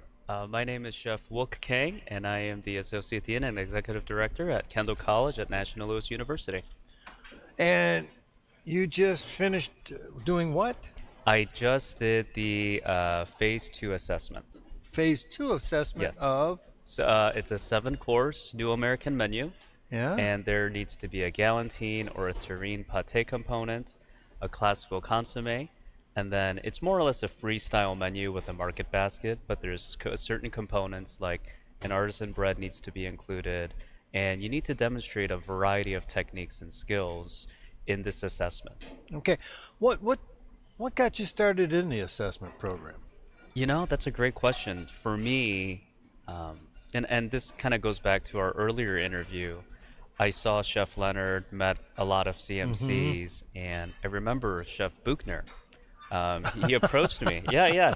Chef Joaquin Buchner? Yes. Okay, great. And I laugh because he's a wonderful person. Class act. Class act all the way. It really is. Thank you. And there was just like a lull in time, and Chef Buchner just kind of stood next to me, and he just kind of nudged me, and he goes, "You want to do this?" And I said, "I'm not crazy, Chef." And that was about 10 years ago, honestly. Seriously? Yeah. Okay. And then, you know, it kind of just was in the back of my head, but not something that I thought this is something I really need to do. But then within the past, I don't know, I would say the past 2 years, as soon as I saw this opening, and Chef Walker made the presentation, and they laid it all out, I said, you know what, let me try this. This is a aspiration that I have. Because there's a lot of history, tradition. I think given the organization of the ACF, it just represents so much history and prestige. And even beyond that, for me, it's a way. And I was speaking to my wife about this. It's a really good way to challenge myself, make me better, and really show me what I'm capable of doing. And after this assessment that I've done, you know, it allowed me to see where I'm at currently and where my improvements need to be, and really give me the mindset of, okay, I need to put my head down, I need to grind, I need to practice, I need to get better and better and better. And that's as soon as that happened, and I got so much great feedback from all of the master chefs. And wow. Yeah, I took advantage of that time. I asked them all the questions, given what I presented, how I could improve, and also what they would and what they might do a little bit differently. and taking that in and then seeing just kind of where I can definitely put my own interpretation of things. So in pursuing the assessment program, this now puts you in a position where the question is, you're pursuing the Certified Master Chefs? Yes. Has this given you the avenue, the venue, the opening to better understand what it takes to become a Certified Master Chef? Absolutely. Especially me being here, I'm seeing what the candidates are doing firsthand. You know, what's interesting is, and we talked about this in our first interview, going through the process of the full year of just analyzing, organizing, and making menus and menus, I really think it added a lot of value to the menu that I developed for this assessment. What's interesting is one of the menus that Chef Ford, we were reviewing, and he gave a suggestion of, you know, why don't you marinate something? And sure enough, I did a garlic and rosemary marinated lamb leg, and it was a home run dish. I mean, at the final score, it was a home run dish, and that was according to one of the chefs. So, you know, I'm taking everything in, listening to the advice, and seeing where I can apply all of those in anything that I'm going to be doing, and really understanding how to maximize flavor. I think the biggest thing I took away from this actually is that, in a way, it's not restaurant cooking. You know what I'm saying? Because in a way, when you're working in a restaurant, yes, you're cooking, you're looking to develop flavor, but this is a different level, I feel. Okay. And this is a way to really understand how ingredients work together, and not necessarily just to make money on it, but to really maximize flavor on the ingredients that you have. Well, yeah, in the assessment program, yes, well, let me refer to that, the CMC test, because even in that test, like today, World Cuisine, you've got what dish they're making, goulash. Exactly. Okay, is that a high level dish? I mean, does it take a high level of execution? No, it takes fundamental understandings. Absolutely. So in your going through the assessment, you're learning more about the fundamentals and building on all of those. Absolutely, and refining them. And thank you for refining them. So, what was, if you capture, what would you say has been the best capture of learning in this process? Doing it in front of the chefs, right, really allowed me to understand it better. And the feedback that they provide is really invaluable, because it's right there and they're right there. They're giving you feedback, they're giving you coaching as needed. And then once everything is said and done, they're giving you the verbal feedback that is really, really critical, I think, to anyone's success. So you're capturing everything. Everything. All at once, and all through at the once. assessment process. Absolutely. So this was a great way to encompass all of that. Wow, that's great. Obviously, how is this helping you to develop as a chef? You know, it's making me better, right? Yeah. I mean, I know that sounds like a simple and easy answer, but it's making me better in a lot of ways. You know, the last meeting that I've had with the master chefs in our weekly meetings, I was talking to a few colleagues, and we have a restaurant class at our culinary school. And I was telling him, just like, you know, because we create the menu more or less together. Okay. And I was telling him, like, you know, when we're looking at the menus, let's look at it from a different lens now. And just really capturing where we can really include flavors more so than anything else. And how do we maximize it? Not just putting things together, or not just putting words because they sound good. Like, let's really understand how food can work together given the concept and given the menu items and why we're putting things together. And through the learning process, you're challenging yourself to even get better all the time. Absolutely. Okay, great. Well, if you're looking at a young culinarian out there, well, before I get to that point, how much time have you devoted to the assessment program? You know what? I probably, since I started about a year ago, I probably spent a good solid 10 hours on just menu writing, right? Okay. Just reading a little bit of research on how I want to pair things together, and just doing the assignments for the chefs. I would say I spend about a good 10 hours on just analyzing, reanalyzing, refining, reworking. Is that 10 just hours a week? 10 hours a week. 10 10 hours a week. Okay. Absolutely. Well, that's good. That you're Yeah. now obviously the more you apply yourself to it, the faster this Absolutely. all pay off in the long run. Okay, that's great. When do you think you want to? When do you think you'll be ready to take this? I would love to be ready within 2 years. Within 2 years. Within 2 years. I want to challenge myself to practice. I want to challenge myself to take advantage of the potential meetups, the other assessments. I want to take advantage of all of that. And hopefully that will get me prepared for the final day. You've taken phase one of the assessment, or if you've taken both phases? The way that I interpreted was phase one was menu writing. Correct. And then phase two was the assessment. So I've done two phases. You've done two. Yes. But have you done both parts of the cooking? Did you do classical and no? That's what I need to do next, Chef. Okay, so you're going to do plant-based Yes. and you got it. You can see. Okay, great. Now going back to one of the questions, telling young culinarians, what road would you tell them to start learning now, or to start? How would they approach getting themselves to this learning process? It's a good question. I'd say first, understand who you are and where you stand fundamentally.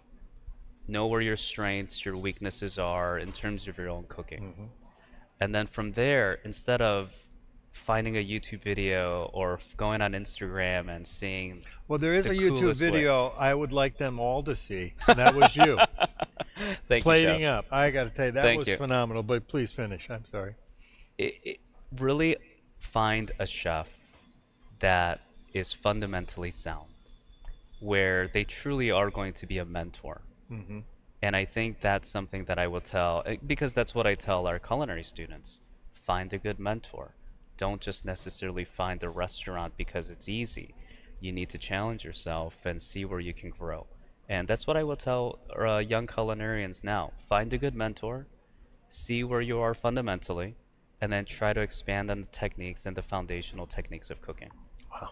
Great advice. Thank you. Thank you so much. Anything else you'd like to add? You know, I'm very happy to be here. It's a privilege to be here, to be cooking it amongst master chefs. So I want to thank the ACF, and I want to thank all the master chefs for their time and all their feedback that they've given me and everyone else. Please go out there and tell the world that MC Master Chef means they are approachable, because we live by this statement. If you turn right here, look at that. Forever it says, the student. forever the student. We live by it. Yeah. So tell anybody out there you possibly I can. will. I we mean, my are experience has been approachable. great. Believe me, we are approachable. Everyone has been very welcoming and approachable, and I will agree with that statement. Great. Yeah. Well, thank you so much for Thank taking you, Chef. time. Really appreciate it. Thank you. Likewise. Look forward to seeing you in the future. I'll talk to you soon. Thanks. Okay, we're going to get back over here and see what's going on in the kitchen and see where we're at. There's Chef Anthony. Thank you so much, Chef. That was wonderful. I appreciate that.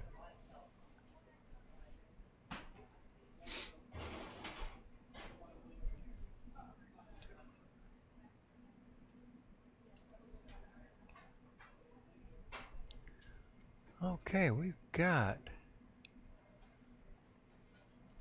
There we go. What chef? I can't read. See that far. What chef? Oh, there we go. Chef. That's a. Gio? Gio, thank you. That's. Oh, okay. That's Gio. Thank you. Outstanding.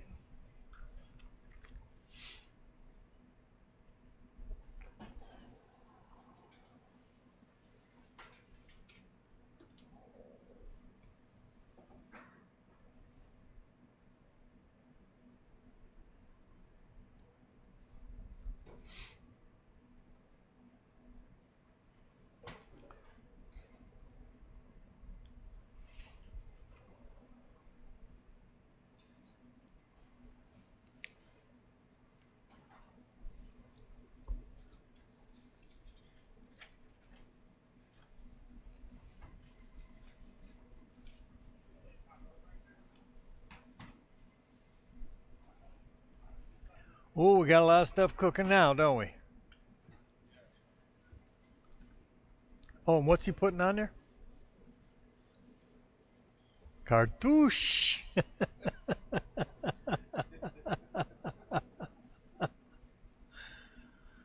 Ah, look at that. Oh, nice form fitting. Look at that. There you go.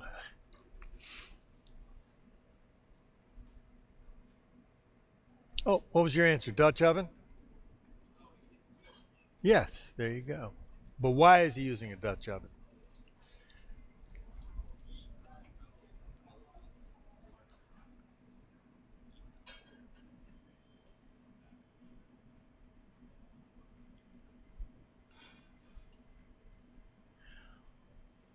The service of this was traditionally, he's doing something. Now, this might be questioned here because Chef Buchner was saying that traditionally it was cooked on the top of the stove all the way through.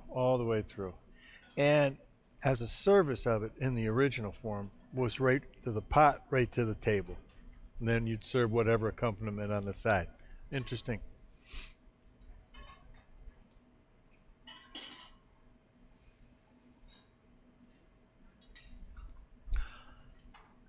Chef McGinnis, please, do you have a moment? Oh my gosh. Come on, have a seat here.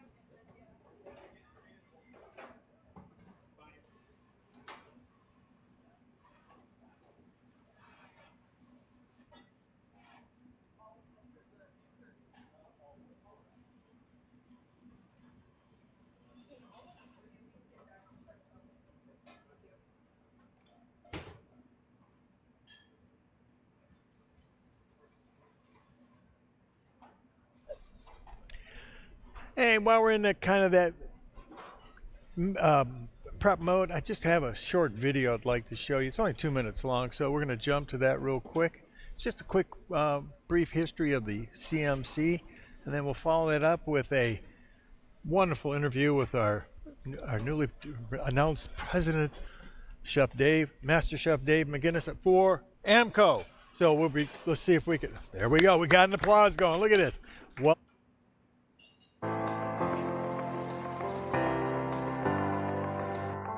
For 45 years, the American Culinary Federation has been certifying cooks and chefs in the industry. But it wasn't until 1981 that the first chefs took on the challenge of the ACF Certified Master Chef Exam, known as the most challenging culinary exam in the world. Byron Brady, Milos Chihilka, Anton Flory, Dieter Kissling, and Richard Schneider set the bar as the first of a very few to pass the exam and achieve the Certified Master Chef distinction. The driving force behind the exam development was Chef Ferdinand Metz. His distinguished career in the food service industry started at the age of 15. Master Chef program is important to every ACF member, number one. Number two, it's very important to me personally since it was developed under my administration, and I personally was very much involved in setting up the program to be better than anything in Europe, and that was the key. There's the self-satisfaction of having proven to yourself and to everybody else that you have reached the level of a master chef. The CMC exam is designed to test the knowledge of a chef that has been working at the peak of their career for at least 10 years. The first exam in 1981 was 10 days in length. Through the years, the exam has evolved. The CMC now reflects the needs of today's kitchens. The Certified Master Chef exam that's administered by the American Culinary Federation is the pinnacle for any professional chef looking to become certified in the United States that is recognized worldwide. So as a certified master chef, what you gain from this, the network you get through doing this to employment opportunities, not only within the US, but throughout the world, is just endless. It's up to you to take the challenge and to move yourself forward to become a certified master chef of the American Culinary Federation. Every one of these people learns something from the experience, learn an awful lot. What to do, what not to do, how to do it. So I think sometimes you can say the journey is almost as important as the end result.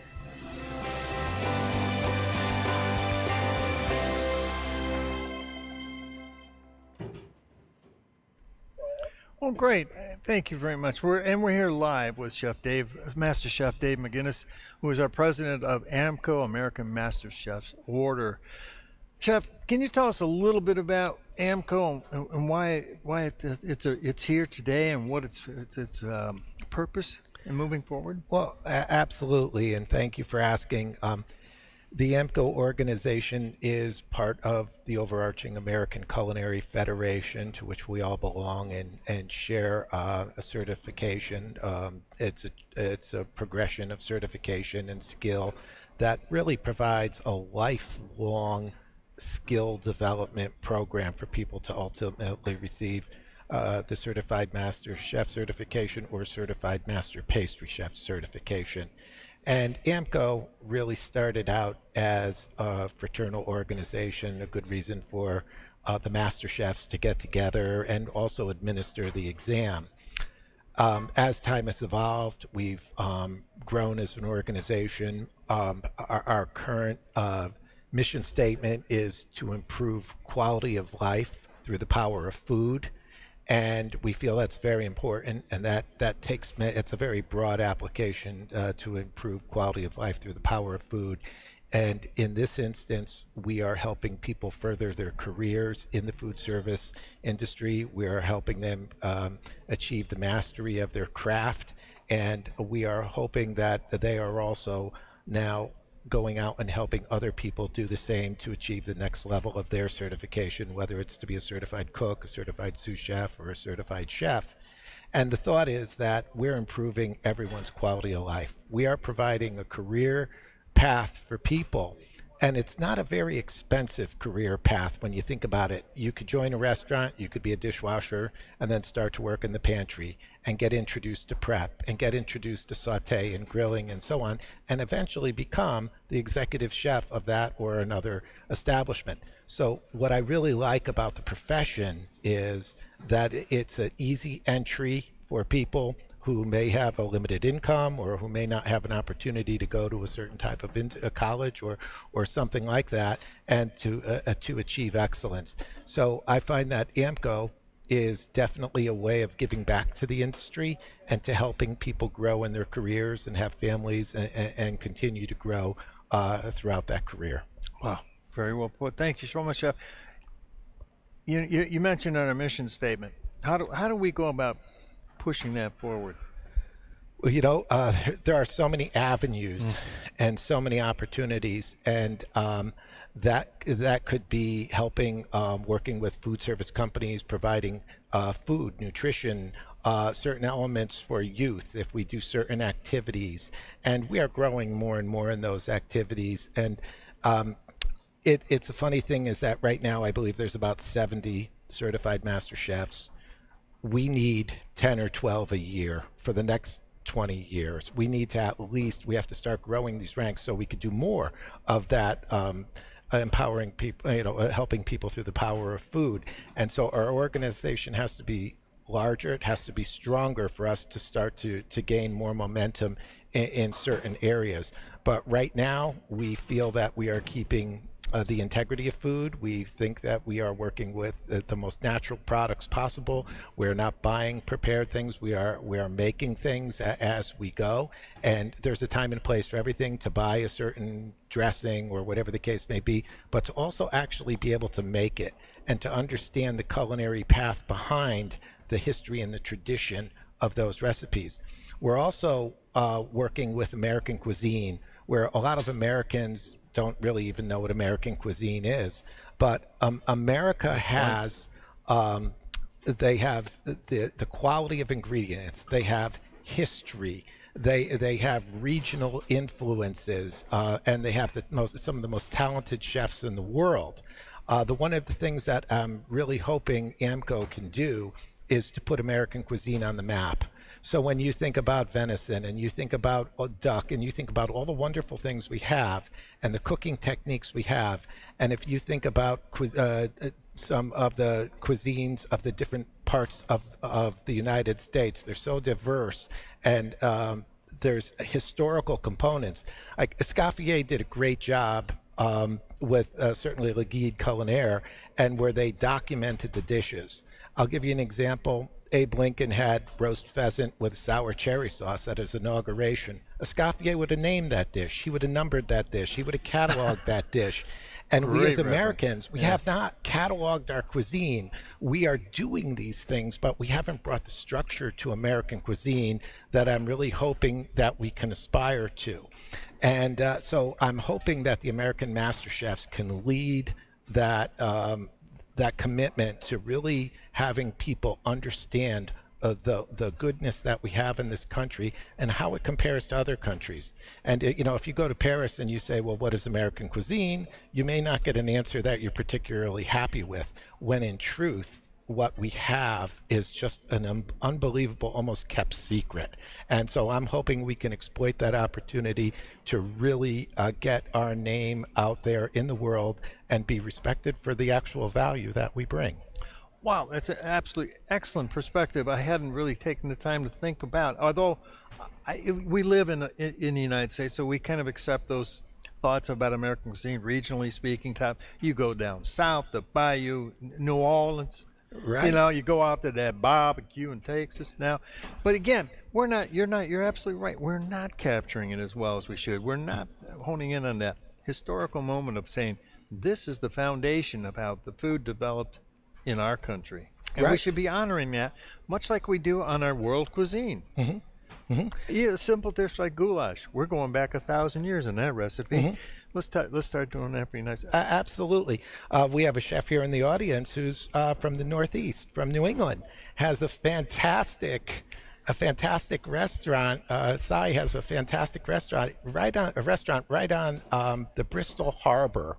I've been there and I watched him shucking oysters and tossing the top shells back in the ocean as he was recycling, and the lobsters that are coming from there, the squid, which I believe is the state ingredient dish for Rhode Island.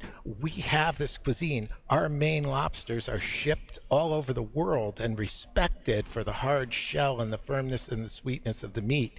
And so we have these wonderful things. I just think that it's not talked about and it's not packaged in the right way for people to really understand that New England clam chowder or Rhode Island clam chowder or Manhattan clam chowder. Now we're getting into regional right? chowders. These things didn't just happen, right? They just weren't born here. And these are things that we really should be proud of. And I believe we are, but we just don't talk about it the same way. You may talk about classical dishes that Escoffier may have tracked, rightfully so, and did a wonderful job with. So I think we have to take the lead on how to really show our cuisine as a showcase. Why don't we put that in the CMC test? Well, yeah, absolutely. It's a great segue into the exam. The exam has been around, I believe, since 1982, and we've done some various changes in the exam to try and keep it more modern. And this year, we actually changed it to a contemporary format. So instead of being 10 days, it's now 5 days. But we have the same amount of competencies, the same skill sets that are required, just in fewer days. And I'm a believer that you have to have freestyle cuisine or American cuisine if that's what you choose to do. And then I also like to see one either European or global cuisine component, and I typically like to see that as a favorite of what the candidate has grown up with, because a lot of times you have to either grow up with certain flavor profiles or you have to learn them from certain chefs to be able to say, well, I could do French cuisine, or I could do Indian cuisine, or I could do South Korean cuisine. You have to have been trained well, and there's a certain authenticity you bring. And documentation. Absolutely. Yeah. And certainly a chef can balance flavors and just from tasting in different ingredients and come up with a balanced dish, as a certified master chef would do. However, there's also another element of really understanding the history of the dish and the culture of the dish and how it's prepared and why it's prepared, and it brings a real authenticity to the dish. But I'm very, very proud of how the Master Chef exam has evolved to this new contemporary state. And what's really fueling us this year, differently than any other years, this is the first year we've utilized the assessment program. The assessment program is an in-depth training program that might take a candidate 2 or 3 years to go through and actually practice each day of the exam. And what it does is it familiarizes the chefs with how to take the exam. There has to be certain rules in exams that don't exist in the normal kitchen. Like you may have so many hours to prepare a dish. You may have so many minutes in a service window to execute the dish. So it's fair for every candidate. Well, those rules and restrictions change the way you think about a menu. How much can you really get done in 5 hours so you don't go too deep in certain dishes or too light in other dishes? You have to think it through, and you have to have a plan. And so the assessment program, we're seeing immediate results that these candidates didn't just show up for a test. They spent the last 2 years training and working through this. And now that they're showing up this year, we're seeing wonderful results. And I think you're true about the timetable, but I think also what I'm hearing back from a lot of the candidates that are in the assessment is that they're finding they can actually produce more by doing this. Going through this process. Absolutely. They have a confidence level. They're accustomed to being judged. They understand what it means. And it's going to make our success rate. We were always saddled with a historical success rate of around 30 or 40%. And that's not good for anybody. That's not good for any candidate. That 60% of the candidates are going back to the restaurant saying, gee, I didn't make it. We want 100% of the candidates taking the test, going through. I want to see 10, 12, 15 successful candidates a year to grow our organization. And for the size of our country, there's no reason we don't have 500 or 1,000 master chefs, eventually going on. And so I think we're disproportionately sized. We need the next generations to be successful. And so AMCO has spent a ton of resources and time. And by the way, most of it donated. The chefs that you see here, the master chefs that you see here, are not paid to be here. They're taking vacation time from work. They're investing personal time. They're talking to people because people helped us. It's not like, we're just doing something and we're martyrs. It's people helped us along the way and spent time with us and money on us to be able to practice and do the things. That's true. So we're repaying that, right? You're sitting here and you're helping people understand what it is. There's a dozen master chefs in the kitchen and walking around who have built this test and who are working and talking with people on their personal time. And so for us, it's a personal commitment for the master chef, and we hope that when we make new master chefs and new master chefs come forward and earn the credentials, that they're going to feel the same way, that they're going to want to influence 10 people in their life to also take the same path. So we think it's a very honorable path to help people grow in their careers, to help support their families. And that's what I really love about this. And I have to say, I started out teaching. I was at the Culinary Institute of America for 10 years, and I saw all these students coming through. And sometimes, some students are very sharp, and then some other students, they may not have a certain drive that they want to go to a traditional school and they want to go to a culinary school. And I always felt that these people are putting up so much of their family's resources to go to culinary school, and it was my obligation to make them the very best they could be for the investment that their families were making in them. And I wanted to treat those students like I would like someone to treat my son or daughter, to really invest time in them, to really help grow them, and to show them a path. And so as I left the Culinary Institute and I started to work and join AMCO, I felt that same camaraderie with the other master chefs that I work with. We genuinely want to see people grow. That's what it's all about. It's improving quality of life through the power of food. And Wow. that's Thank you. that's what that means in that aspect. It'll mean something else when we go to help people. Maybe there's some childhood nutrition things or things we could start to do, and that also fits under the umbrella. But right now, it's really about helping people grow. I can't even add to that, Chef. You just captured that so well. Thank you so much. Well, thank you, and thank you for taking the time to talk with me. Oh my gosh, you kidding me? It's my pleasure. Okay. Look forward to it. Thank you so much, Chef. Bye-bye. Oh, wow, now that's got to lift you up a little bit. Yes. Thank you very much. Thank you. Is there Chef Holt? I can't. There he is. Come on up. Chef Holtgrave, assessment candidate. Well, actually, we had one earlier with Wook Chang. We have Chef Holtgrave here.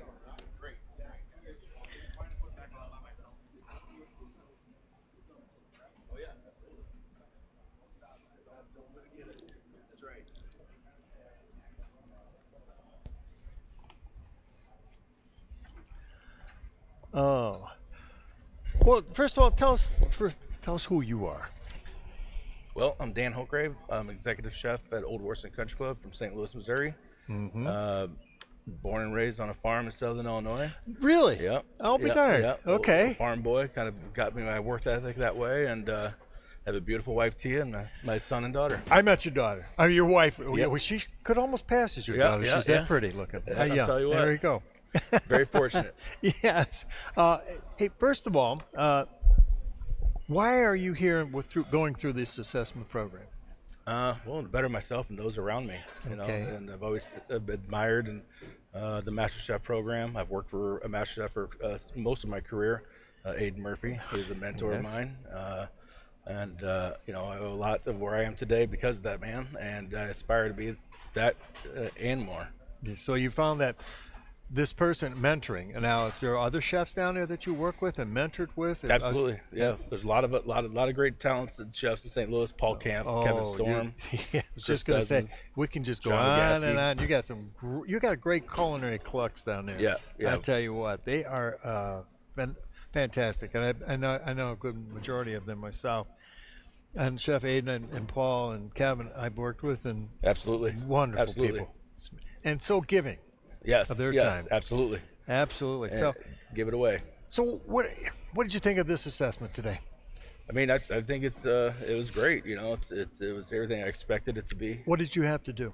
I was doing the vegan program, which is the 8-course 4-course 8 portion, and yeah, that was great. Did it take you out of your element? Or? Absolutely. Okay. Absolutely. Yeah. I mean, because you know we're Midwest, you know we're meat and potatoes and all that. But one thing I've really grown to love about the vegan program is it's pushing you into an uncomfortable place to make you more aware of what the culinary needs are in today's kitchens. You're absolutely right about the culinary needs, because there is such a growing movement of dietary concerns or dietary leans and wants and that we as chefs now have to be better prepared to at the drop of a hat. Oh, they look at your menu and say, I would really like something vegan. And then or vegetarian and or something along that lines. You have to make sure your guest doesn't walk out of there unhappy. Right. Hospitality, right? Yes. That's what we're here to do. So obviously putting you in a better position through this learning process. And that's the excitement of it, you know, as you were saying earlier, forever the student, and that's you know, even as an executive chef, you feel that way, and you always are just eager to learn because there's so much more to learn. You don't know half of it. Oh gosh, yeah, it's true. That was phase 2 for you? Yes. So obviously you're on track to move towards the certified master chef certification. Yeah, Is that that's 100% true. What's your time frame? I'm looking next March is what I'm looking to do. Okay. Yeah. Okay. Yeah, trying to push myself to get it to that point. Yesterday, I did classical run through. Also did. Oh, that's right. Thank you. Thank you. So we did that yesterday, and again, a good learning experience. You know, thankfully, I grew up in the kitchens where classical's done a lot of, and but it was still a push. It was still a push, and I still learned a lot. And you know, that's what was great about it. That's when you come to these things because you think you're where you need to be, but until you get to go hear it from several master chefs and different outlooks of way we do things, it's such an education. Okay. Such an education. So you're moving. You feel that you're comfortable that by next March you can be ready to go. Yeah. So you've read those first 120 pages of Escoffier, and you've memorized those. I've got to memorize those. No, I read one page and I get confused. To this day, I go back and I read. Oh my gosh! I didn't catch that the first time. Right. How did I miss that? Right. Oh my gosh! And it's always a learning process, without a doubt. No. So, where do you feel? Where's the strongest point of learning for you going through this assessment? I mean, just to be able to tap on a shoulder anytime you want and say, "Hey, okay, you know, what about this? What can I do with this?" And you know, it's just opened up my horizon. And anybody in the program, you'd be silly not to pass up something like this because you just have all these master chefs at the Access who are very willing to help. And it would give you, you know, the wealth of knowledge, and really just the support, mental support means a lot too, because we all know competing's nerve-wracking. You know, it's stressful, the traveling, and I mean, from the day I got here at Schoolcraft this past week, it's been nothing but handshakes and hugs, and these guys are here to help you out and make it happen. Well, we're trying to create that a learning environment, yes, and without it being pressured as much as we because the pressure's already there. Well, the thing is, if you're applying all of these techniques, these things that you're doing in your daily job, it becomes repetitious and second nature. So that's what we're trying to bring back home. So and hopefully you're picking that up. Absolutely, yeah, that's great. It's not, if you're not going to put it on the menu, you're just slowing yourself down. Has this process helped you to develop as a chef then? I mean, every step of the way. You know, before this, I was on Team USA, and again, a great learning experience. But this is just even a whole different level. Oh, really? Yeah. Wow. Just the wealth of wisdom and knowledge that's coming with it, and the impact that the master chefs have had on any culinary student from day one. You know, and that's what you aspire to be. Okay. Well, listen, thank you so much for taking the My time pleasure. to come up Thanks and for talk helping to us us. out. I really appreciate Looking that forward very to it. much. Everybody, thank you very much. Oh, before you leave, please tell everybody back in St. Louis I said hello. I sure will. Tell them I'm upset with them because they don't write, Right? They don't call, they don't send flowers Well, they send their anymore. messenger boy. Enjoy your trip back. Thank you. You so much.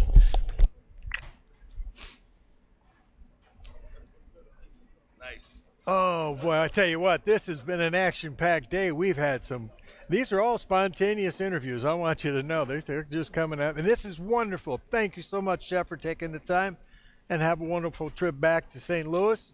And are you sticking around for a while to watch the show? Great. All right, let's just take a quick look around the kitchen, see what's going on. Chef Lee's working something here. Let's see what he's got there. Oh, that looks like a croute, doesn't it? Yeah, okay. It's his what? Oh, that's his bread. Oh, I'm sorry. See, I have a hard time seeing that screen and understand. Yeah, that is his bread. Yeah, because he made a loaf and then he's got the rolls to go with it. Yes.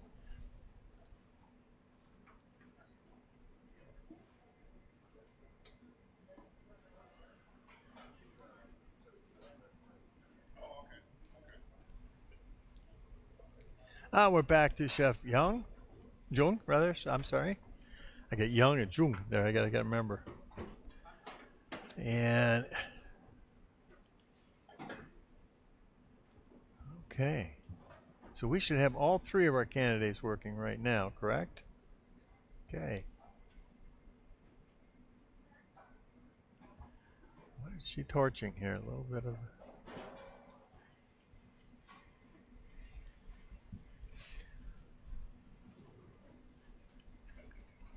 Okay.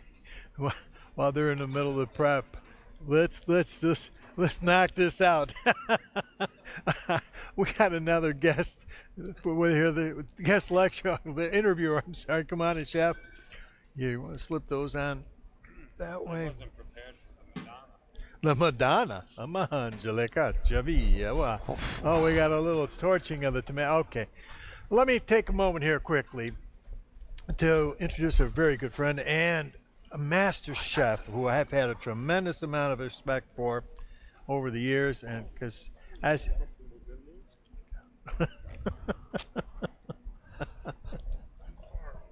it's okay. I appreciate you trying to help. Thank you very much. I'll drink that later. Thank you. Thank you. That'll add to it. Don't worry about it. Chef, Master Chef Ken Arnone. Okay, and thanks you for being here, Chef. Thanks so much. My pleasure, Chef.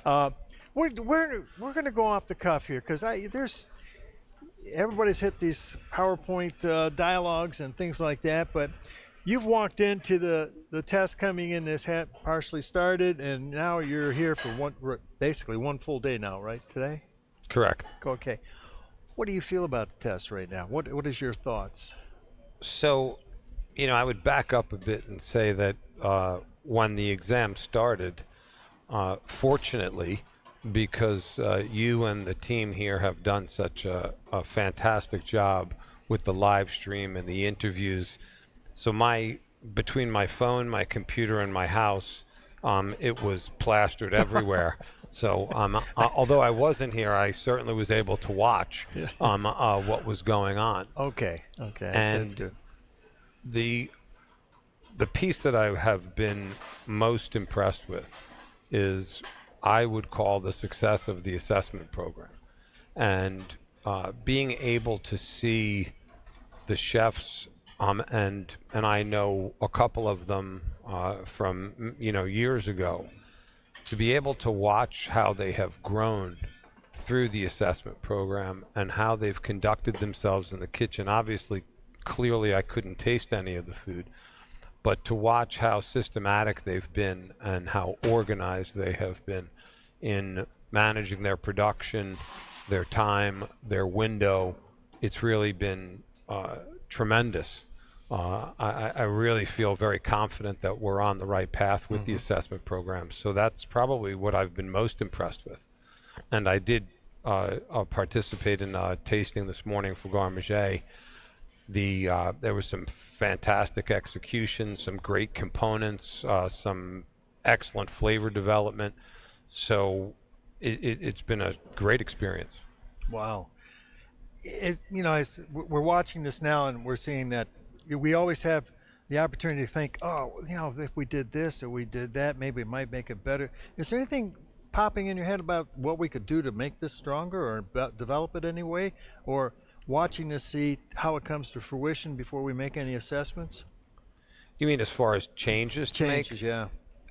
Yeah, listen, we should always be doing that, right? We talk about being a lifelong learner, and that shouldn't change no matter what facet of our lives or or aspect of the industry or the exam. We should always be looking at it in a sense, how do we make it better? What can we tweak or adjust? And that doesn't mean every time we see one thing we completely turn it upside down, but there are points, and I think today is a good example in tasting Garnish that as we went through the evaluation sheets, there were a couple of pieces that we talked about internally, the tasting judges, and then we spoke to Chef Walker and said, hey, when we're done today, let's have a recap and be able to consider some of these aspects of the score sheet. Maybe we can kind of rearrange or organize that a bit more. Now, that said, I know wholeheartedly that there has already been a massive transformation in those evaluation sheets, and they're much more clear. They're much more clear for the candidates to understand what the expectation is. And that means looking at those sheets means two things. One, for the ones that are the candidates that are taking the test, so they know what the expectation is and what the standards are and what the valuations are, in addition to the tasters. Right? It's twofold. It's not just one-sided. So I hope that we continue to look at and evaluate our own exam. We should always be asking ourselves why.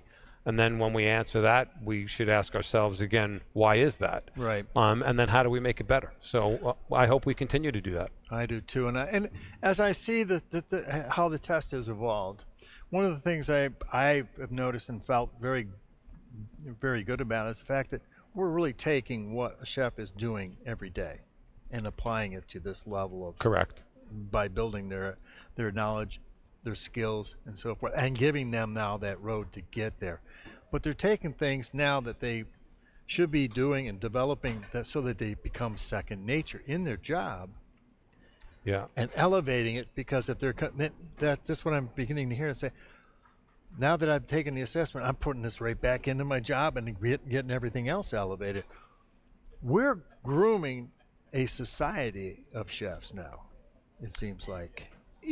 Yes, you're correct, and I'm glad that you pointed that out or bring that to light, because there are times where I have conversations where I get a phone call from someone that says I want to take the CMC exam, and through those subsequent discussions about it, sometimes it feels more as though they want to practice or study to pass the test, as opposed to gaining the knowledge and the experience to be a master chef.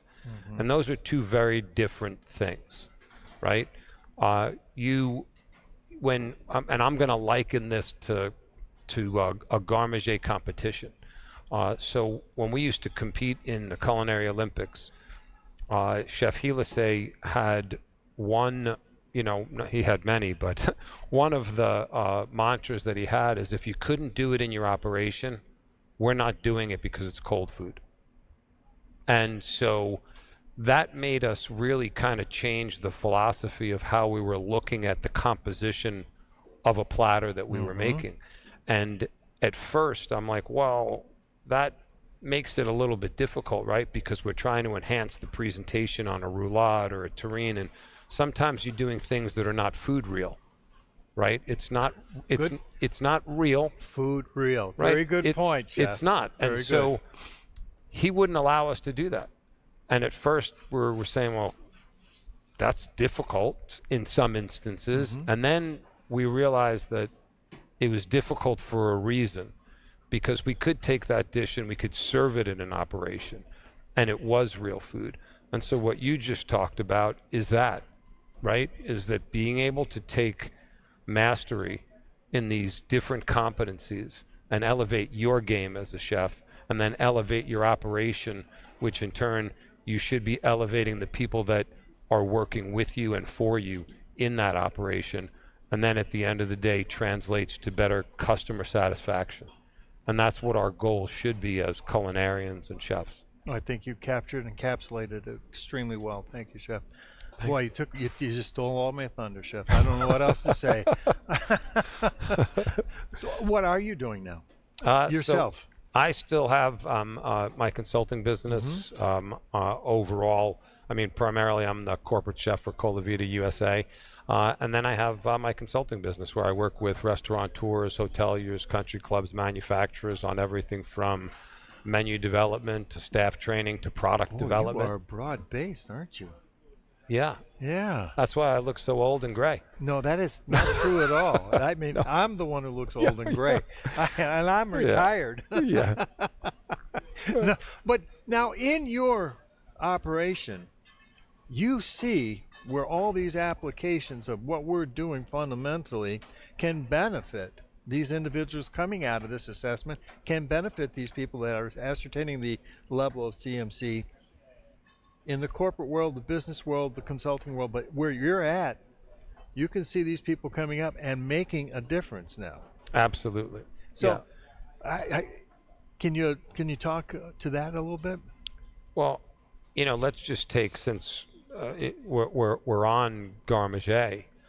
One of the things that I think it's important to talk about, and let's say sausage making or pâtés and terrines and roulades, there was a point where I would say we started to get away from that as chefs, whether that had to do with diets or consumer preferences, and or lack of training and knowledge, right?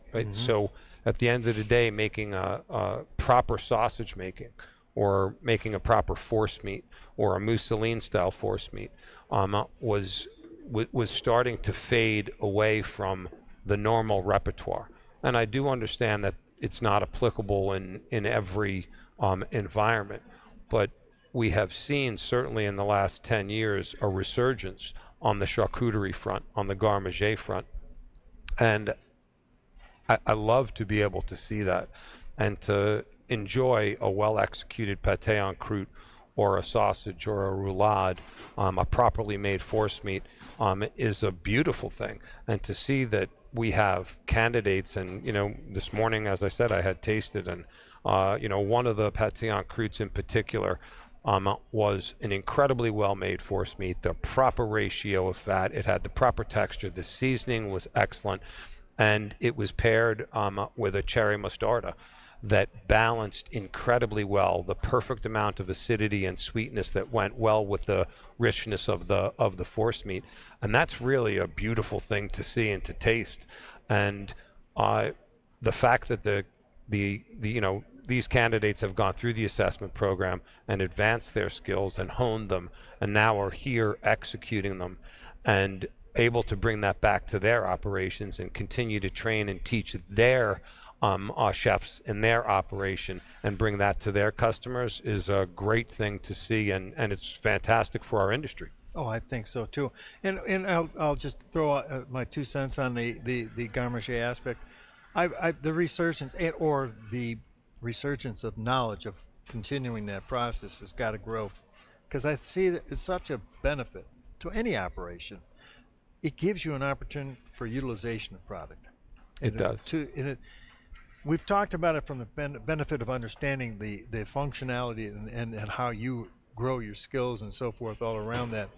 But from the aspect of, we all live on bottom lines in the restaurant industry, as far as food costs and everything else. It actually helps your food costs tremendously. It does. And, I would liken that back to my days of working Garde Manger for certified master chef David Calloway. Oh gosh, yeah. And who one of the best chefs I worked for, and truly a specialist in Garde Manger.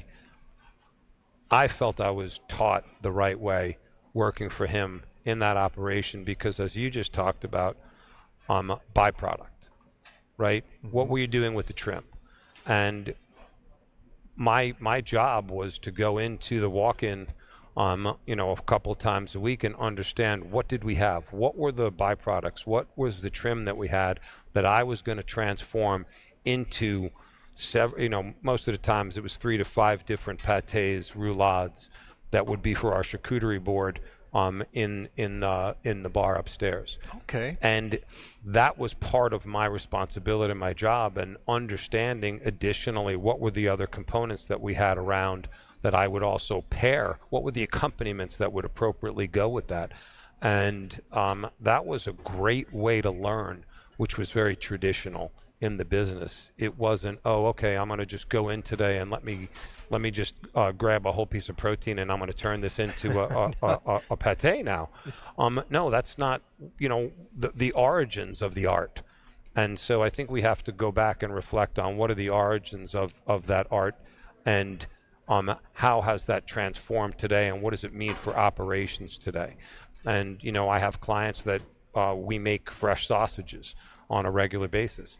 And it's in operations that you wouldn't necessarily think that we would be making fresh sausages. Interesting. And our customers love it, and they appreciate the fact that we do go the extra mile to make fresh sausage as opposed to just buying a ready-made product. So it is a part of our industry today that we don't want to lose and that we shouldn't lose. The technical aspect and the art of charcuterie and garnish. You're absolutely right. And I go back to something as simple as breakfast sausage. Yeah.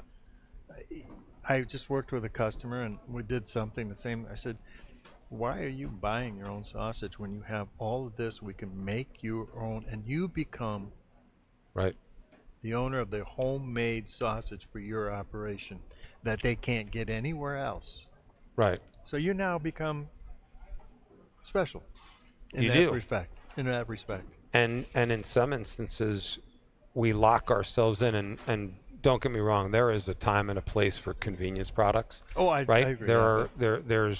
There's a question, that you have to ask yourself. I think in an operation is what's the perceived value for my customer, and what's the value for my internal team to produce something versus buying something. And when you have the ability to consistently make a breakfast sausage that adds value to your culinary team, that adds value for your customer, and makes sense in the operation, that's the right thing to do.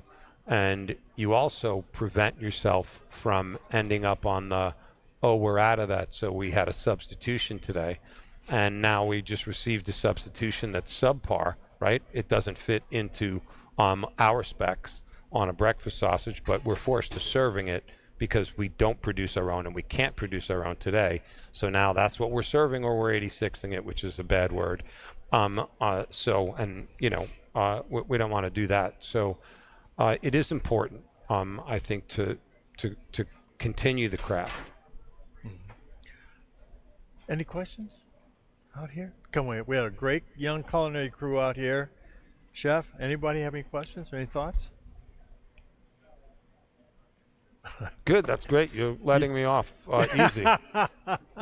Chef, thank you so much. Thank you, really Chef, and you've been doing a fantastic job here. We greatly appreciate it. Well, thank you. I Thank appreciate everything you've said, and thank you for being here. Of course. Thanks, Chef. I'll look forward to having that cigar with you later. Oh, I can't wait. Okay, ladies and gentlemen, thank you very much. Chef, Master Chef Ken Arnone, thank you. Thanks, Chef. Oh, thank you. All right, I'm going to take a quick break and be right back, and we'll catch up where all of our candidates are at.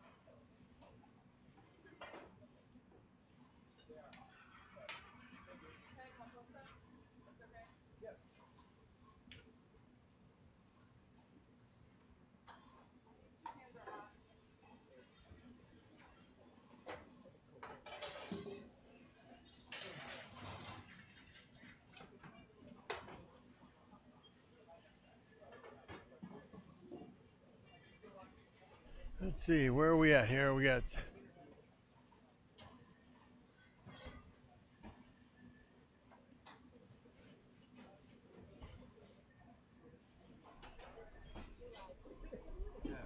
okay, we got Chef Jung now working on his spinach, getting that going for his empanadas.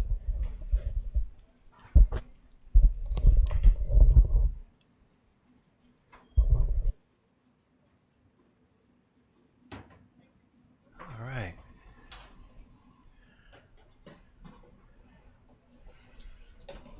So we got all three of our CMC candidates in working right now.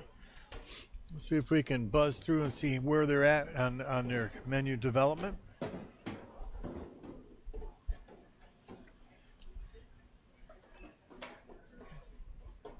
Okay, here we go. Let's see what Chef Louis doing.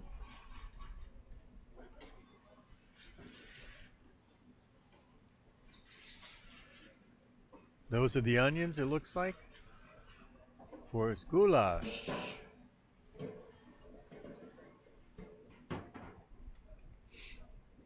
See, I think we have Chef Anthony with his goulash in the oven already.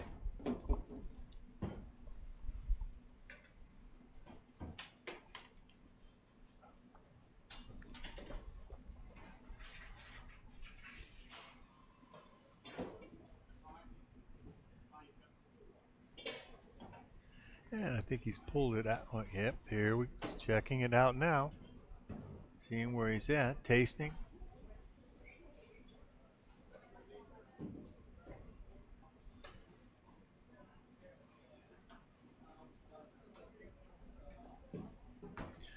Uh-oh, there's Chef Buchner. Look out. He's got a spoon in his hands and he's going to taste it now.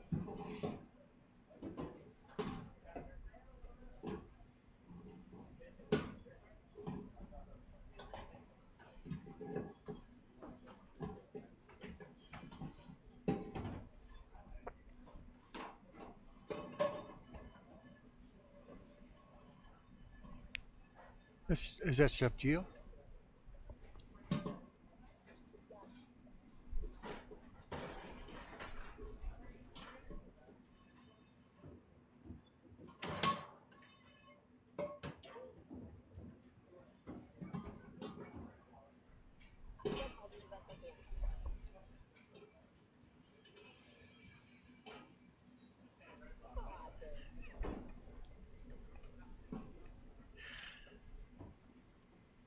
Okay, what's he got? Oh, spatulas? Wow, nice. Oh, and he's cutting them off with a board. Look at this.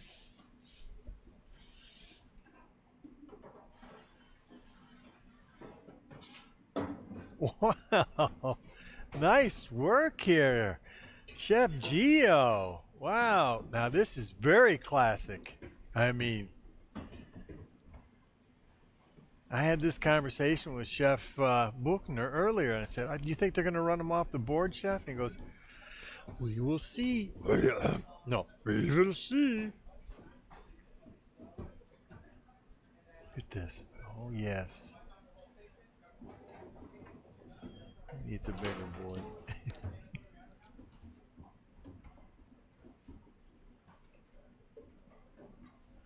Wow, that's impressive. I like that.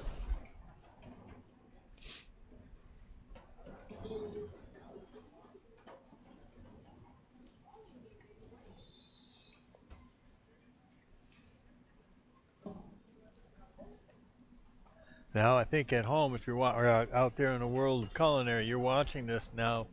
Remember, we said that these are relatively, I wouldn't say difficult dishes, but now you're starting to see the complexities that are coming into each one of these dishes. Making spatulas right off of the board like that is very traditional.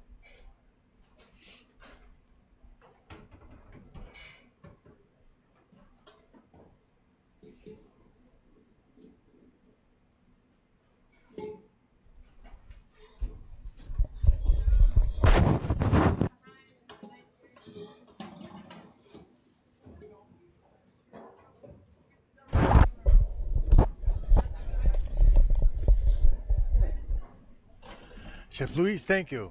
There he is. Let's see. Oh, he's working his snapper now, getting that ready. So he's got two of them. Let's see what he's going to do. What if he's going to, yeah, he's going to trim all your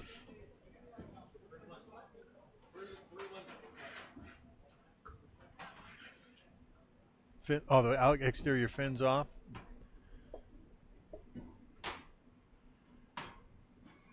I wonder if he's going to cook this whole. Is he going to cook this whole? Is he going to cook it whole? Oh. Oh. Yeah, okay. So there, he's going to cut it. Apparently, we feel he's going to portion this into what we call snapper steaks, into with the bone on.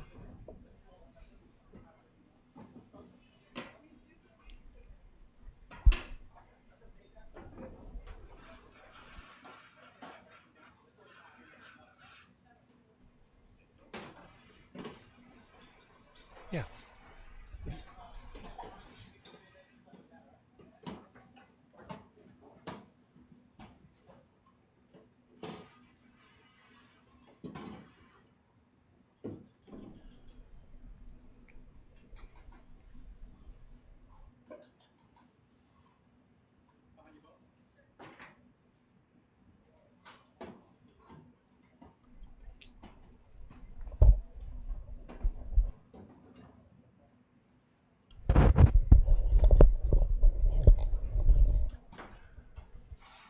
Okay, now he's making sure that these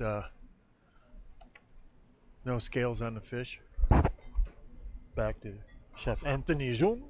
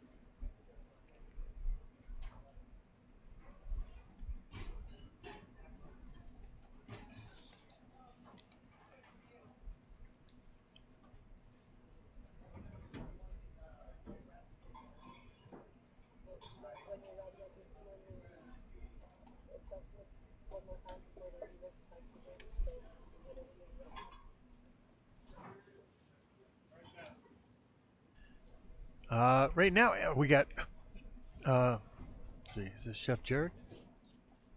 Reardon, Chef Reardon is up. Now remember, they have their 6 hours to get this initial start of their 7-course.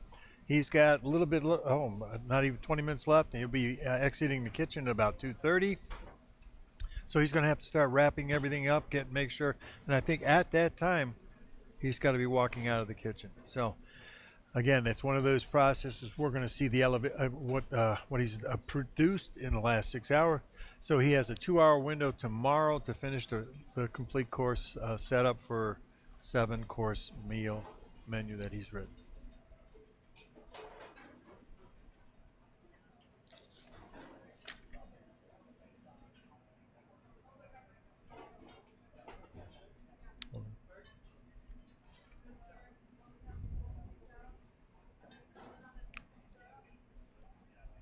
Or 2 o'clock, I'm sorry.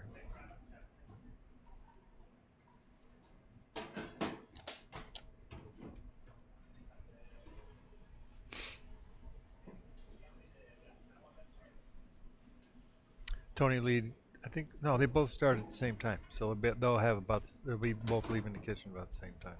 Tomorrow they'll alternate times. One will start after or before the other.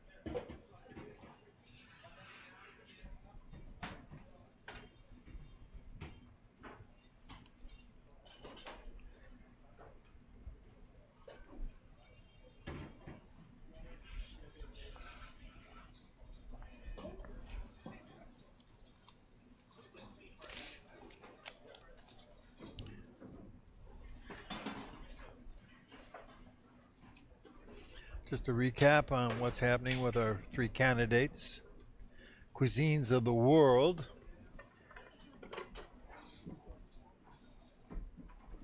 Our first candidate started at 12 o'clock.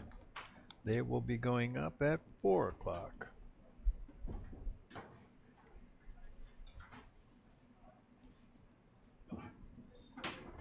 Second one 4:45, last one 5:30.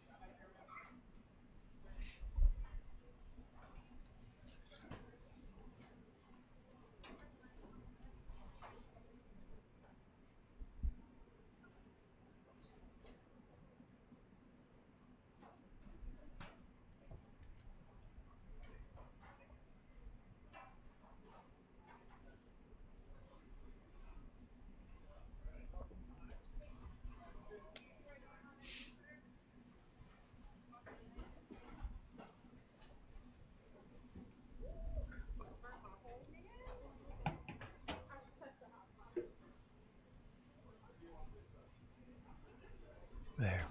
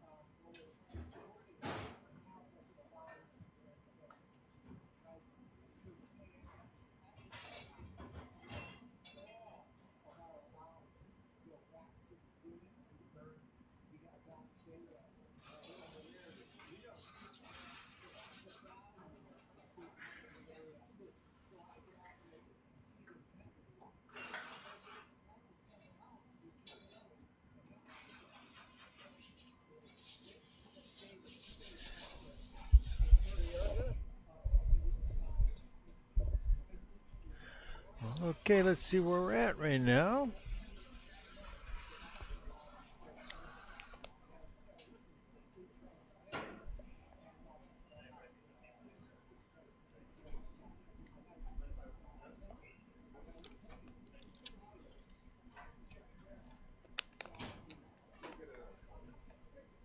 And we're about an hour and a half for our first plate up.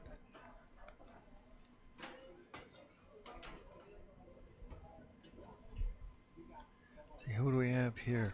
This is Chef Joe.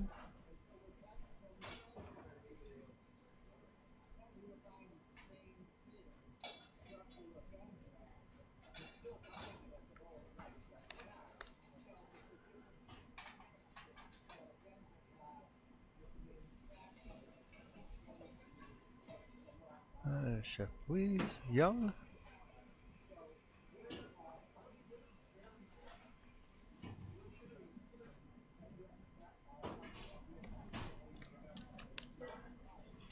Okay, we're pretty much about an hour and a half out before Chef Anthony goes up, and then Gio to follow at 4:45, and then Chef Louise Young at 5:30 for his plate up. So it ought to be interesting to see how this works.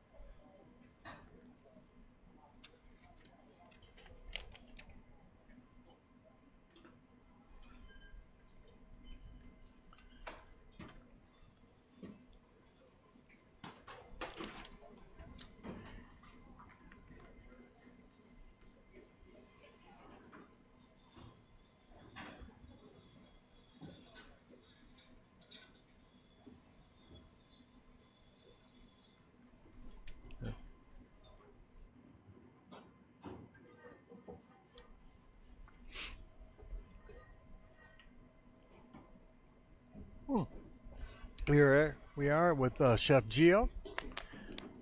Let's see, where is he at now?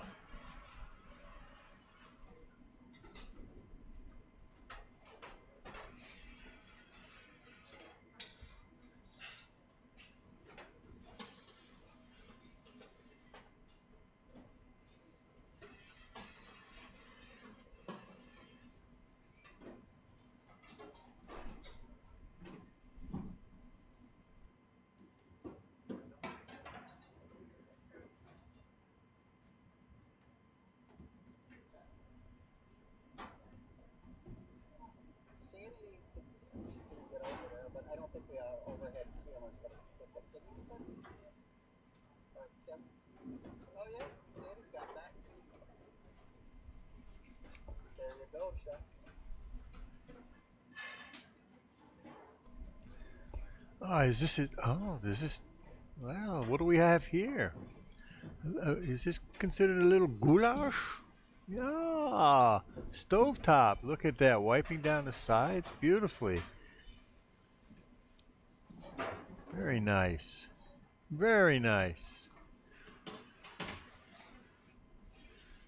Oh, got a little seasoning going on. Stir it through. And the cartouche goes back on. And this is completely on the top of the stove, fully cooked on the top of the stove.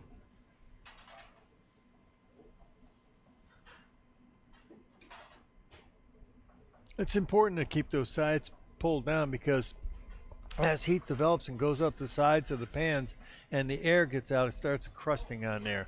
And that can create, sometimes depending on what you're cooking, a little bitterness or a little altering of the flavor profiles. So it's always wise to scrape down your sides, pull everything back in, and also bring all the flavor back into the liquid that's in there.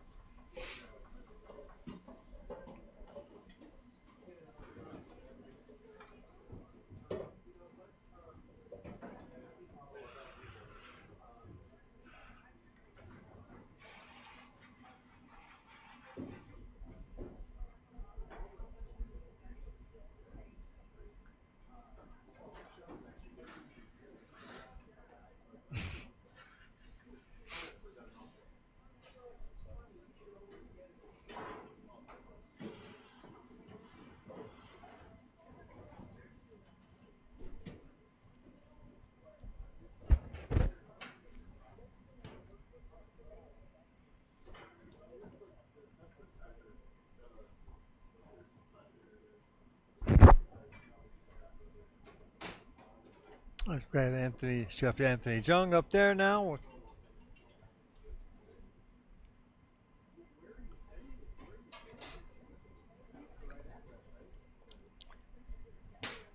Thank you, Chef Sean.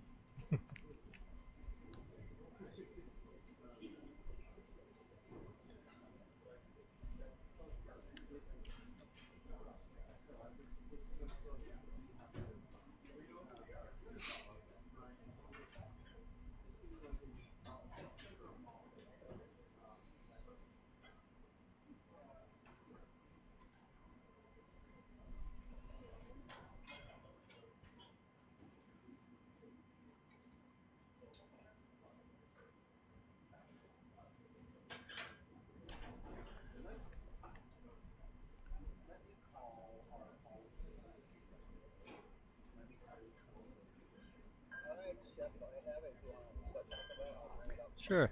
Just kind of a reminder, let me throw up the menu real quick so you can follow through with this. Remember, you got the Hungarian style goulash with spätzles. And then you have, following that, the escabeche fish. And then we have, served with the rice and peas and the fried plantains. Spinach and cheese empanadas, accompanied by avocado sauce and tomato and onion salad. Now, it was fun because they put a couple different cheeses in that basket. Let's see how they utilize them and or add to them. And the ratios. Think that would make any difference on the filling?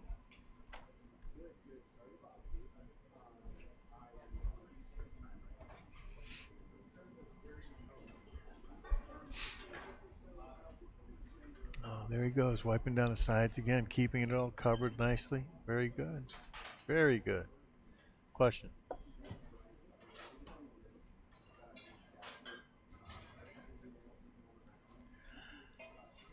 Good question. How they were mixed? What was the question? Is what they are looking for on the spätzle.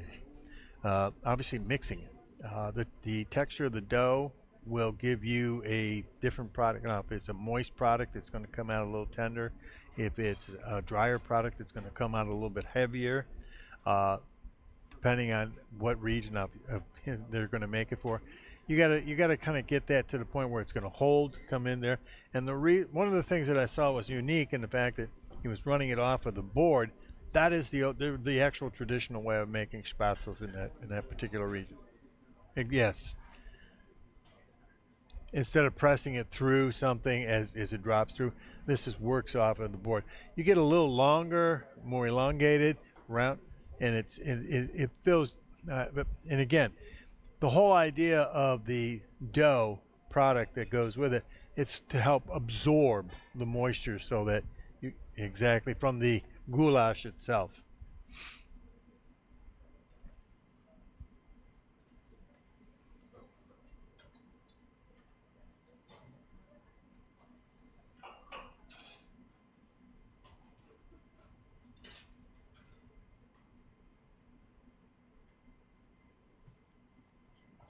But again, I have to say, I have to commend this group because the fact that how they're working, how clean they're working, the controlled environment is so neat.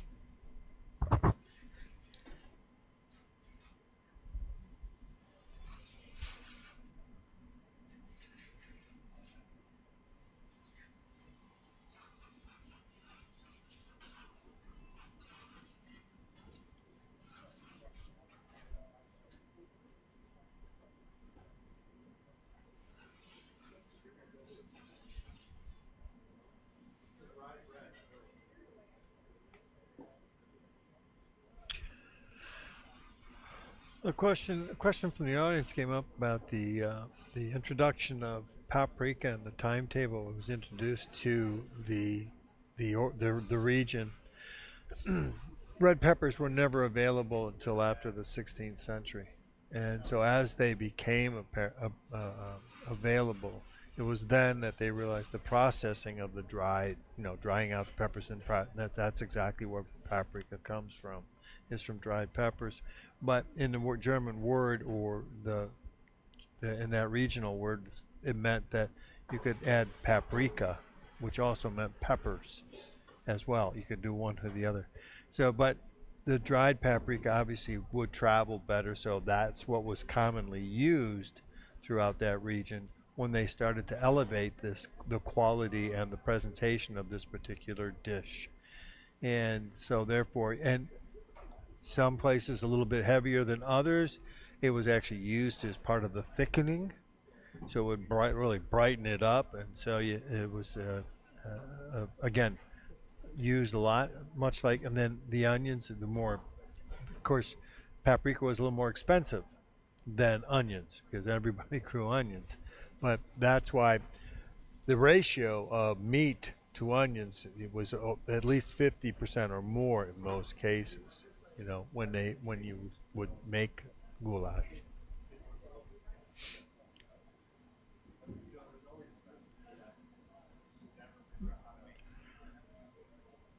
It would. The question is, would I use smoke? No, because it didn't ask for smoke. And I mean that in a way of saying that if the recipe asks you for paprika, it's just a regular paprika.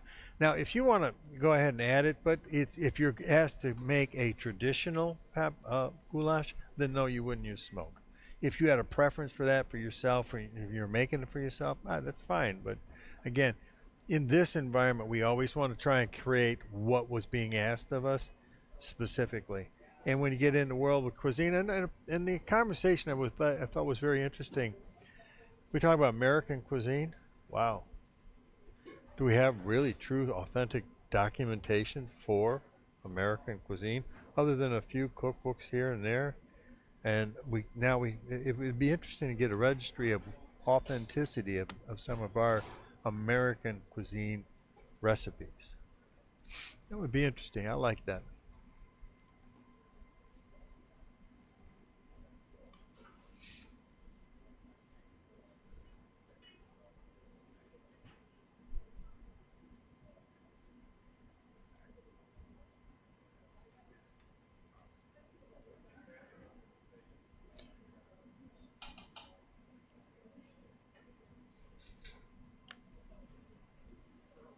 Yes, the actual the spinach that came in was curly spinach, right?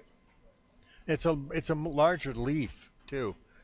Gives you a little more robustness flavor of spinach. It has more time, a more maturity time in growth.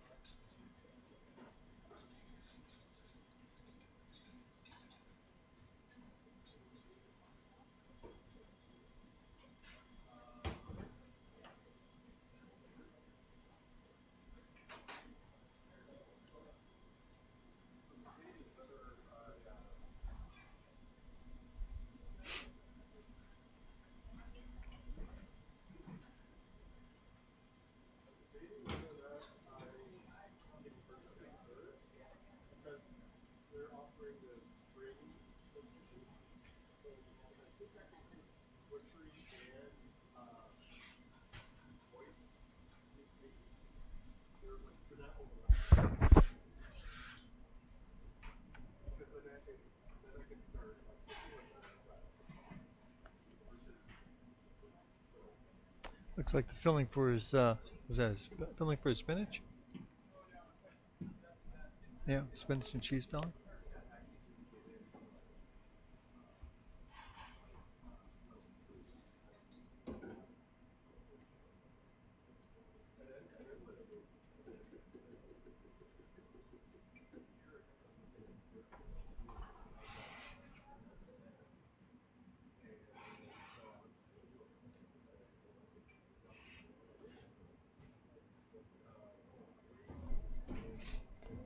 No, he's got, that looks like Chef Young's, is that his batter for his spatzes? Yeah, it looks good. Yeah, exactly what it looks like.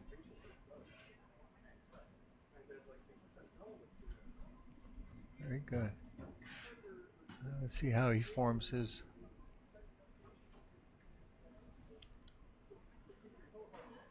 He is working.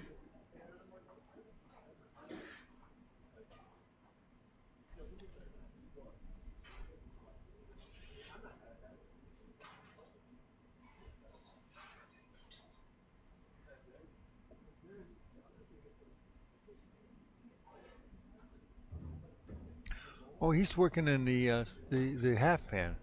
Is that what he's doing? Oh, okay.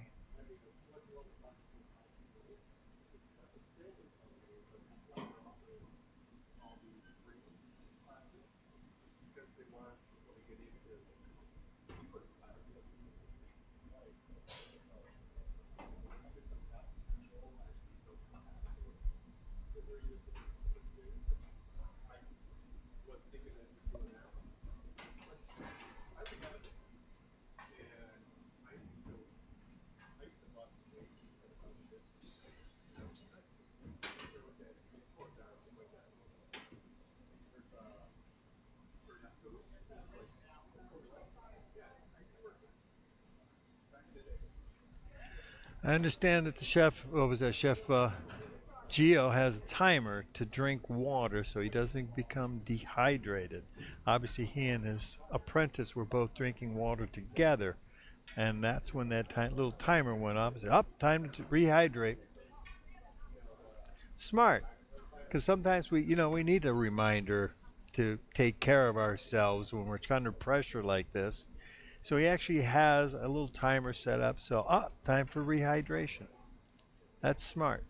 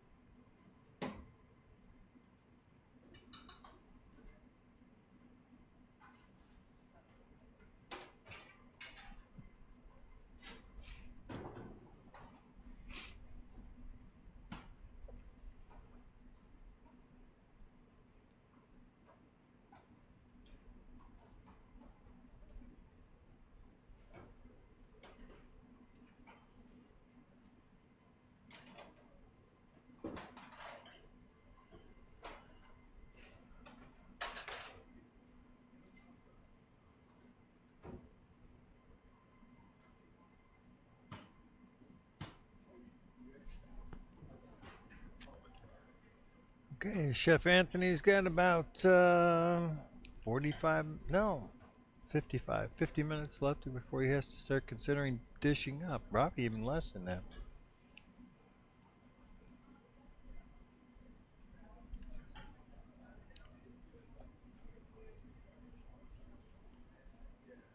Yeah, it's got 15 minutes before he has to start dishing up. Yeah.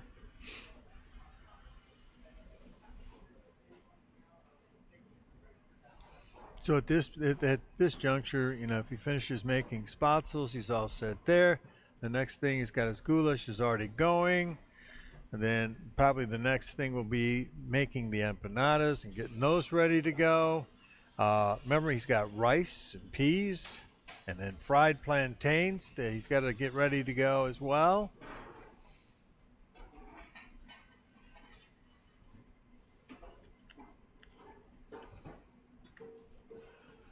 And then probably,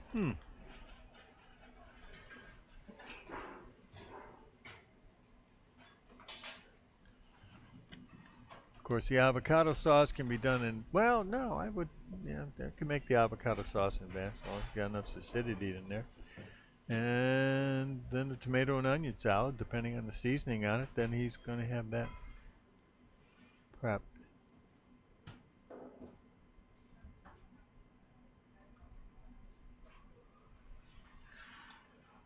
Where's he at now?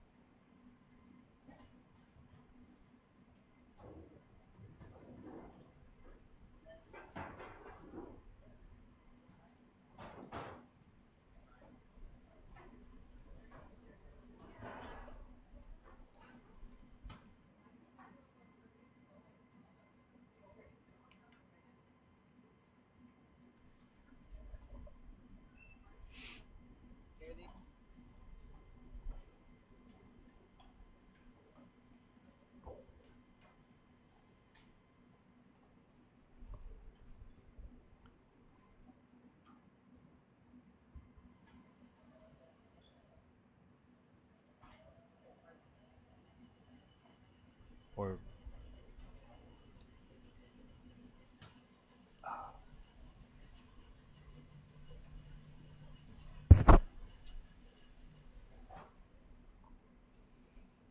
oh, looks like he's grating something here. Ginger.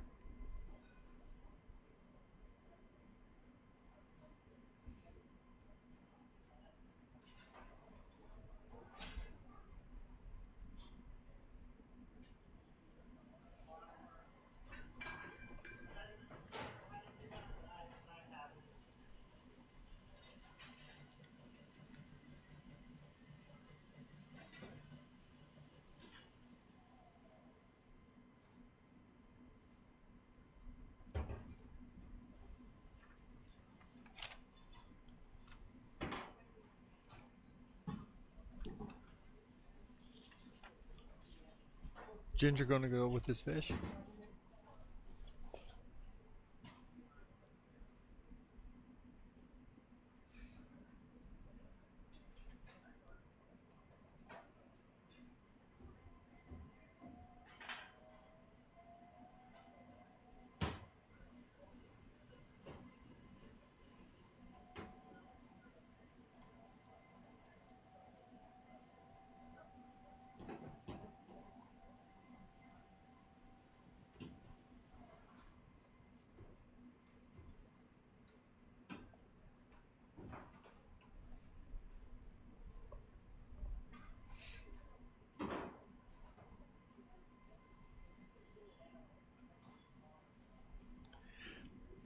Looks like he's getting some plantains ready here.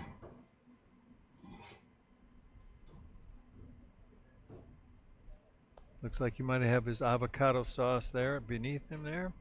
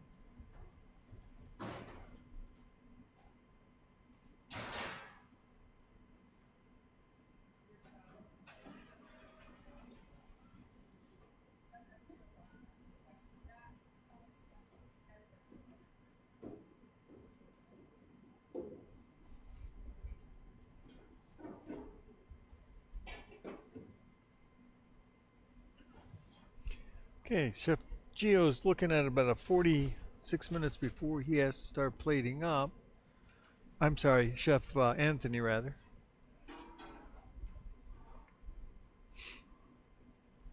It looks like that's his avocado sauce. Plantains are cut.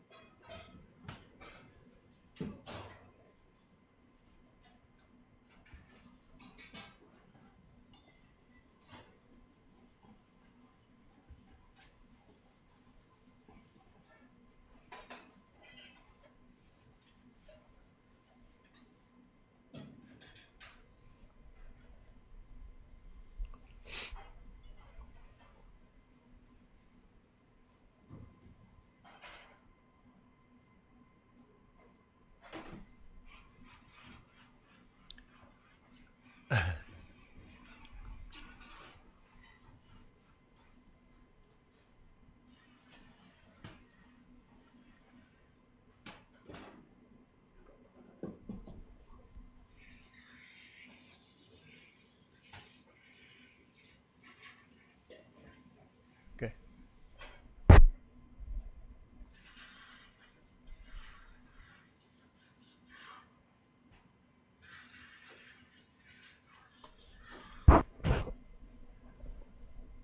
Don't like.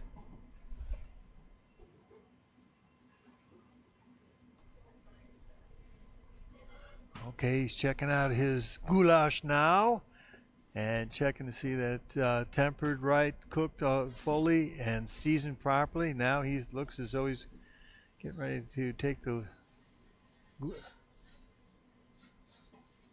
What's that paper called? Cartouche! Yay! Quiz, you win the prize. There you go. And for the audience here.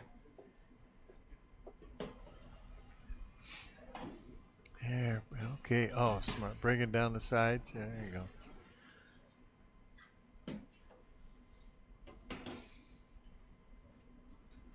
Now remember, as we said before, in this particular thing, there's no, I don't think they're going to be using any flour to thicken this with, because they're going to be using the onion only as the thickening element, and as well the paprika. So this got to cook just the right amount of time to make sure, and have the right amount of onions so that you do get the right viscosity.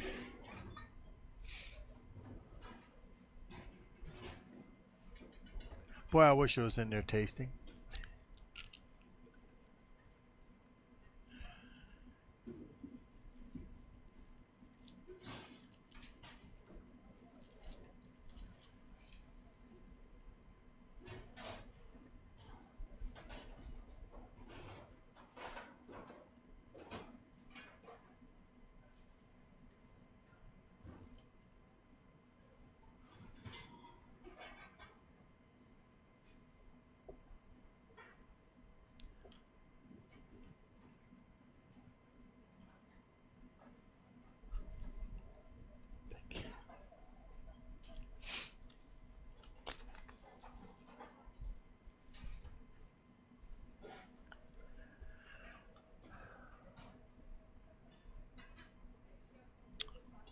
Okay, I'm going to take a quick break and I'll be right back.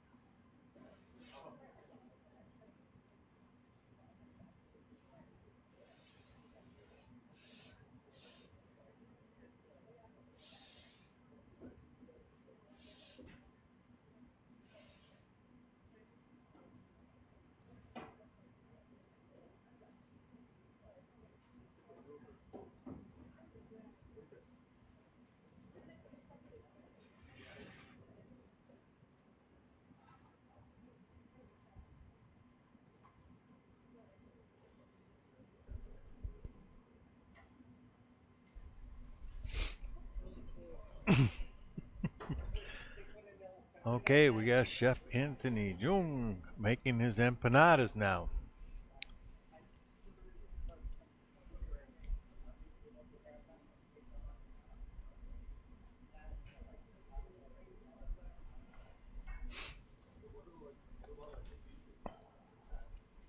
And he's looking at 32 minutes before he dishes up. This looks like the start of a tomato and onion salad there.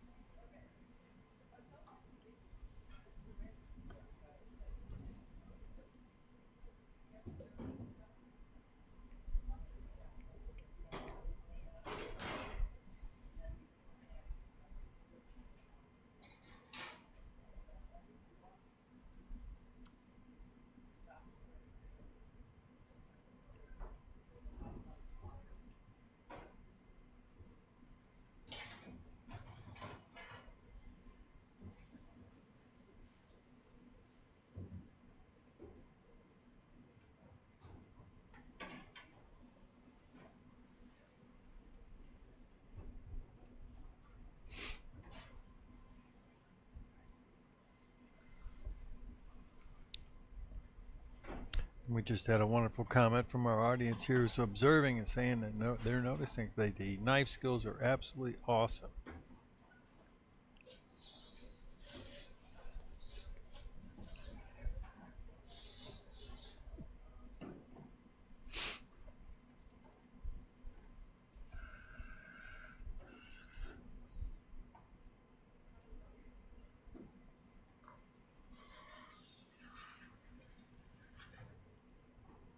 Okay, he's brushing a little egg wash on there, so make sure it seals properly.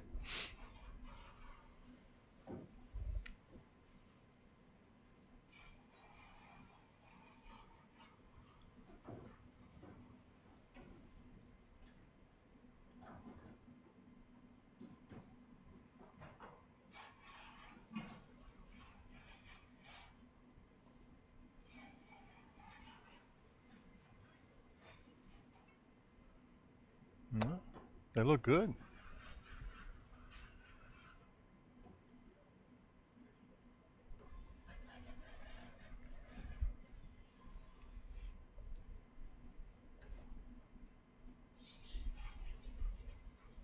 Well, now the timing is that, he's going to have his fish, as you said before, but also he's got his rice, fried plantains, beans and rice, kidney beans, right?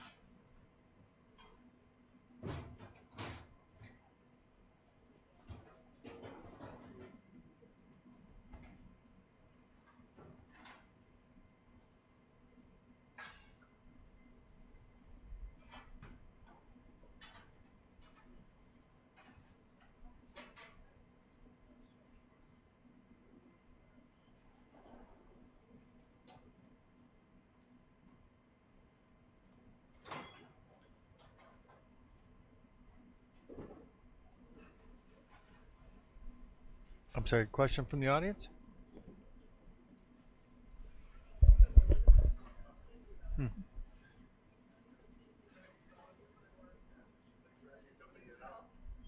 You could. Yes, you could.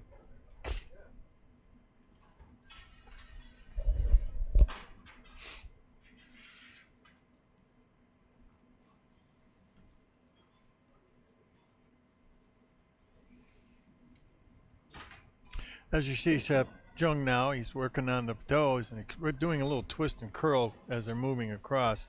So he gets a nice tight seal on here, so he secures that filling in there, which is vitally important. You get a loose end, you lose that filling coming out, it destroys the whole empanada.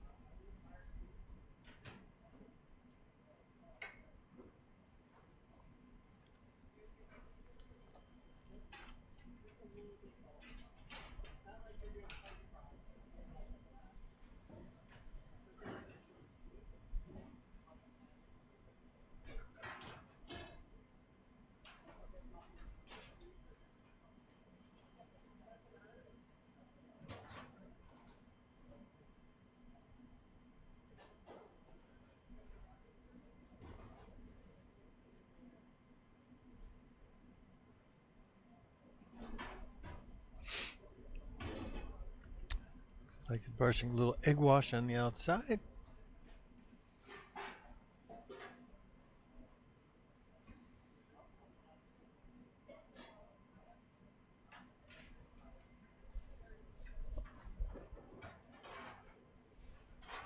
He's looking at about 22 minutes before dish up now.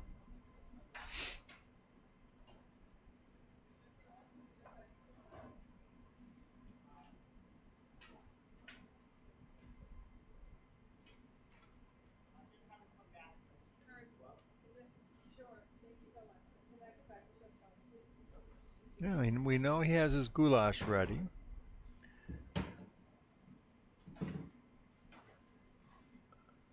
We know he has his spatzels made. How is he going to reheat the spatzels?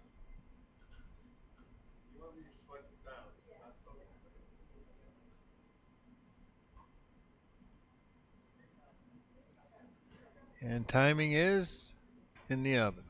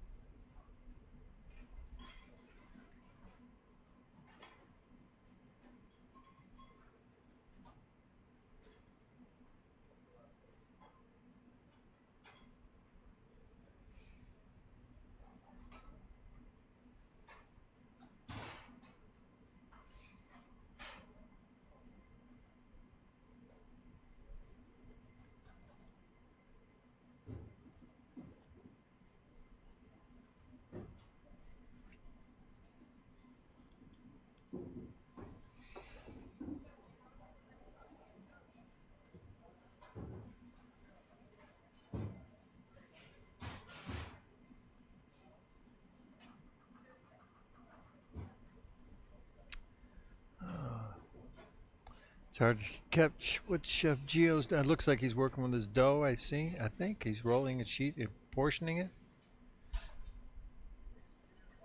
for his empanadas.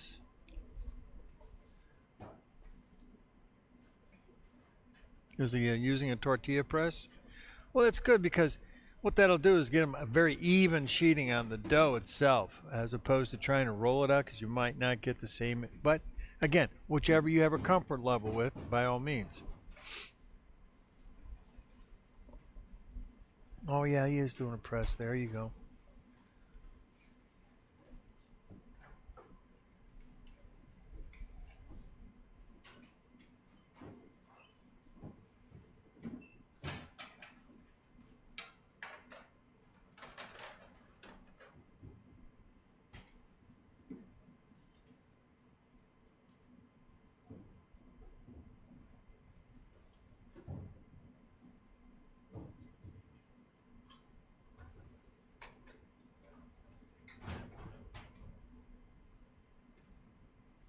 Take care. Have a good trip. You're off?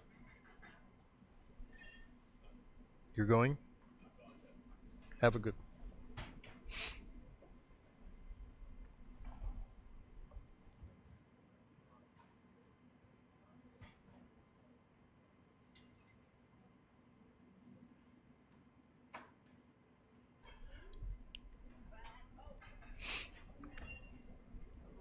All right, Chef Luis Young, look how he's going. Oh, he's got things happening here. Checking his goulash.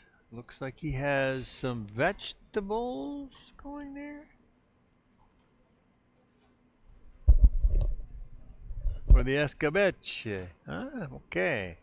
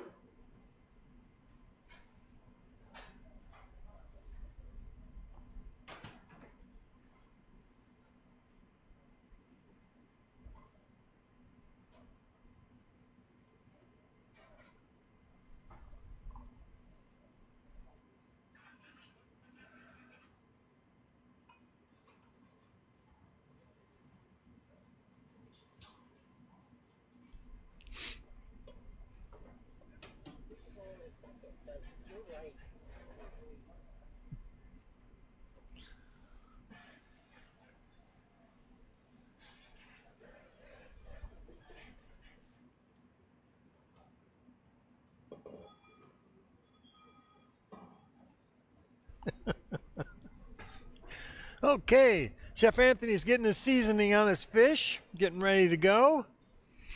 Looks like he's about 18 minutes out before he has to start plating.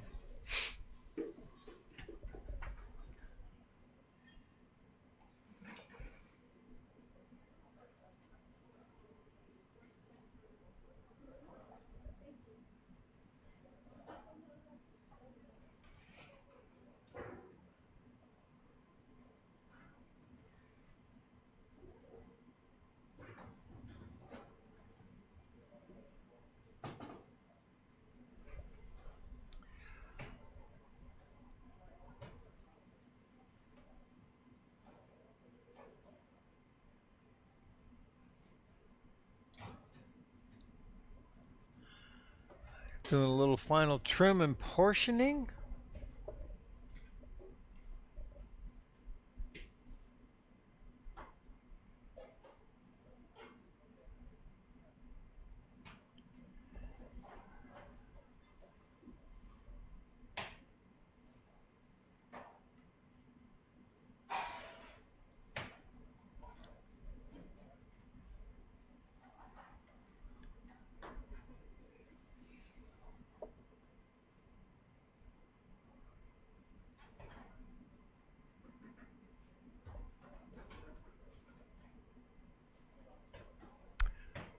There's my audience in the window.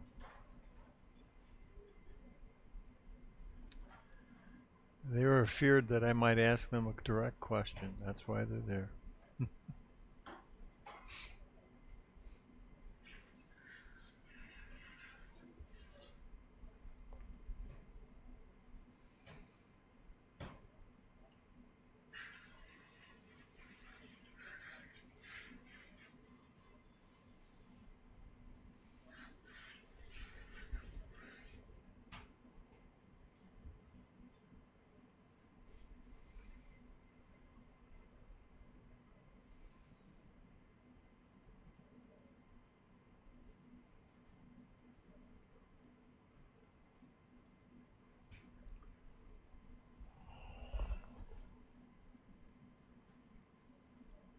It's like lightly dusting with flour.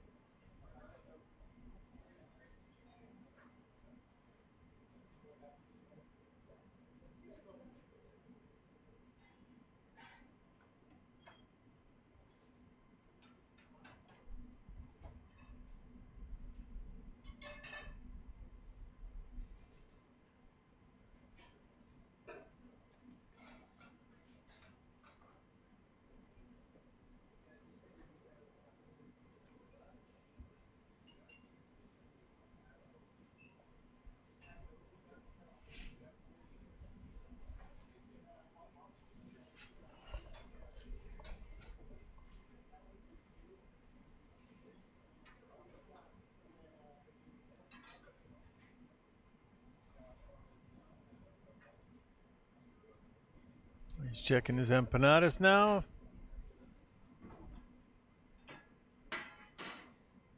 Going to a different oven.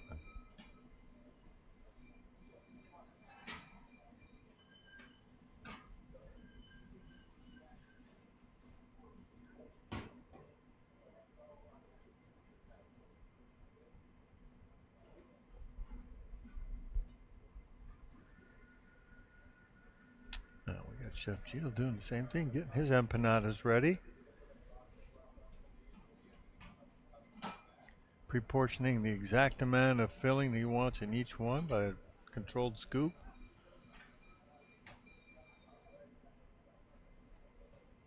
Look how he has the parchment underneath so that he's creates an easier firm fold.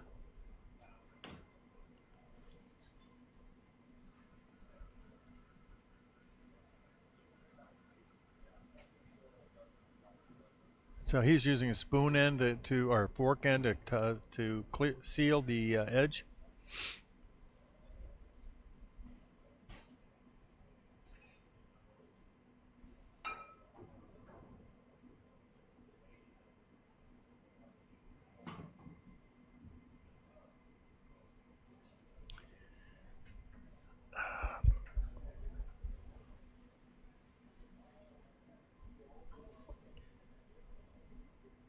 Oh, okay. His Comey is egg washing the onions. I didn't see him do that until I saw her do that. So now, to make sure he's got a good seal.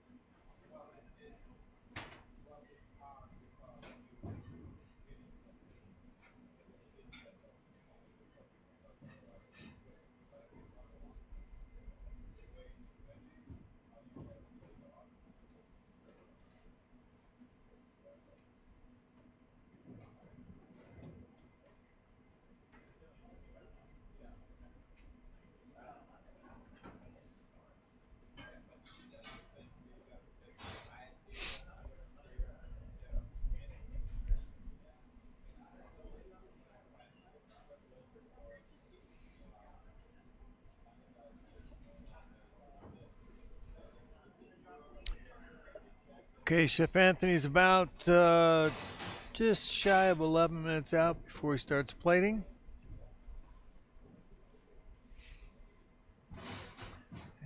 And this is when everything starts to get a little frantic.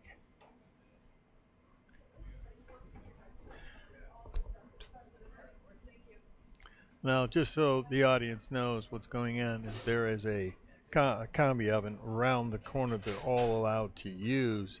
So he probably wants a little more heat on those empanadas and what else he's putting else in there, so they can get the coloration he wants and to finish cooking in that shorter period of time.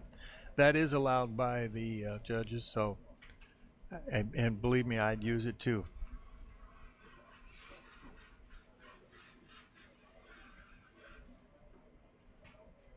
Well, technically, they're only allowed to use the one oven that's below them. And the question was, why is he taking it out of here and going to around the corner? So I'm just explaining so the people that are watching from outside are saying, where's he going? So that's where he's going, to a combi oven, which is set at a higher temperature instead of the standard oven down below. And the fact that you got more air moving in there, it will give a little more coloration, even coloration. And they have all the candidates have access to that same oven. As a matter of fact, it's a stack, so they go two sides. So.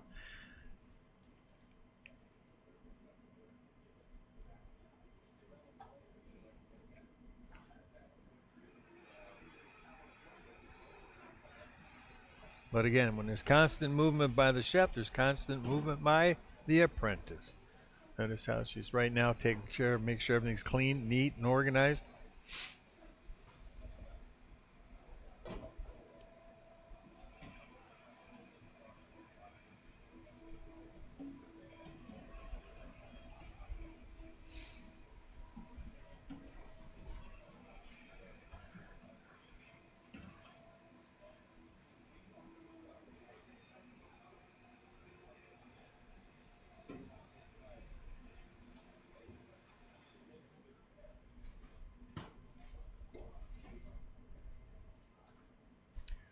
Chef Louise is rolling out his dough now, looks like.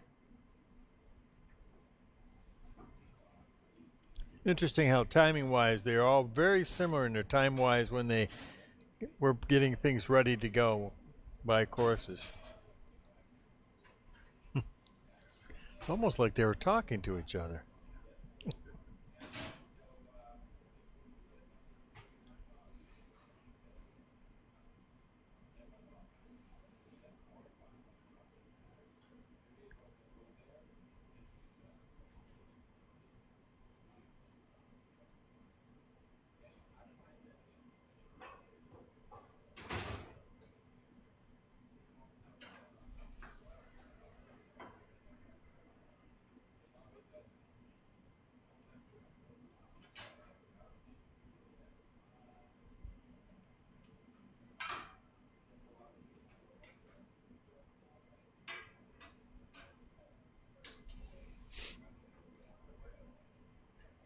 Now Chef Louise choosing to roll his dough out so he get it to the thickness he likes.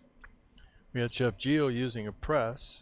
Again, same thing, getting it. So you're seeing a couple different ways of approaching the same objective.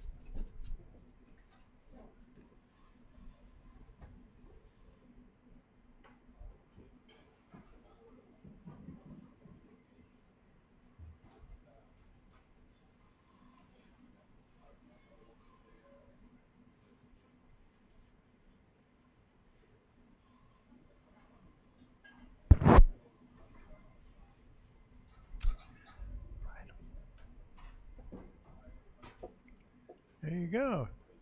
Had them in the oven until he set the egg wash on them, and then he popped them in the fryer. He obviously, I think that's probably going to be his first course coming out, because he has 4.5 minutes before his window opens.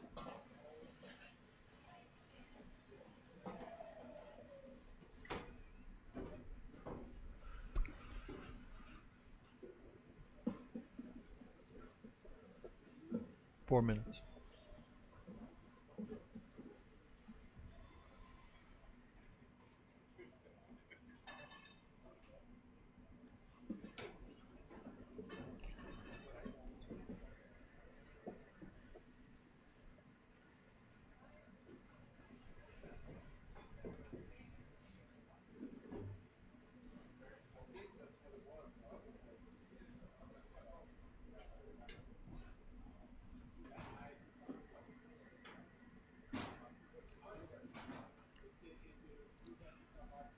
Well, it's like you say, if it's the reason went to the fryer or to the oven or to the fryer, out the other oven, and then to the fryer. He has a window. He's got to do what he's got to do to get that food out on time. They do look good. They do still look good.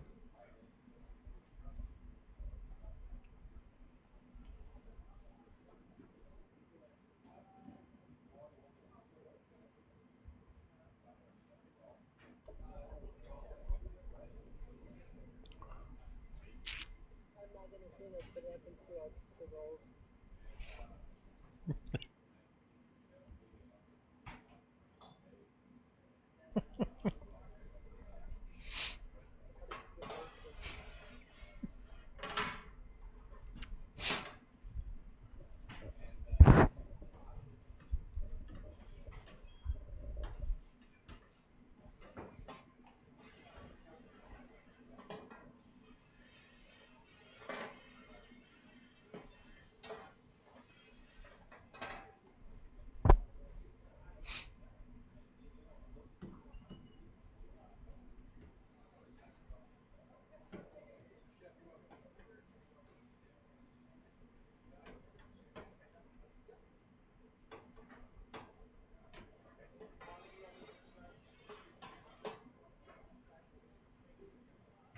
Okay, last minute conversation with this apprentice, because we're looking at less than 2 minutes out before the plate up. Here we go.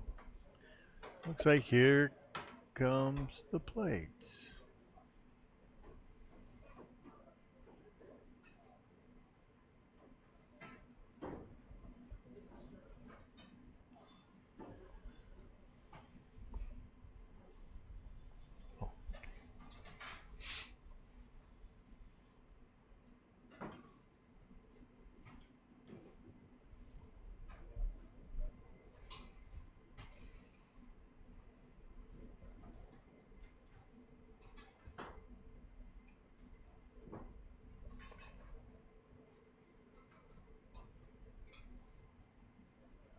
Now, if I recall, remember how Chef Anthony liked to work from the center and work around himself. So, see if he goes to that same mode this time.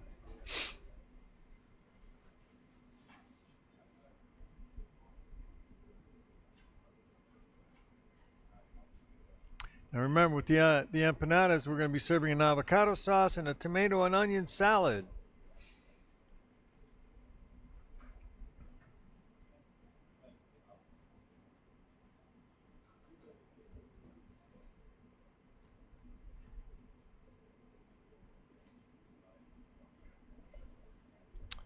Okay, less than a minute now before the window opens.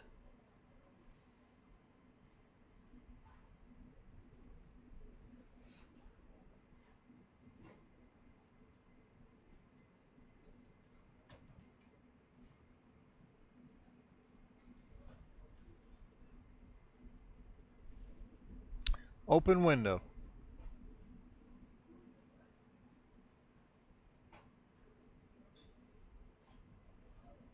There he goes. Nicely done. Right into the center again.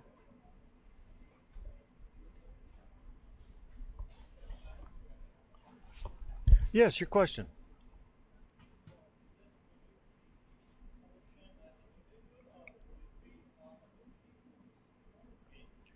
In this, a very good question, Chef. Would you treat this as an individual or part of a three-course meal? No, you would treat it as an individual. Because obviously, if you think about, there's the harmony of the meal itself kind of doesn't match. So, but it gives you an understanding, gives the assessment crew there a better way of looking at how they can understand your knowledge of the subject matter and are you presenting it in that fashion properly.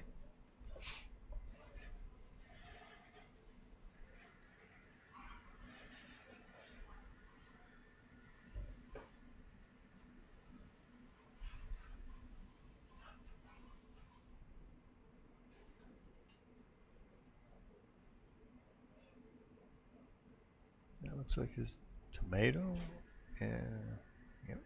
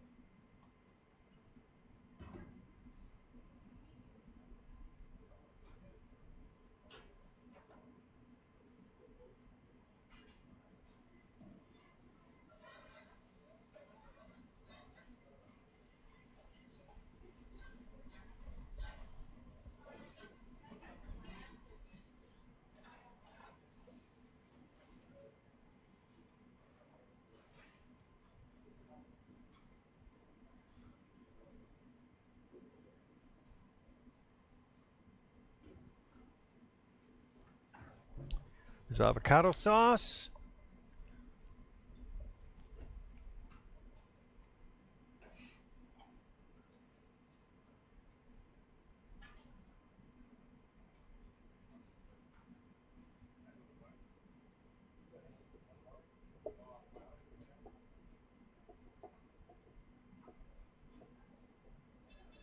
And he's out the window. Now he is 4:03. He still has 22 minutes before for the next two courses to go out.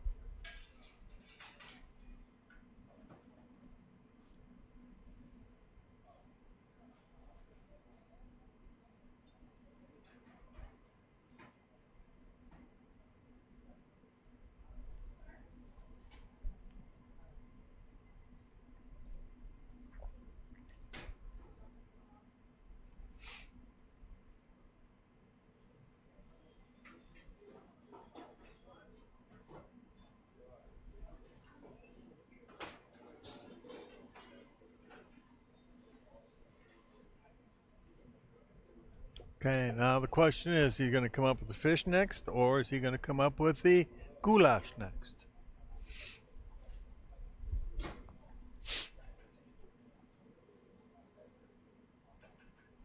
Yeah, he gets to decide that. Yeah.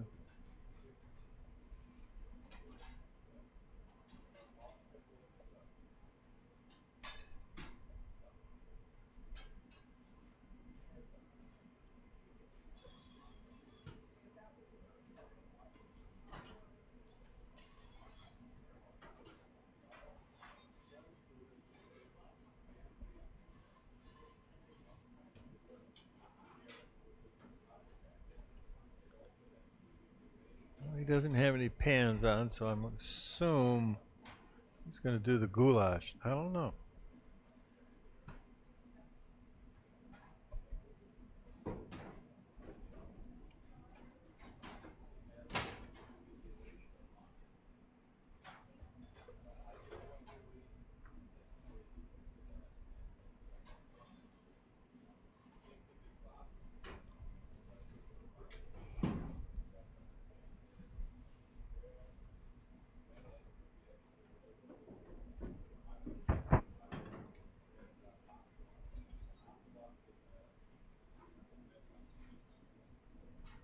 Well, I don't think he's going to do the fish next. I don't, because I would have had some.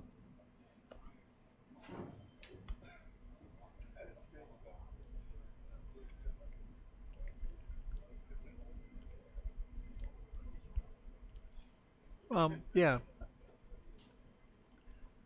but in a shallow pan. Yeah, traditionally it's done in a shallow pan, and you control it. Yeah.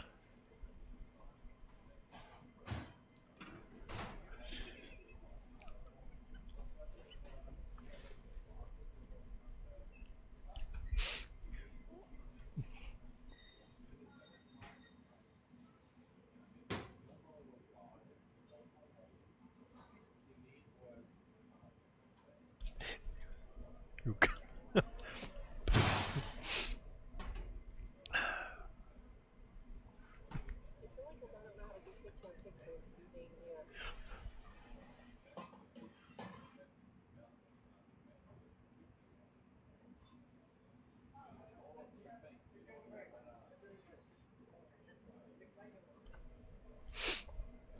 here. Oh. Okay. 6 minutes into the window.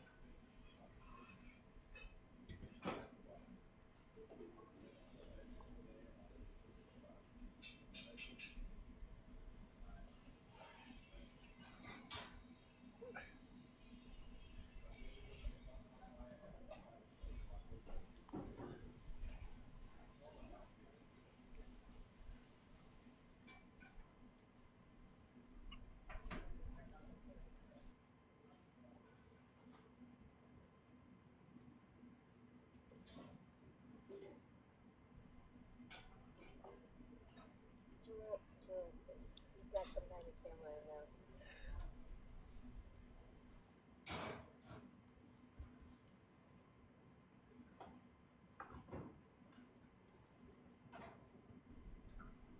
Yeah, Sandy's been kind of mad too.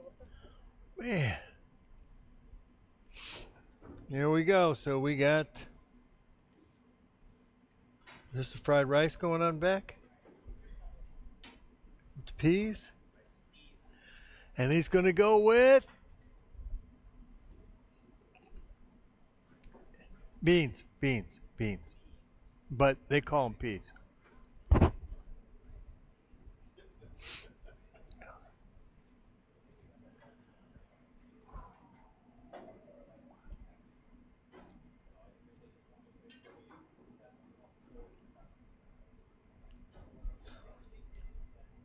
Personally, I think going with the fish next would be the smart move, or a move that you could consider, and that way, because your only thing you have to do is bring your spatzels up to temp, and the goulash is done. That would be an easy finish.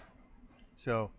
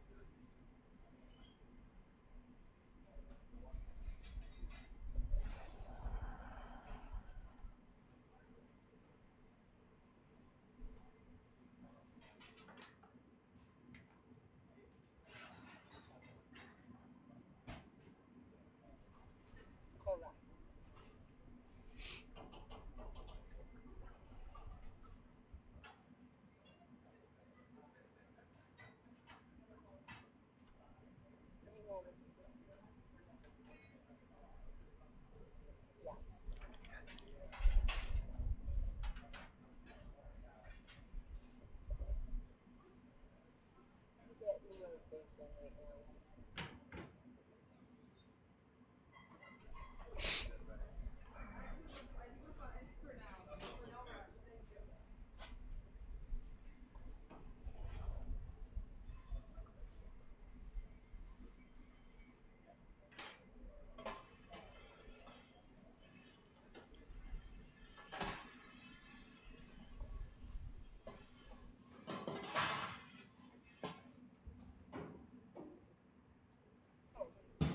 She said he's coming back from the deep fryer.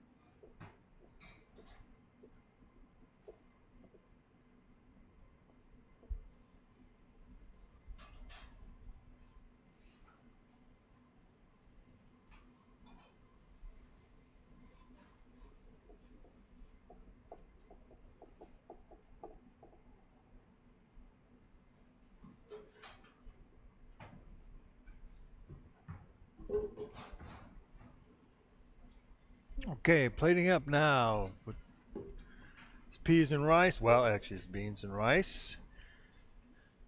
Stir.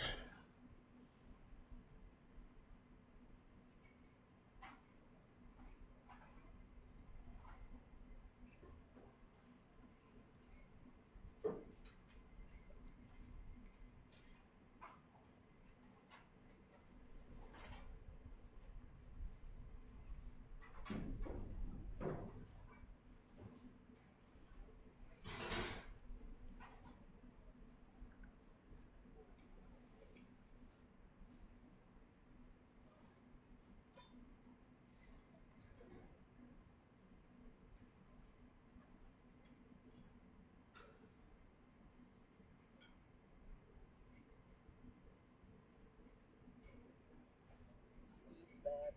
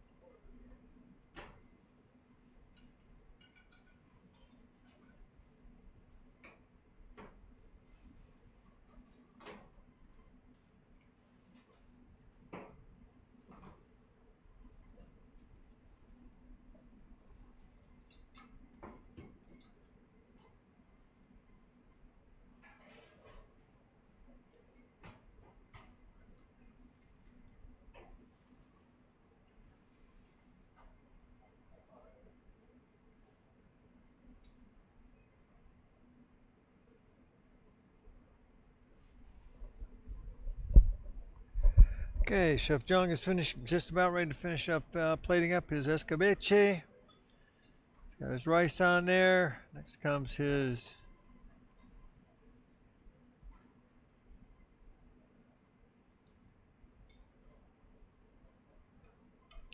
now this is a little like what they call a dressing or a marinade that they throw over the fish at the last minute, then the fried plantains.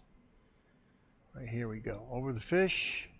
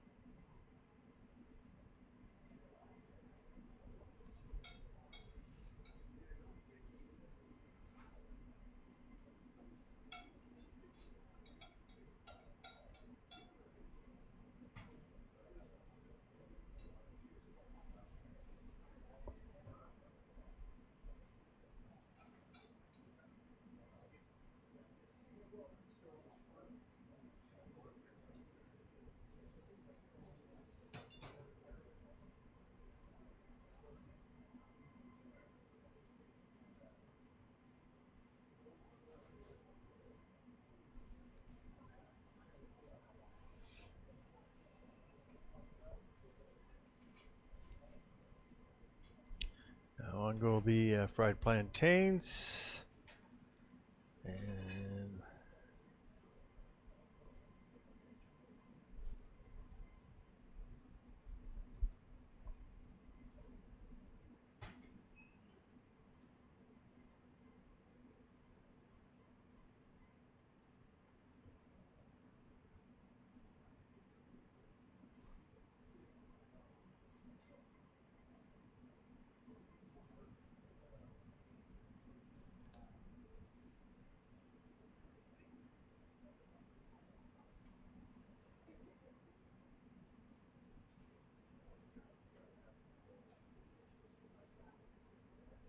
And I'll go for the first 4 plates to the tasting judges. Now, these will all equate to 3 different courses for judging, and obviously carry the weight of 20 or 33% run for one, 33 for the other, 33 for the other. Total value adding to 100%, giving their final score.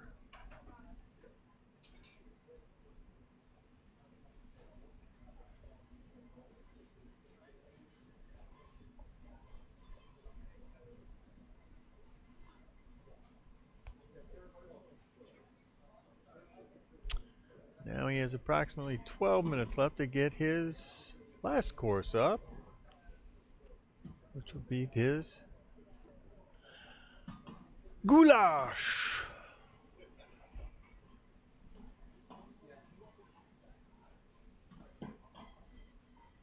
Looks like he has his spatzels in the pan.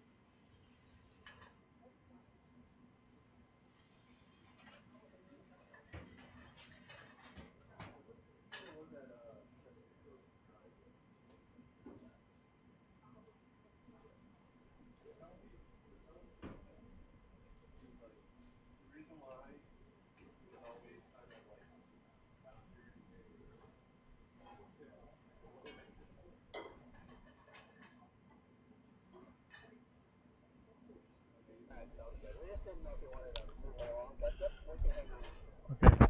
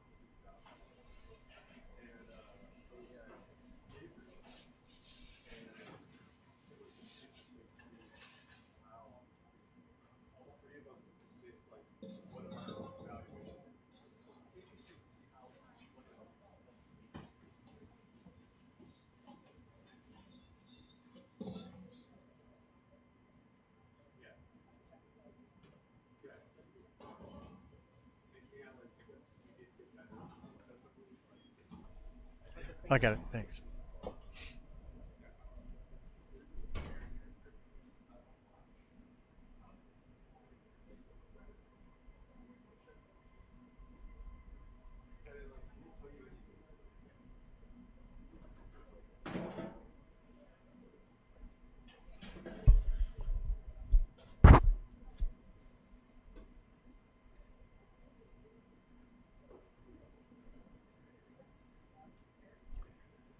Parsley?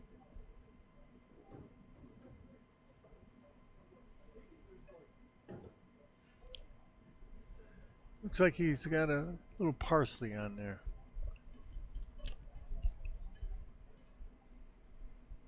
Parsley. Yeah.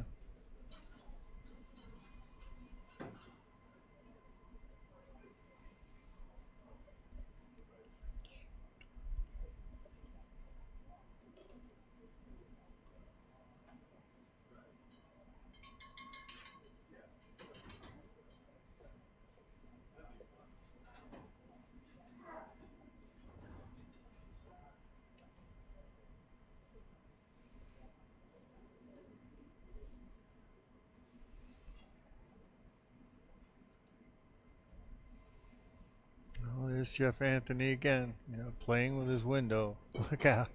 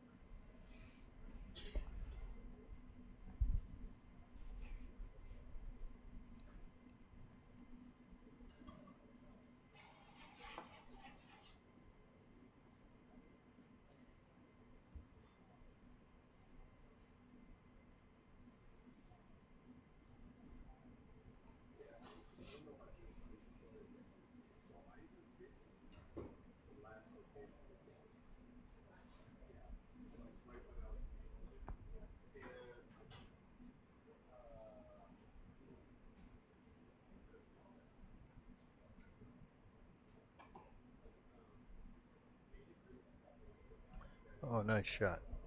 There you go.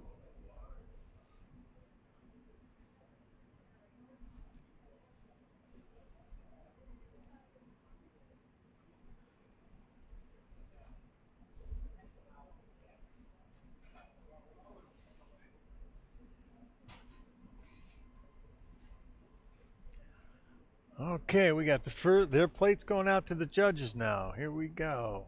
There we go.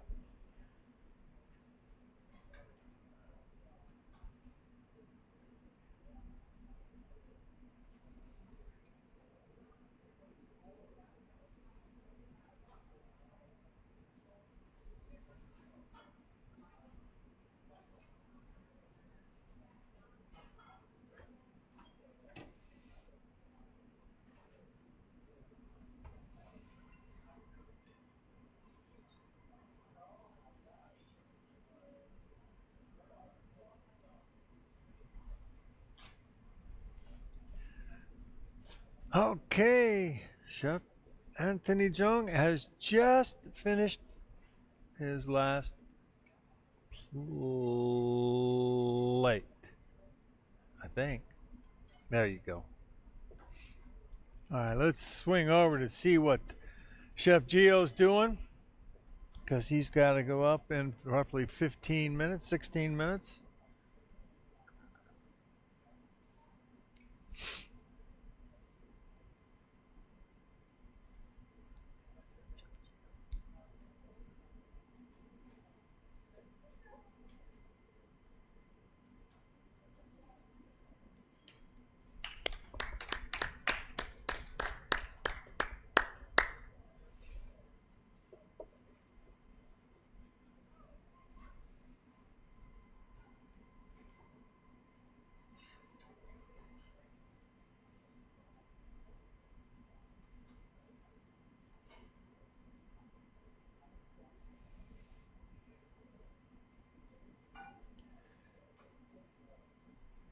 In the Bavarian regions, you have Hungarian goulash, you have Austrian goulash, German goulash, Czech goulash. They all have variable appearances and processes to their makes, and so when they're asked to make the spatzes, they're looking for a kind of a German style goulash. If it was one of the other regions, it'd be a different type of noodle. And whatever dough or noodle or dumpling they would serve with it, the whole purpose of that was so that that dumpling or noodle would help absorb the moisture.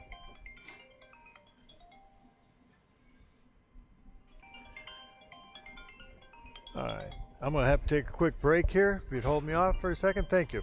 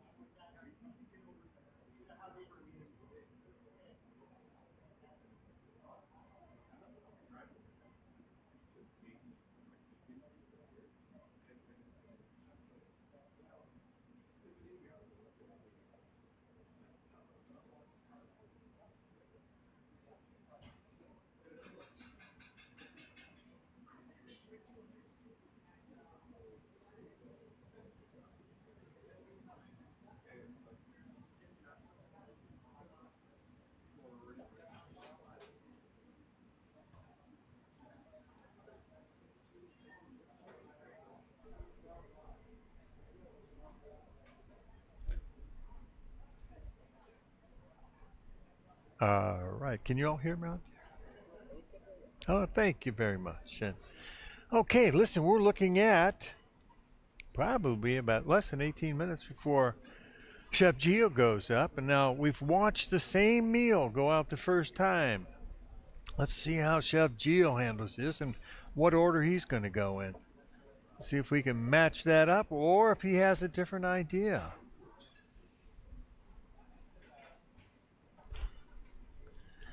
Yeah, it seems like subsequently that's going to be.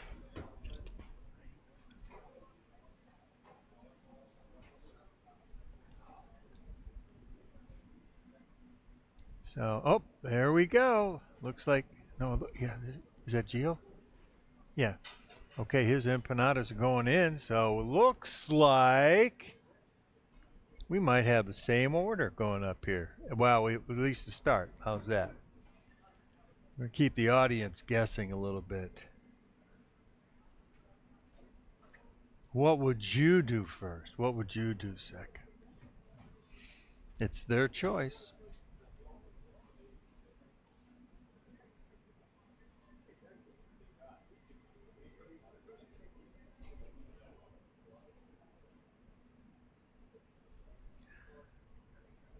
Okay, I'm going to take just a quick break. I'll be right back with you.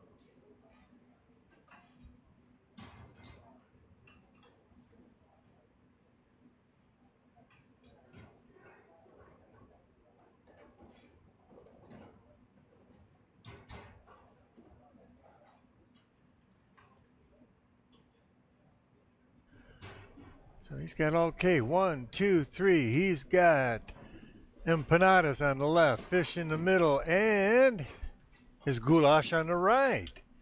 Pan getting ready for, I assume, spatzels.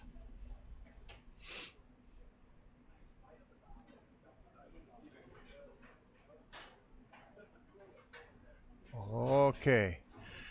The big issue with this escabeche is got to make sure that skin, that fish, it's got crispiness on the outside.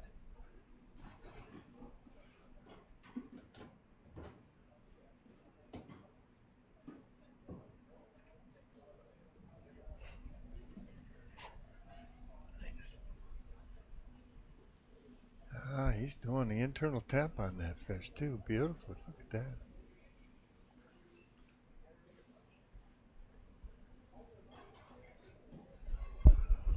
What's he frying in the pan with? So there's an aromatics in the fryer as well, huh? Very nice. Transferring that beautiful flavor into that. Very, very nice touch.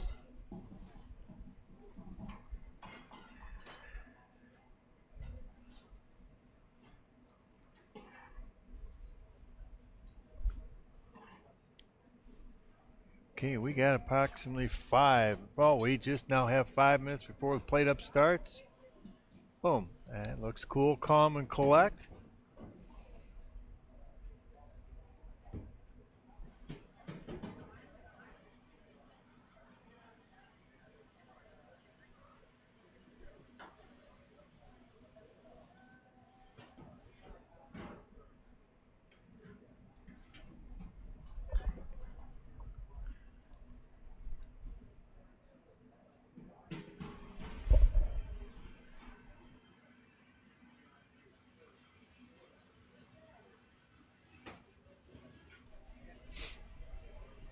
There.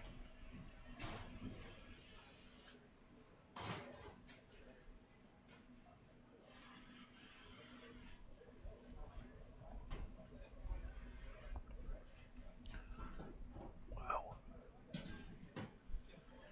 Okay. Pulling his fish now out of the fryer, holding it off, and he's probably going to allow that to be, the excess grease to be absorbed onto something else, a towel, or put it back in the oven to hold that heat to get the grease and let that release from the skin there. Interesting though, the flavor profile, the thyme, and some garlic. Yeah, very interesting.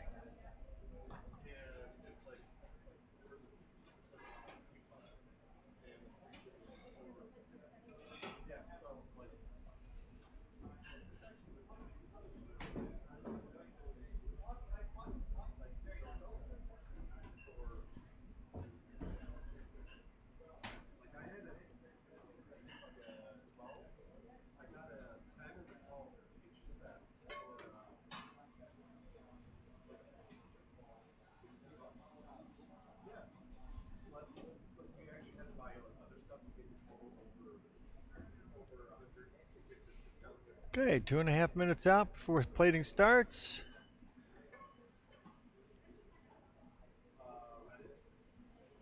He's just gonna, oh no, he's just gonna let that room temp.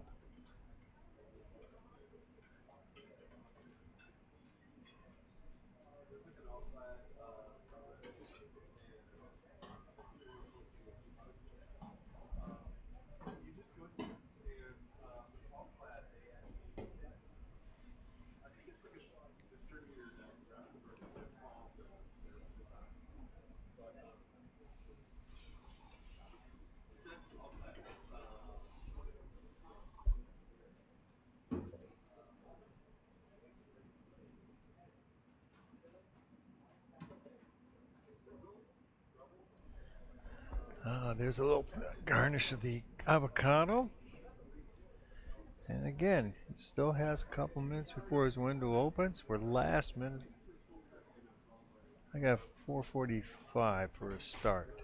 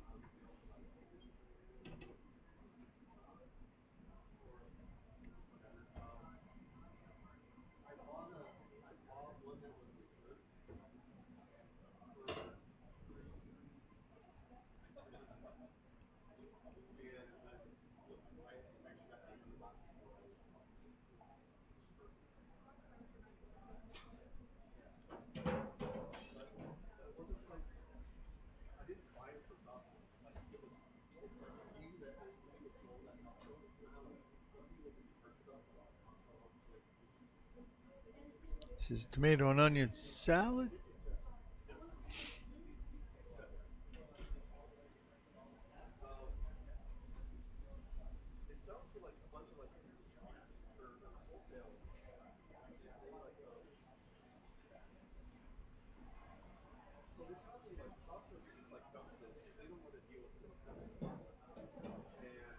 And we're noticing a completely different presentation here on this tomato and onion salad.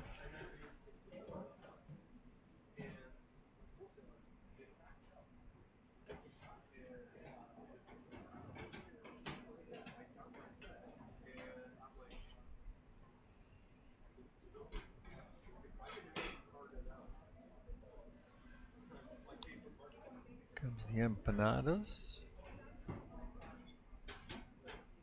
Looks like he's flashing those back in the oven for a second.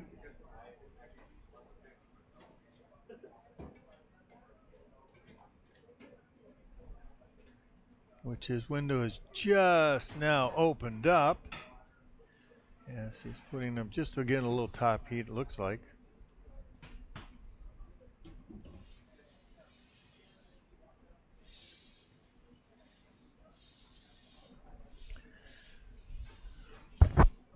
Avocado sauce.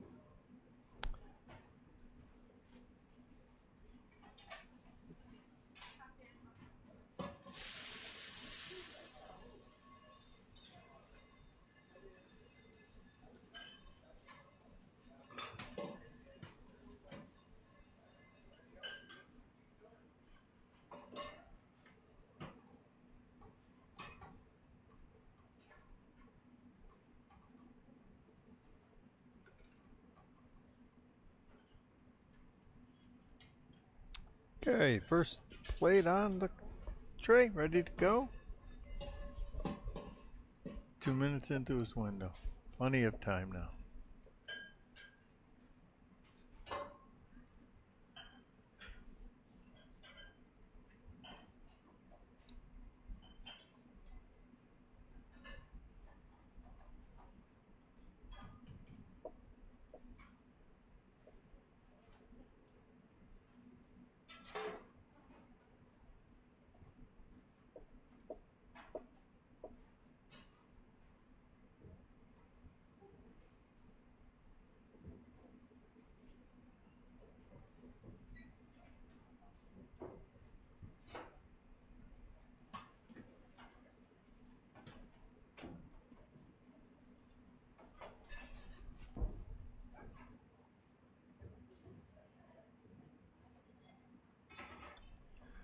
Now that was a straight baked on the empanada, not a fry.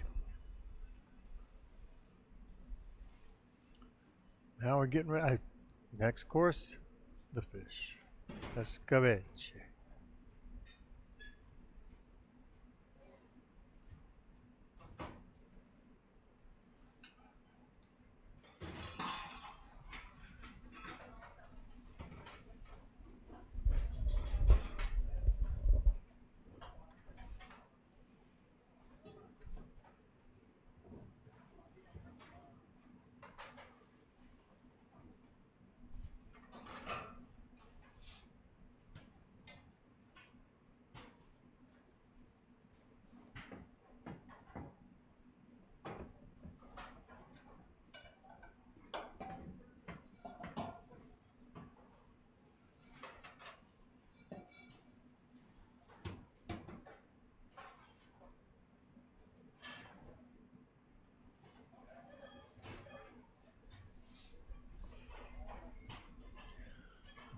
Okay, here the hot plates come up.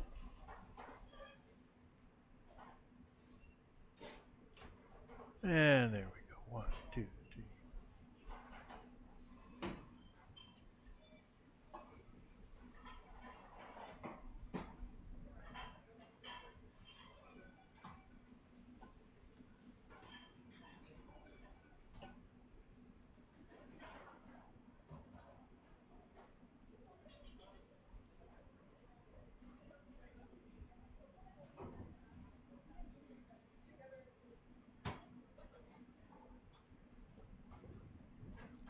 Okay. Rice.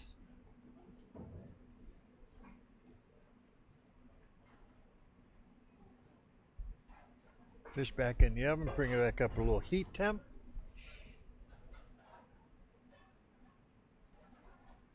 Oh, they're good. Look at that. Fried plantains ready to go.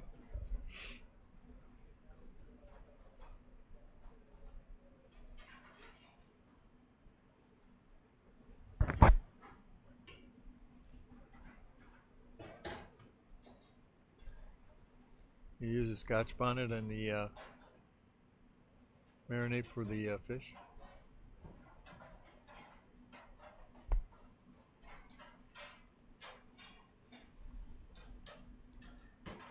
Did he use the Scotch bonnet and the marinade for the fish?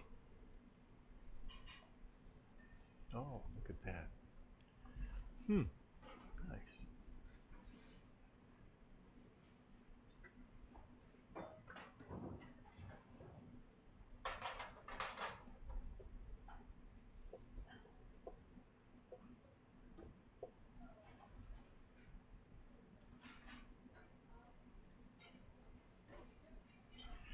First time I ever had this dish, we received it with as a whole fish.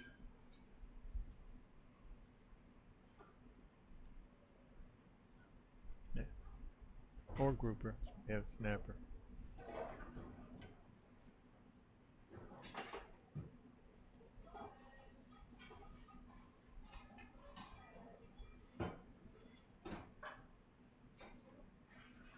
Oh, this is okay.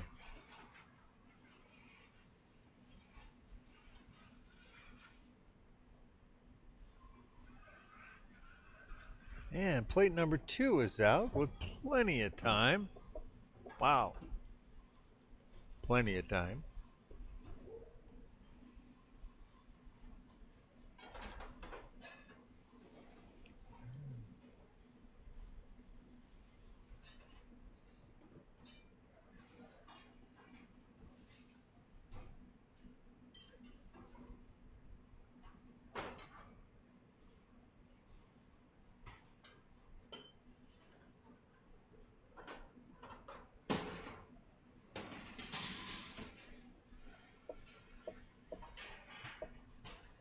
Nice.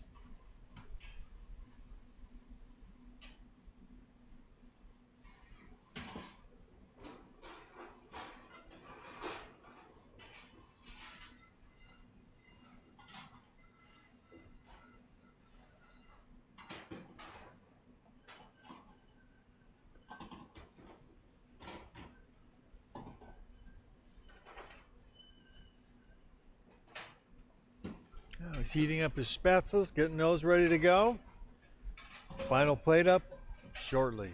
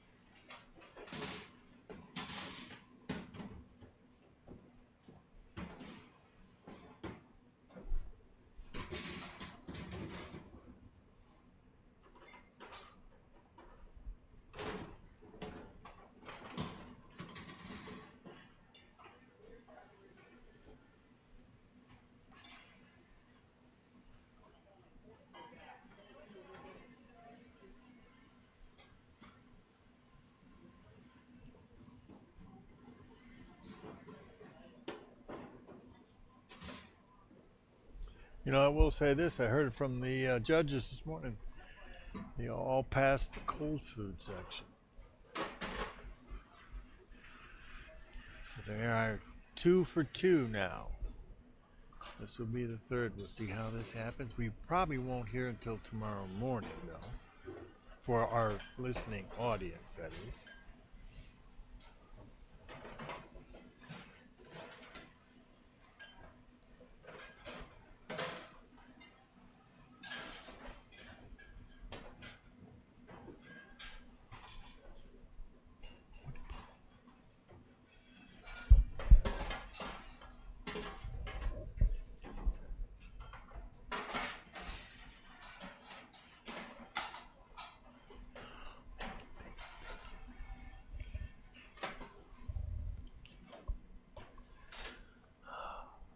There, you're looking good. Now it's a little stewier, not dry, and that's nice. Look at this. Left hand one, right hand the other. Look at that. Just like he's in the Bavarian Alps. Just a hint of lemon zest he just threw in there as a secret seasoning. But I'm not supposed to tell anybody.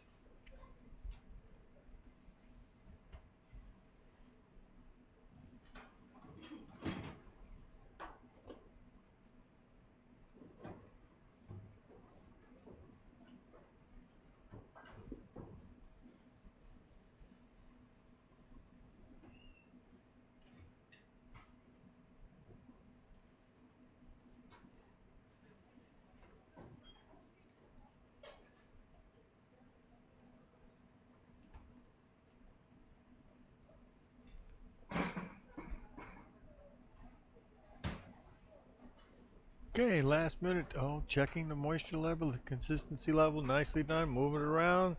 Just check the seasonings.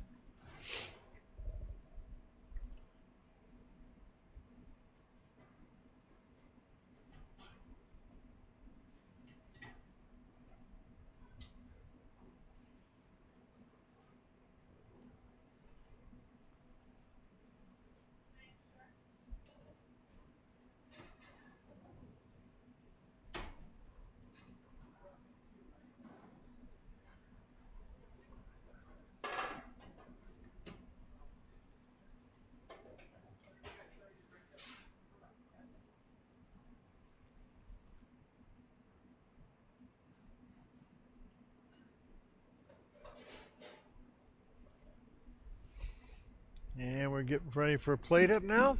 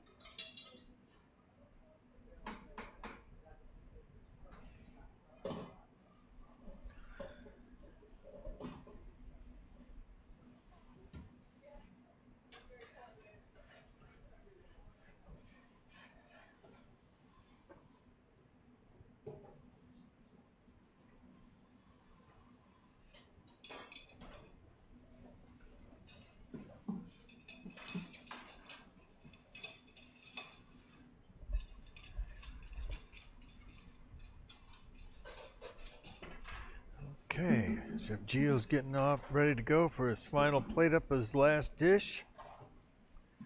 Spätzles are going on the plate. They're on now. Save me a couple, please.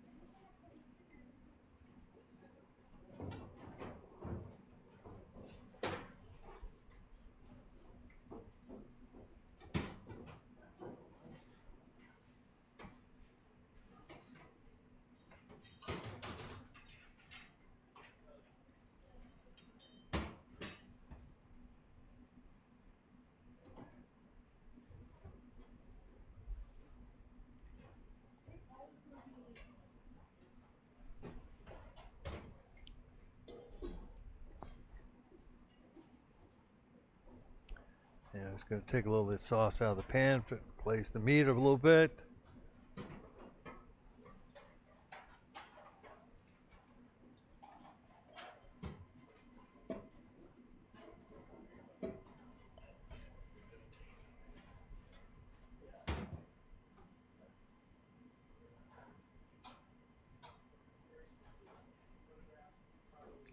A little plate wiping to do here, and we're just about done.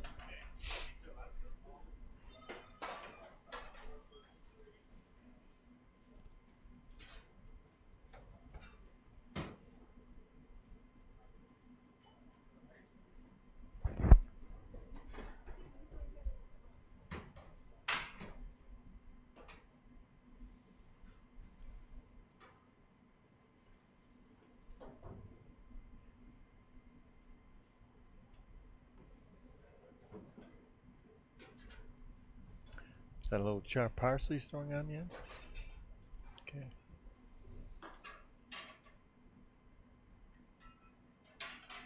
Save me a little piece, please. I wonder if you can hear me.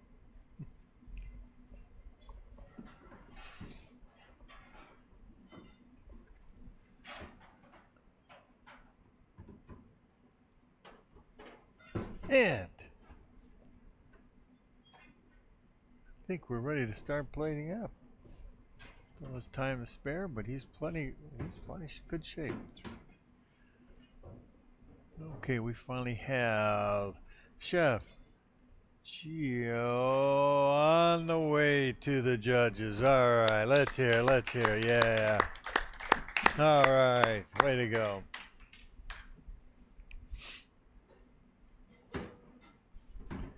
Okay, we've got approximately 28 minutes before we see the plate up for our last candidate, Chef Lewis. So we'll pull the camera over to Chef Lewis, see how he's doing, and I will be right back.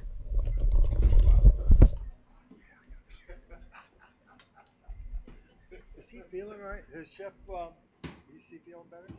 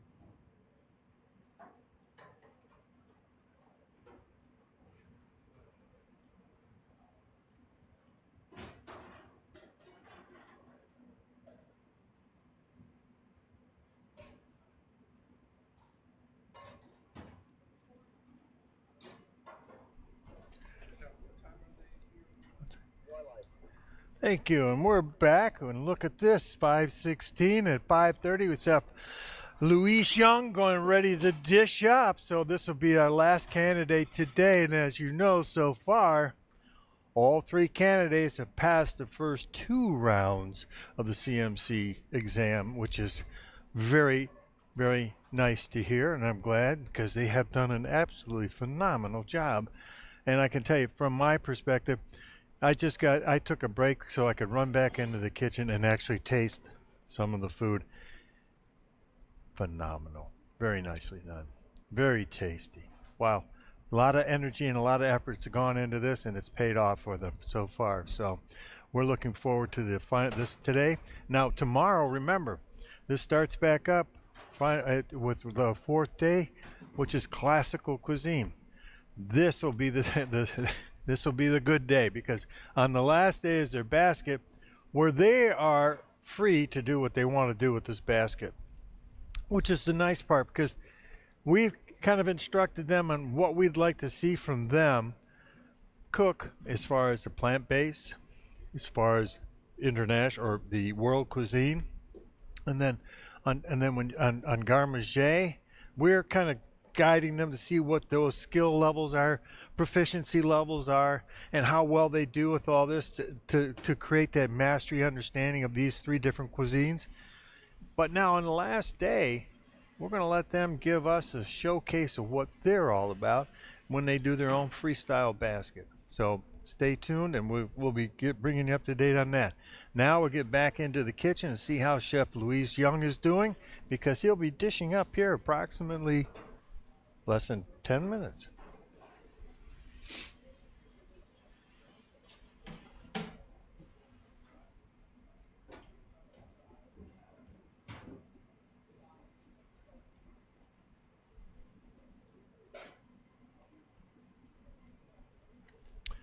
See, tomorrow we start at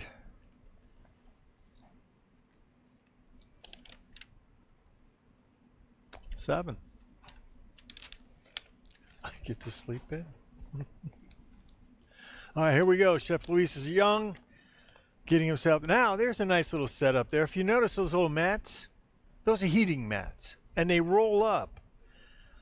Get you a nice perfect temperature of your plates when they're put up there. And then remember, the other thing too, all these plates, thank you to Corby Hall China for their wonderful donation of the plates to each of the individual candidates to showcase their foods and their presentation of all their foods.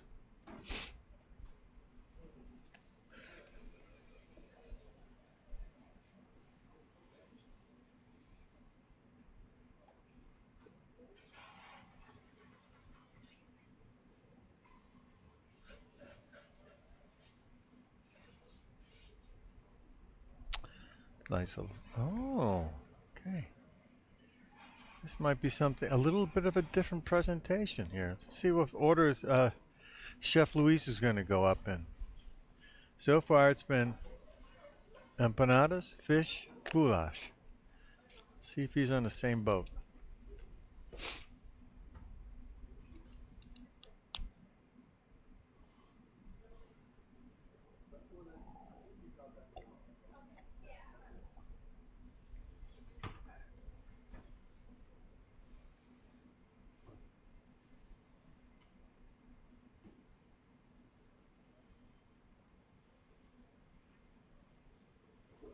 Okay, looks like he's pulling his fish out of fryer.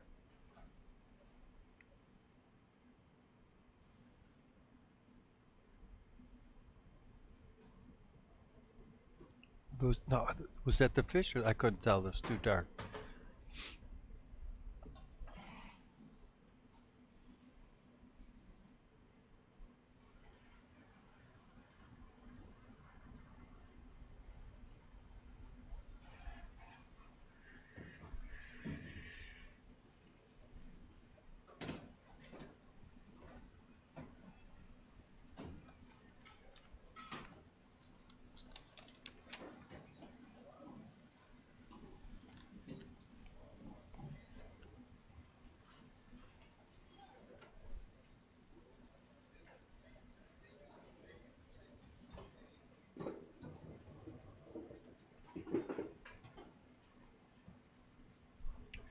question I have from the audience here is, will these particular menus that these candidates are now producing change for future candidates? Oh yeah, they will never be the same. They always change. Yeah, yeah, and because it's just yeah, they definitely will change. Yes. Okay, looks like he's got his spatzels in there.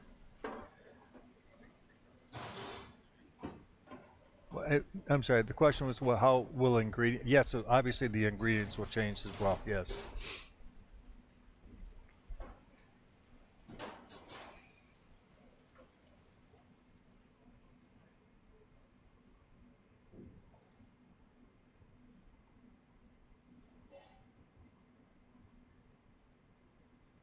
Again, look at the. Here he's getting ready to dish up 3 different courses, but look at the station, how nice and clean it is. And was his fish. There you go. Look at that, nice and crispy.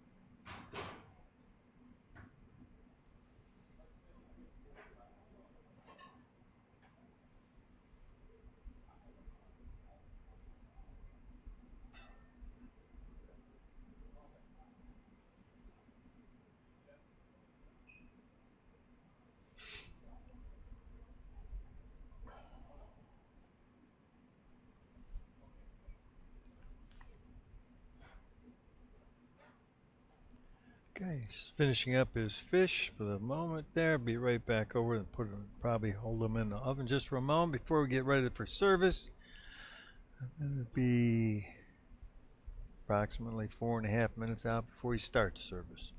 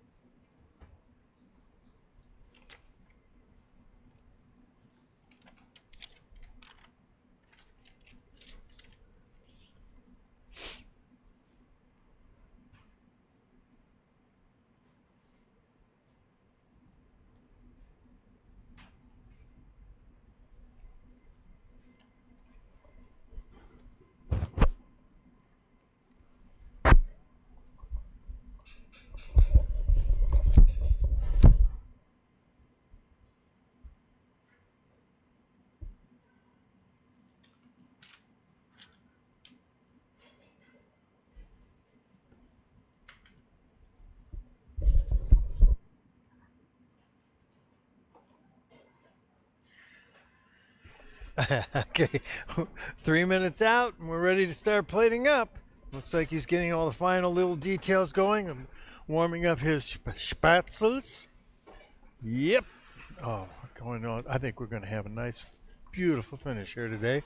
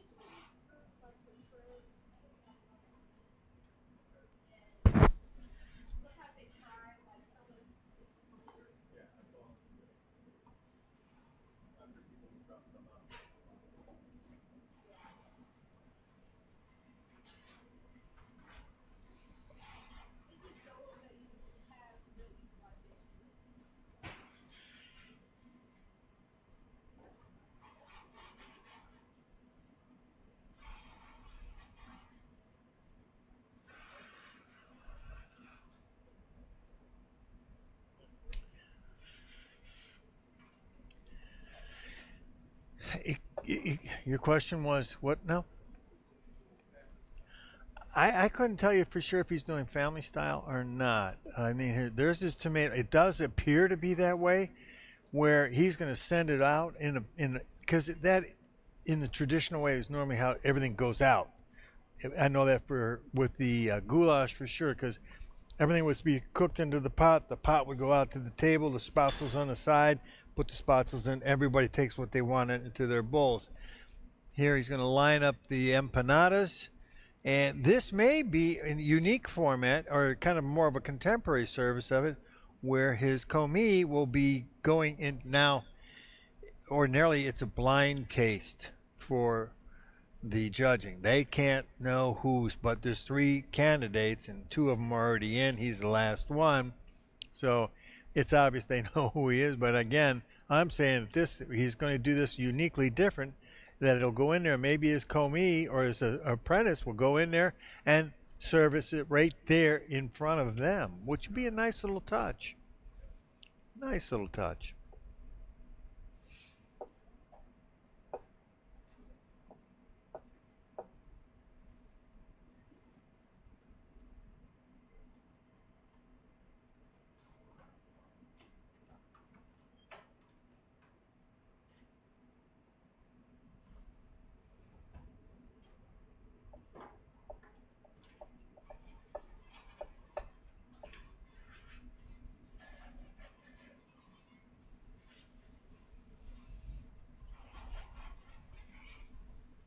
Okay, his window's open.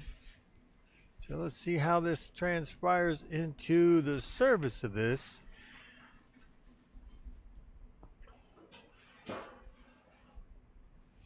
Interesting.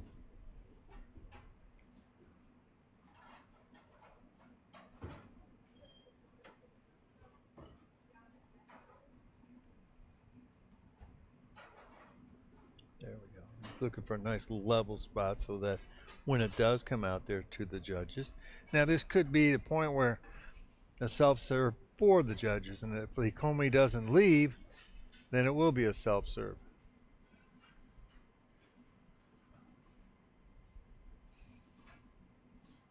And quite frankly, unless, like if the judges said we want you to plate individually, that'd be one thing. But in this case, I'm not quite sure how. And there's your plates.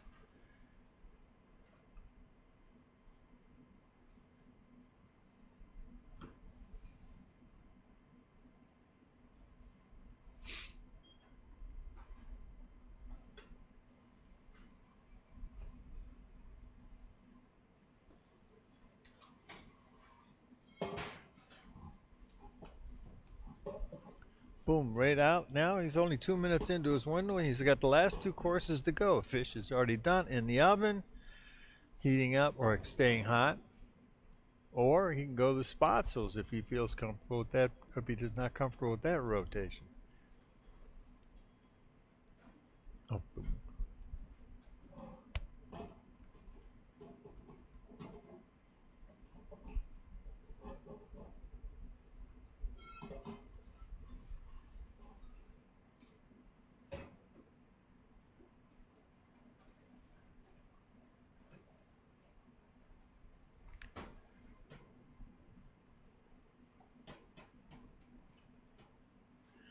Oh my.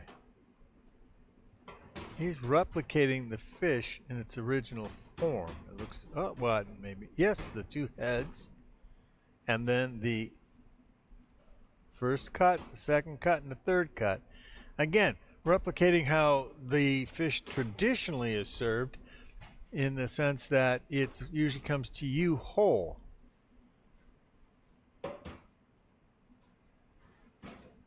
Very, very interesting.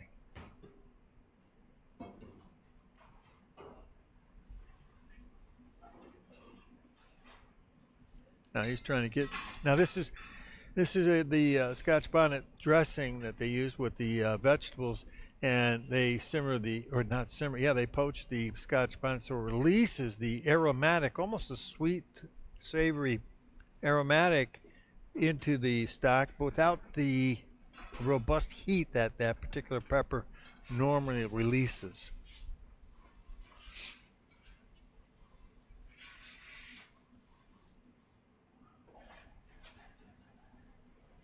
And there are your fried plantains and your rice. And out it goes. Wow, very nice.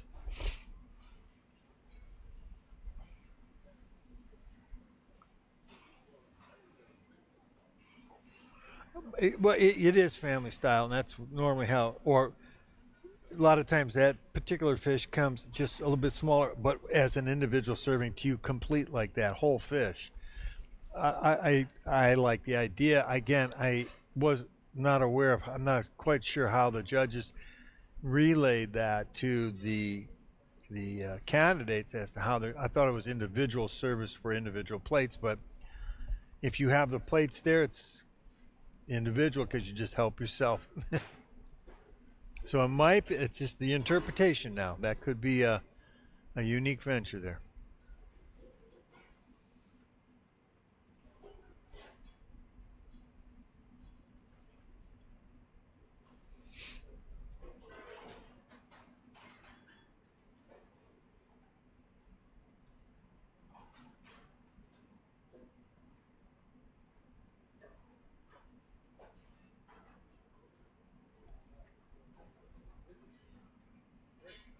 Yeah.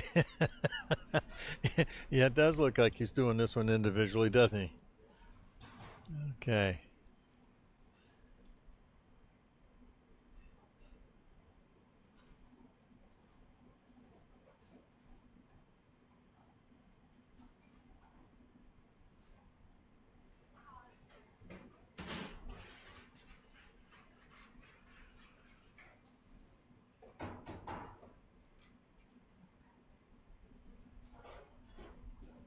Oh, here we go. One. Now, I have to say I appreciate this his lineup system here where his product just has one scoop movement to the plates. Makes sense. You never drip over another plate, or you're not carrying a product over another product.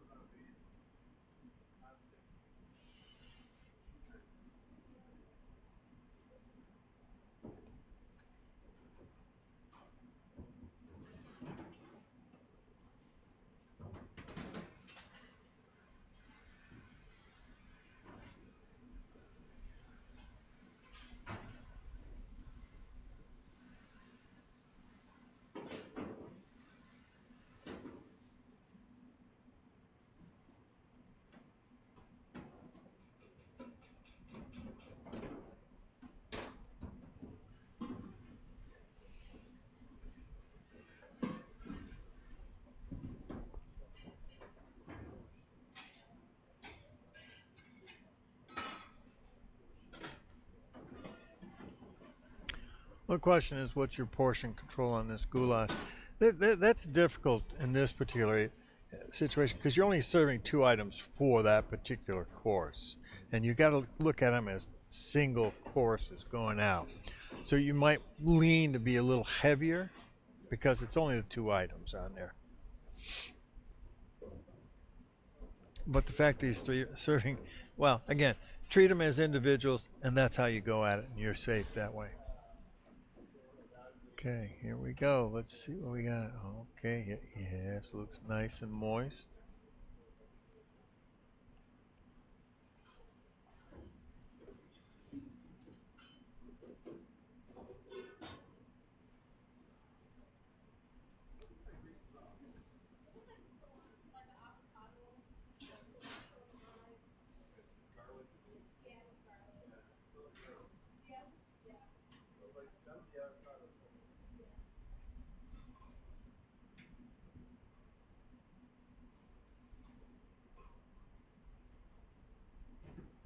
Now, too, in this, if you are dicing the meat and you regulate the size of the dice so that when you cook it, you know there's a various amount of shrinkage, you can just simply say that if I'm looking for a 6-ounce portion and each piece will ultimately weigh 1 ounce, you go 6 pieces.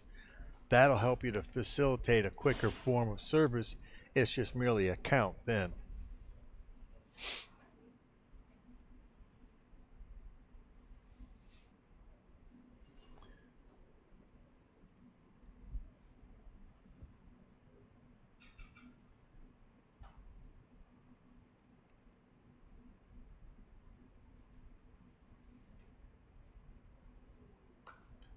All right, looks like we're just about there. All right, way to go. Nice job, Chef Louis. All right, folks, that brings us to the end of our day today, and let you know for tomorrow we're going to start at 7 a.m. with classical cooking. Yes, this will be an exciting day because they have a lot of details and a lot of stuff going in there. So be ready for the start of that today. And right now, I will say this is Chef Kevin Goronsky, CMC, Certified Master Chef from Schoolcraft College, saying good night. See you all tomorrow.